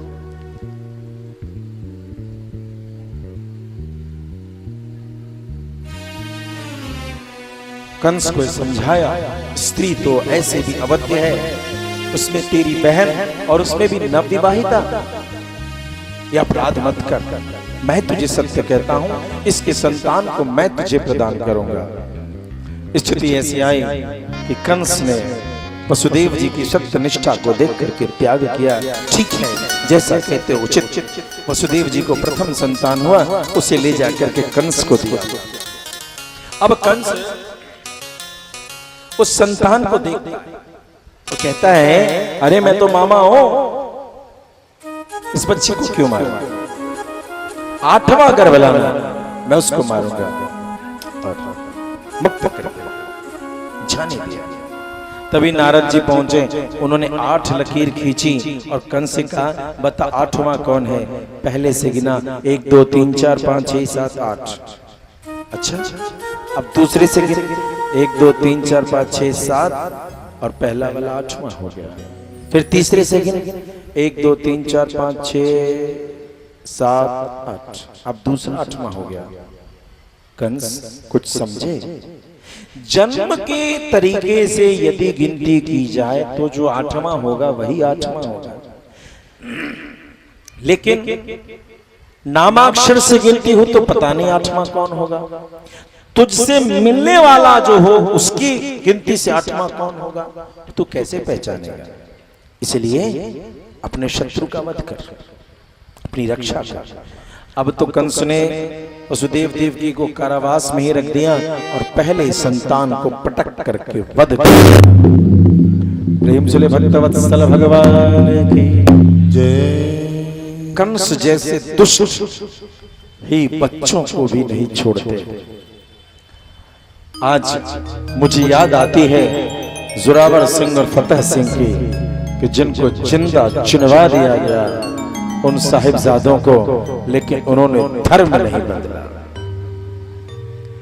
ये भारत वीरों की भूमि। जोरावर सिंह और फतेह सिंह को गुरु गोविंद सिंह साहब के इन दोनों बच्चों को जिंदा जिंदा चुन दिया गया, लेकिन इन्होंने अपने धर्म का त्याग नहीं किया। खेद है आज की युवा शक्ति की, ये हिंदू युवा क्यों अपने धर्म से दूर होकर के सिर्फ मोबाइल में ही केसरिया झंडा, भगवा झंडा, जय परशुराम, जय श्री राम, जय श्री राधे और पता नहीं क्या क्या लिखते हैं। और जब सेवा का समय आता है तो घर में बैठ के सोते हैं और कहते हैं बड़ा गर्मी है, बाहर हो जाए तो कहीं देह जर जाए। इतने सुकुमार कब से भारत के संतान हो गए? ये फेसबुकिया जो हिंदू हैं वो कूड़ा कबाड़ है, डस्टबिन में। अरे सीखो जोरावर सिंह और फतेह सिंह से, जिंदा चुन गए लेकिन अपने धर्म को नहीं छोड़ा। और तुम तो थोड़ी सी बात, थोड़ी सी मान, थोड़ी सी गुमान और घर में बैठ जा। अपने गौरव को पहचानो, गर्व से कहो हम हिंदू हैं। स्वामी विवेकानंद ने कहा आज उनके महानिर्वाण दिवस है। आज स्वामी विवेकानंद ने इस धरती का त्याग किया है, आज ही की तिथि को। उनके संदेश को याद करें, गर्व से कहो हम हिंद। उस बच्चे को मार दिया, दूसरा, तीसरा, चौथा, पांचवा, छठा, 6 बच्चे को मार दिया। 7वें बच्चा अब तो अनंत आने वाले हैं, शेषनाग, अनंत जगदाधार शेषनाग। उनके गर्भ में जैसे आए, भगवान ने योग माया को बोला, हे योग माया, इन्हें इनके गर्भ से माता रोहिणी के गर्भ में स्थानांतरित कर दिया जाए। उस गर्भ को निकाल करके माता रोहिणी के गर्भ में स्थानांतरित कर दिया गया। सबने सोचा गर्भ गिर गया, उधर माता रोहिणी के गर्भ से बलराम प्रकट हो गए। इधर भगवान कृष्ण जब 8वें गर्भ में स्वयं उपस्थित हुए तो देवकी के शरीर से दिव्य तेज निकलने लगा। अब तो कंस को विश्वास हो गया कि अवश्यमेव यही कृष्ण, ये जो वसुदेव अब देवकी की गर्भ में है, यही विष्णु का अंश है। सुरक्षा बढ़ा दी गई, चाक चौबंद व्यवस्था हो गई। लेकिन भाद्रपद मास का रोहिणी नक्षत्र, अष्टमी तिथि, मध्य रात्रि की बेला उपस्थित हो गई। सारे देवता कारावास में उपस्थित हो गए। भगवान अखिल जगदाधार प्रभु, सर्वव्यापक प्रभु, भक्तों के रक्षक प्रभु उस कारावास में चतुर्भुजी स्वरूप में दर्शन दे रहे हैं और सारे देवता उनको प्रणाम करते हैं। भगवान ने सबको अभयता का वरदान दिया। जब सारे देवता चले गए, माता वसुदेव जी ने भी उनकी स्तुति की है और तब भगवान ने कहा कि मैंने पूर्व में आपको वरदान दे रखा है कि मैं आपका पुत्र होऊंगा, अतः मैं आपके पुत्र के रूप में अब उपस्थित हूं। मैया देवकी तो सीधी सादी ठहरी। उन्होंने कहा कि यदि आपने वरदान दिया है कि मेरे संतान बनोगे तो संतान कहीं इतना बड़ा होता है, मेरे संतान बनो, संतान तो छोटा होता है। भगवान जैसे चतुर्भुजी स्वरूप में थे वैसे ही छोटे। अब छोटे हो गए, गोदी में आ गए। गोदी में आकर के मैया देखते इसके 4 हाथ हैं, आंखें बड़ी बड़ी खुली हैं, घुंघराले बाल है, कवच कुंडल सब है। तो मैया ने कहा ये क्या हो गया। अंत में भगवान ने फिर महामाया की कृपा से वसुदेव देवकी को सुलाया और खुद मनुष्य के रूप में, नवजात शिशु के रूप में भगवान हो गया। वसुदेव जी उस संतान को लेकर के जब चलना चाहते हैं, सारे द्वार पर जितने पहरेदार थे वे सभी सो चुके हैं। पैरों की जंजीर, हाथों की बेड़ियां खुलती चली गईं। वसुदेव जी चलते चले गए, यमुना में गए। यमुना की लहरें भगवान के चरण को स्पर्श करके नीचे की ओर हो गईं और वसुदेव जी उस संतान को लेकर के नंद बाबा के यहाँ चले गए। मैया यशोदा के बगल में उस संतान को रख दिया और यशोदा मैया के बगल में जो संतान थे उसको लेकर के भगवान चल पड़े। और इस प्रकार से भगवान वसुदेव जी के साथ नंद बाबा के पास पहुंच गए और नंद बाबा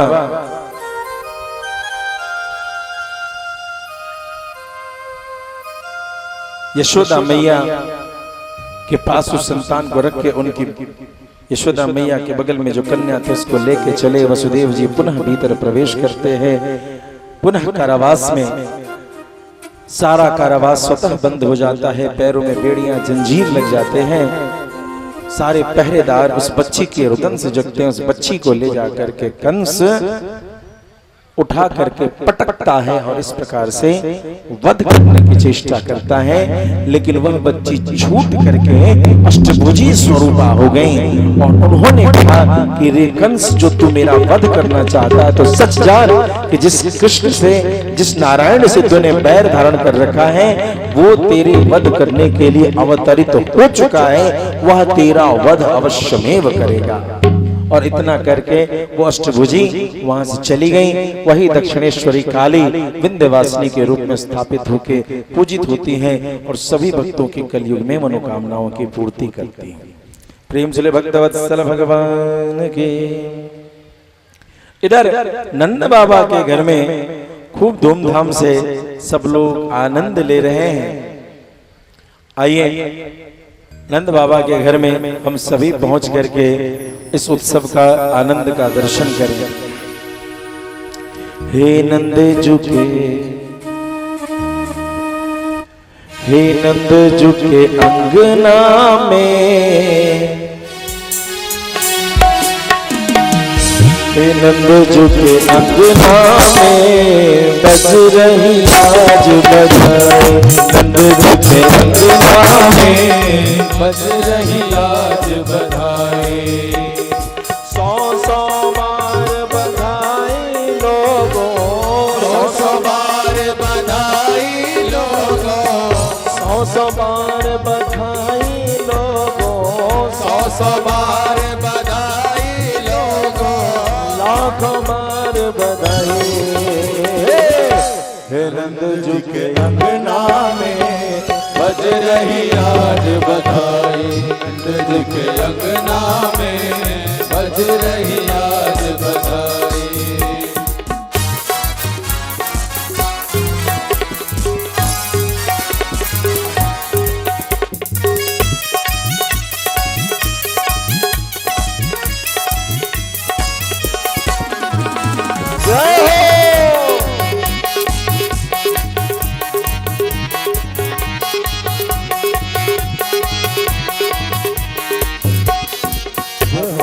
बात में बात चली और हो गई बात निराली, हो गई बात निराली, हो गई बात निराली। बातों ही बात में बात चली और हो गई बात निराली, बातों ही बात में बात चली और हो गई बात निराली। रातों ही रात में नंद बाबा की, रातों ही रात में नंद बाबा की नारी हो गई गले। हे नंद झुके, हे नंद झुके, हे नंद झुके अंगना में बज रही आज बधाई, नंद जी के अंगना में बज रही आज बधाई।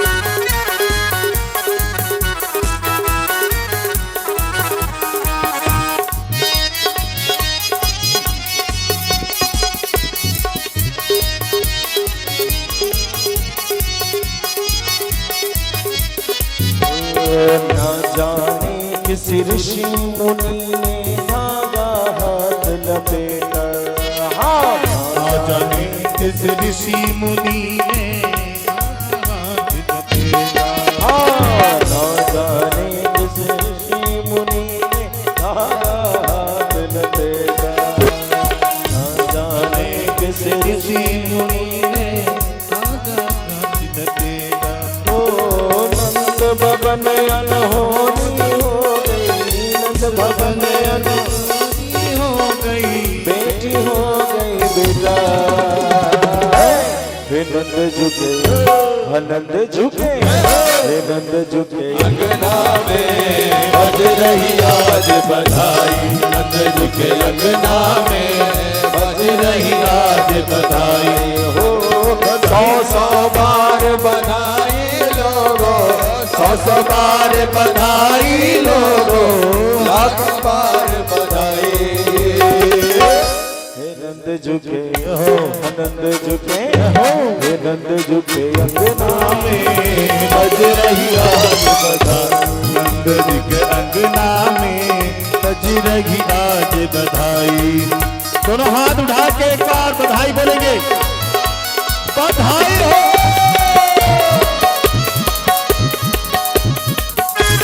दोनों हाथ उठा के ताली से करते हो मस्जिद।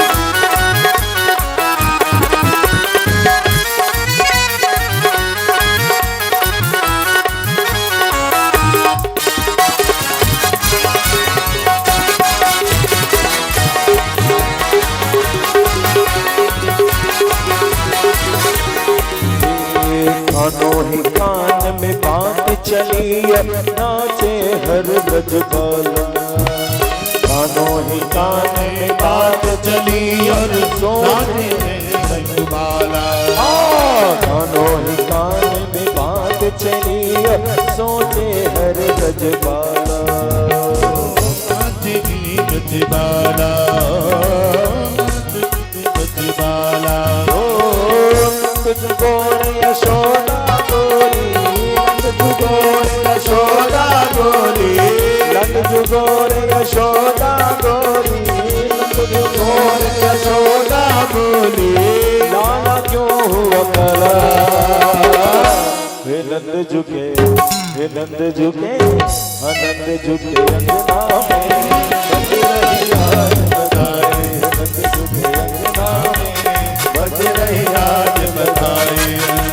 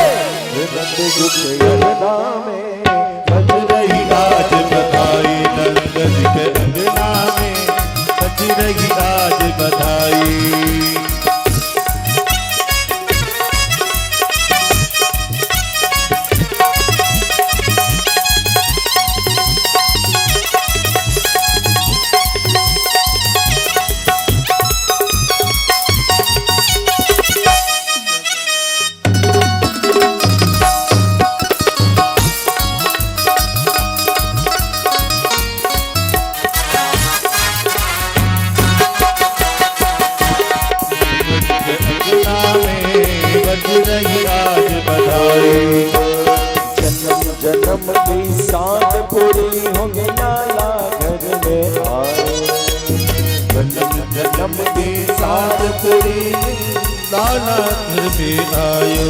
ओ जन्म जन्म की साथ तुरी हो गई लाला घर में आए। जन्म जन्म की साथ तुरी हो लाला घर में आयो। ओ माल खजाना हीरा मोती, माल खजाना हीरा मोती, दोनों हाथ लगता हे नंद झुके, हे नंद झुके, हे नंद झुके अंगना में बज रही आज बधाई। नंद झुके अंगना में बज रही आज बधाई। ओ सौ सौ बार बधाई लोगों, सौ बार बधाई लोगों, लाखों बार बधाई। नंद झुके अंगना में बज रही आज बधाई। नंद झुके अंगना में बज रही आज बधाई। बोलो बाल गोपाल भगवान की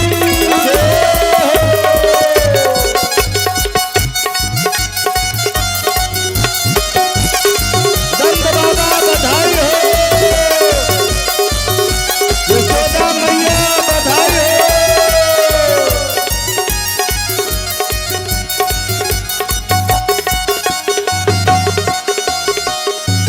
बड़ा संकोच कर रहे हैं लोग, ताली बजा रहे हैं।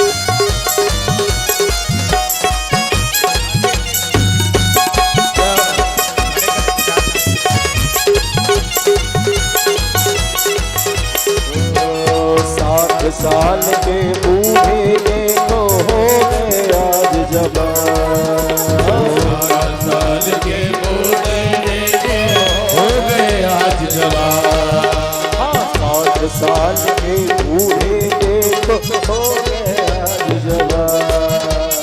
60 साल के बूढ़े देखो हो गए आज जवान।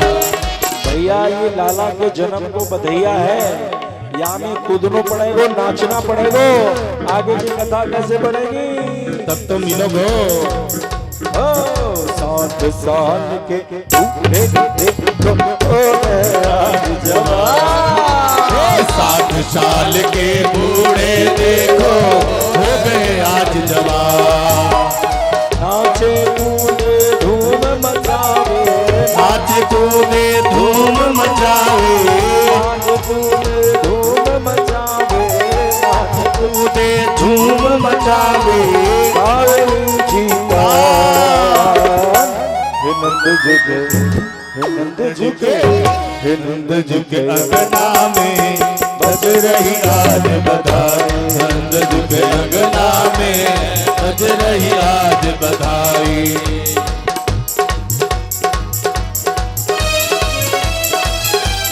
बधाई हो पाँच करती।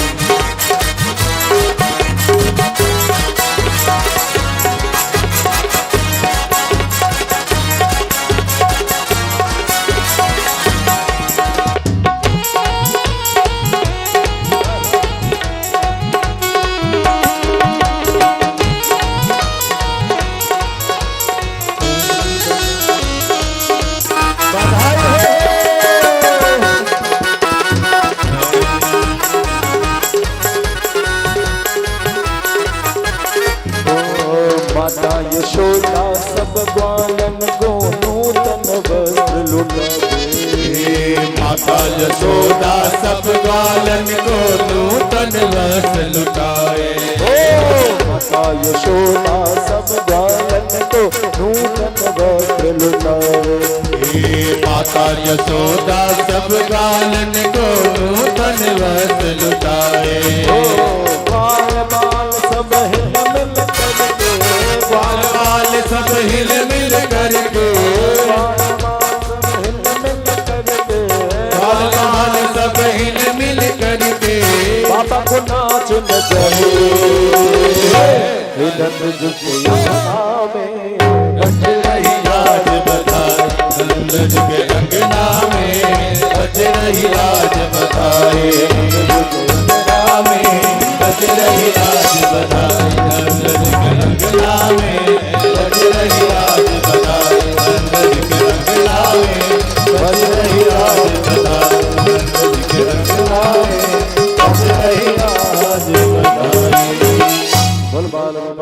भगवान की जय। श्याम सुंदर भगवान की जय हो। जय श्री राधे श्याम।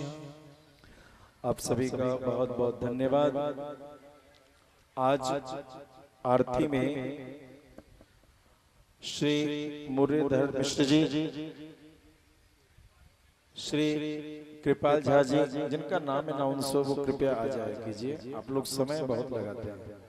श्री आशुतोष मिश्र जी, श्री मनमोहन झा जी, श्री ब्रजेश ठाकुर जी, फिर से श्री मुरलीधर मिश्र जी, श्री कृपाल झा जी, श्री आशुतोष मिश्र जी, श्री मनमोहन झा जी, श्री ब्रजेश ठाकुर जी। आज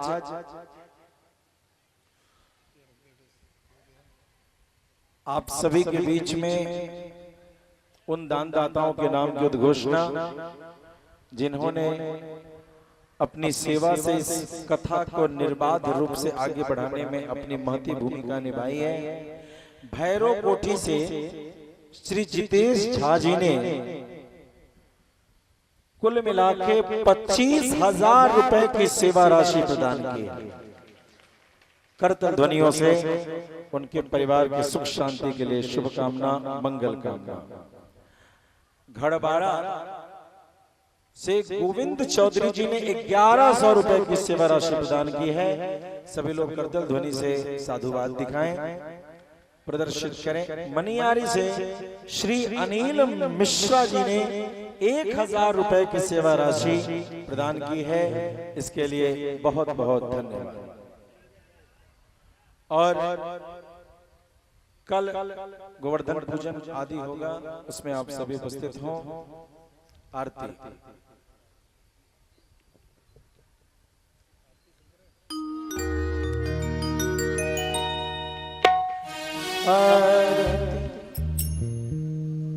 प्रतिबाल कृष्ण की जय। अपनों जन्म सुफल कर लीजिए।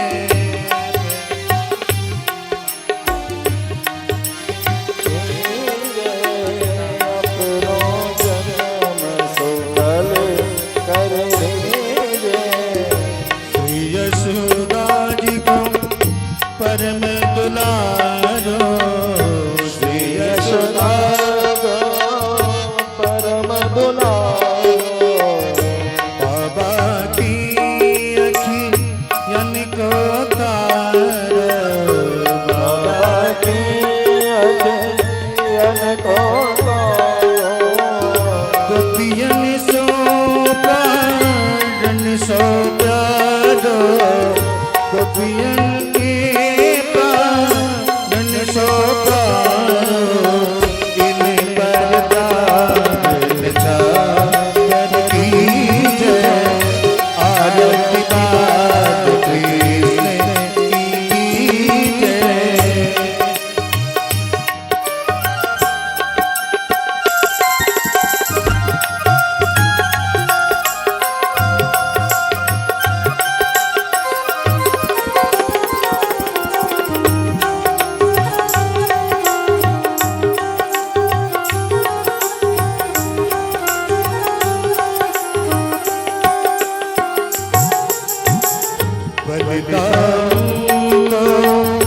छोटो भैया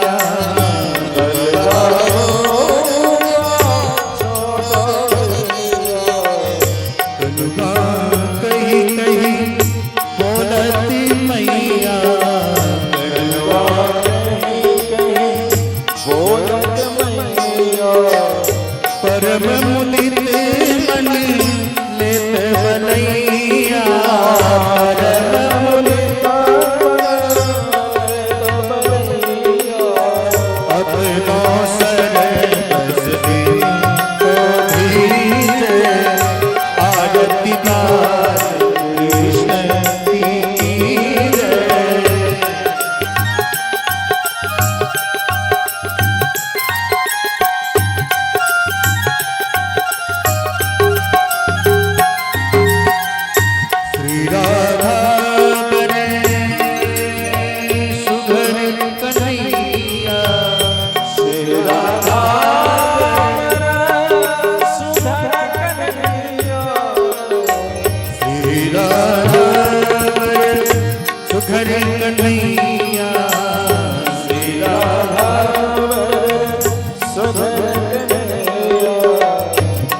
जय को नमः नीति खवैया जय को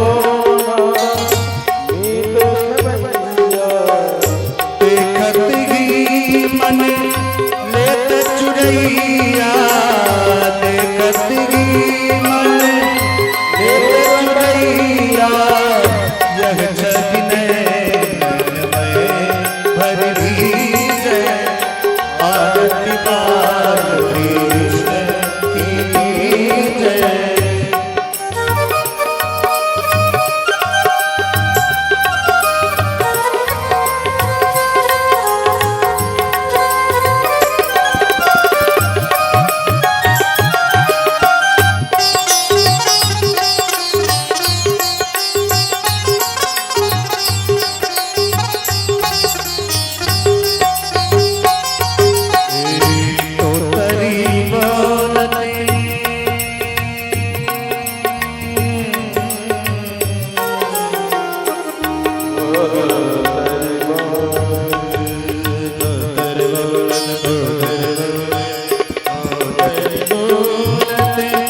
मधुर सुहावे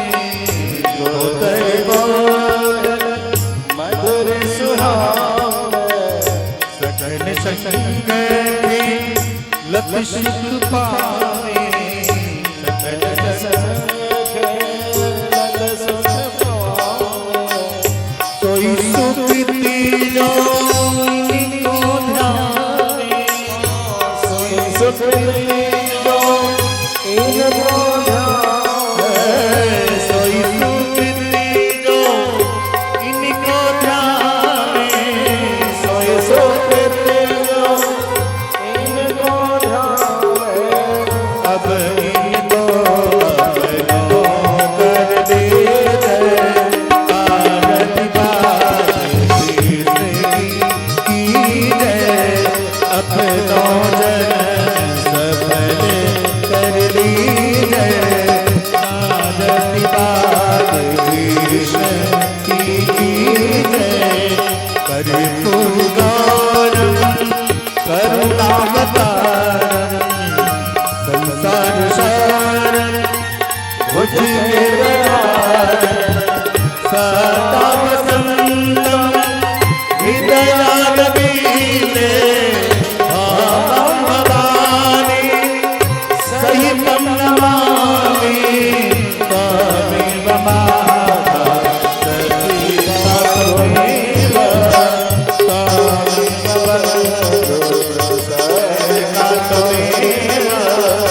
त्वमेव बीजा प्रवीणं त्वमेव त्वमेव बीजा प्रवीणं त्वमेव त्वमेव सर्वं मम देवदेव त्वमेव सर्वं मम देवदेव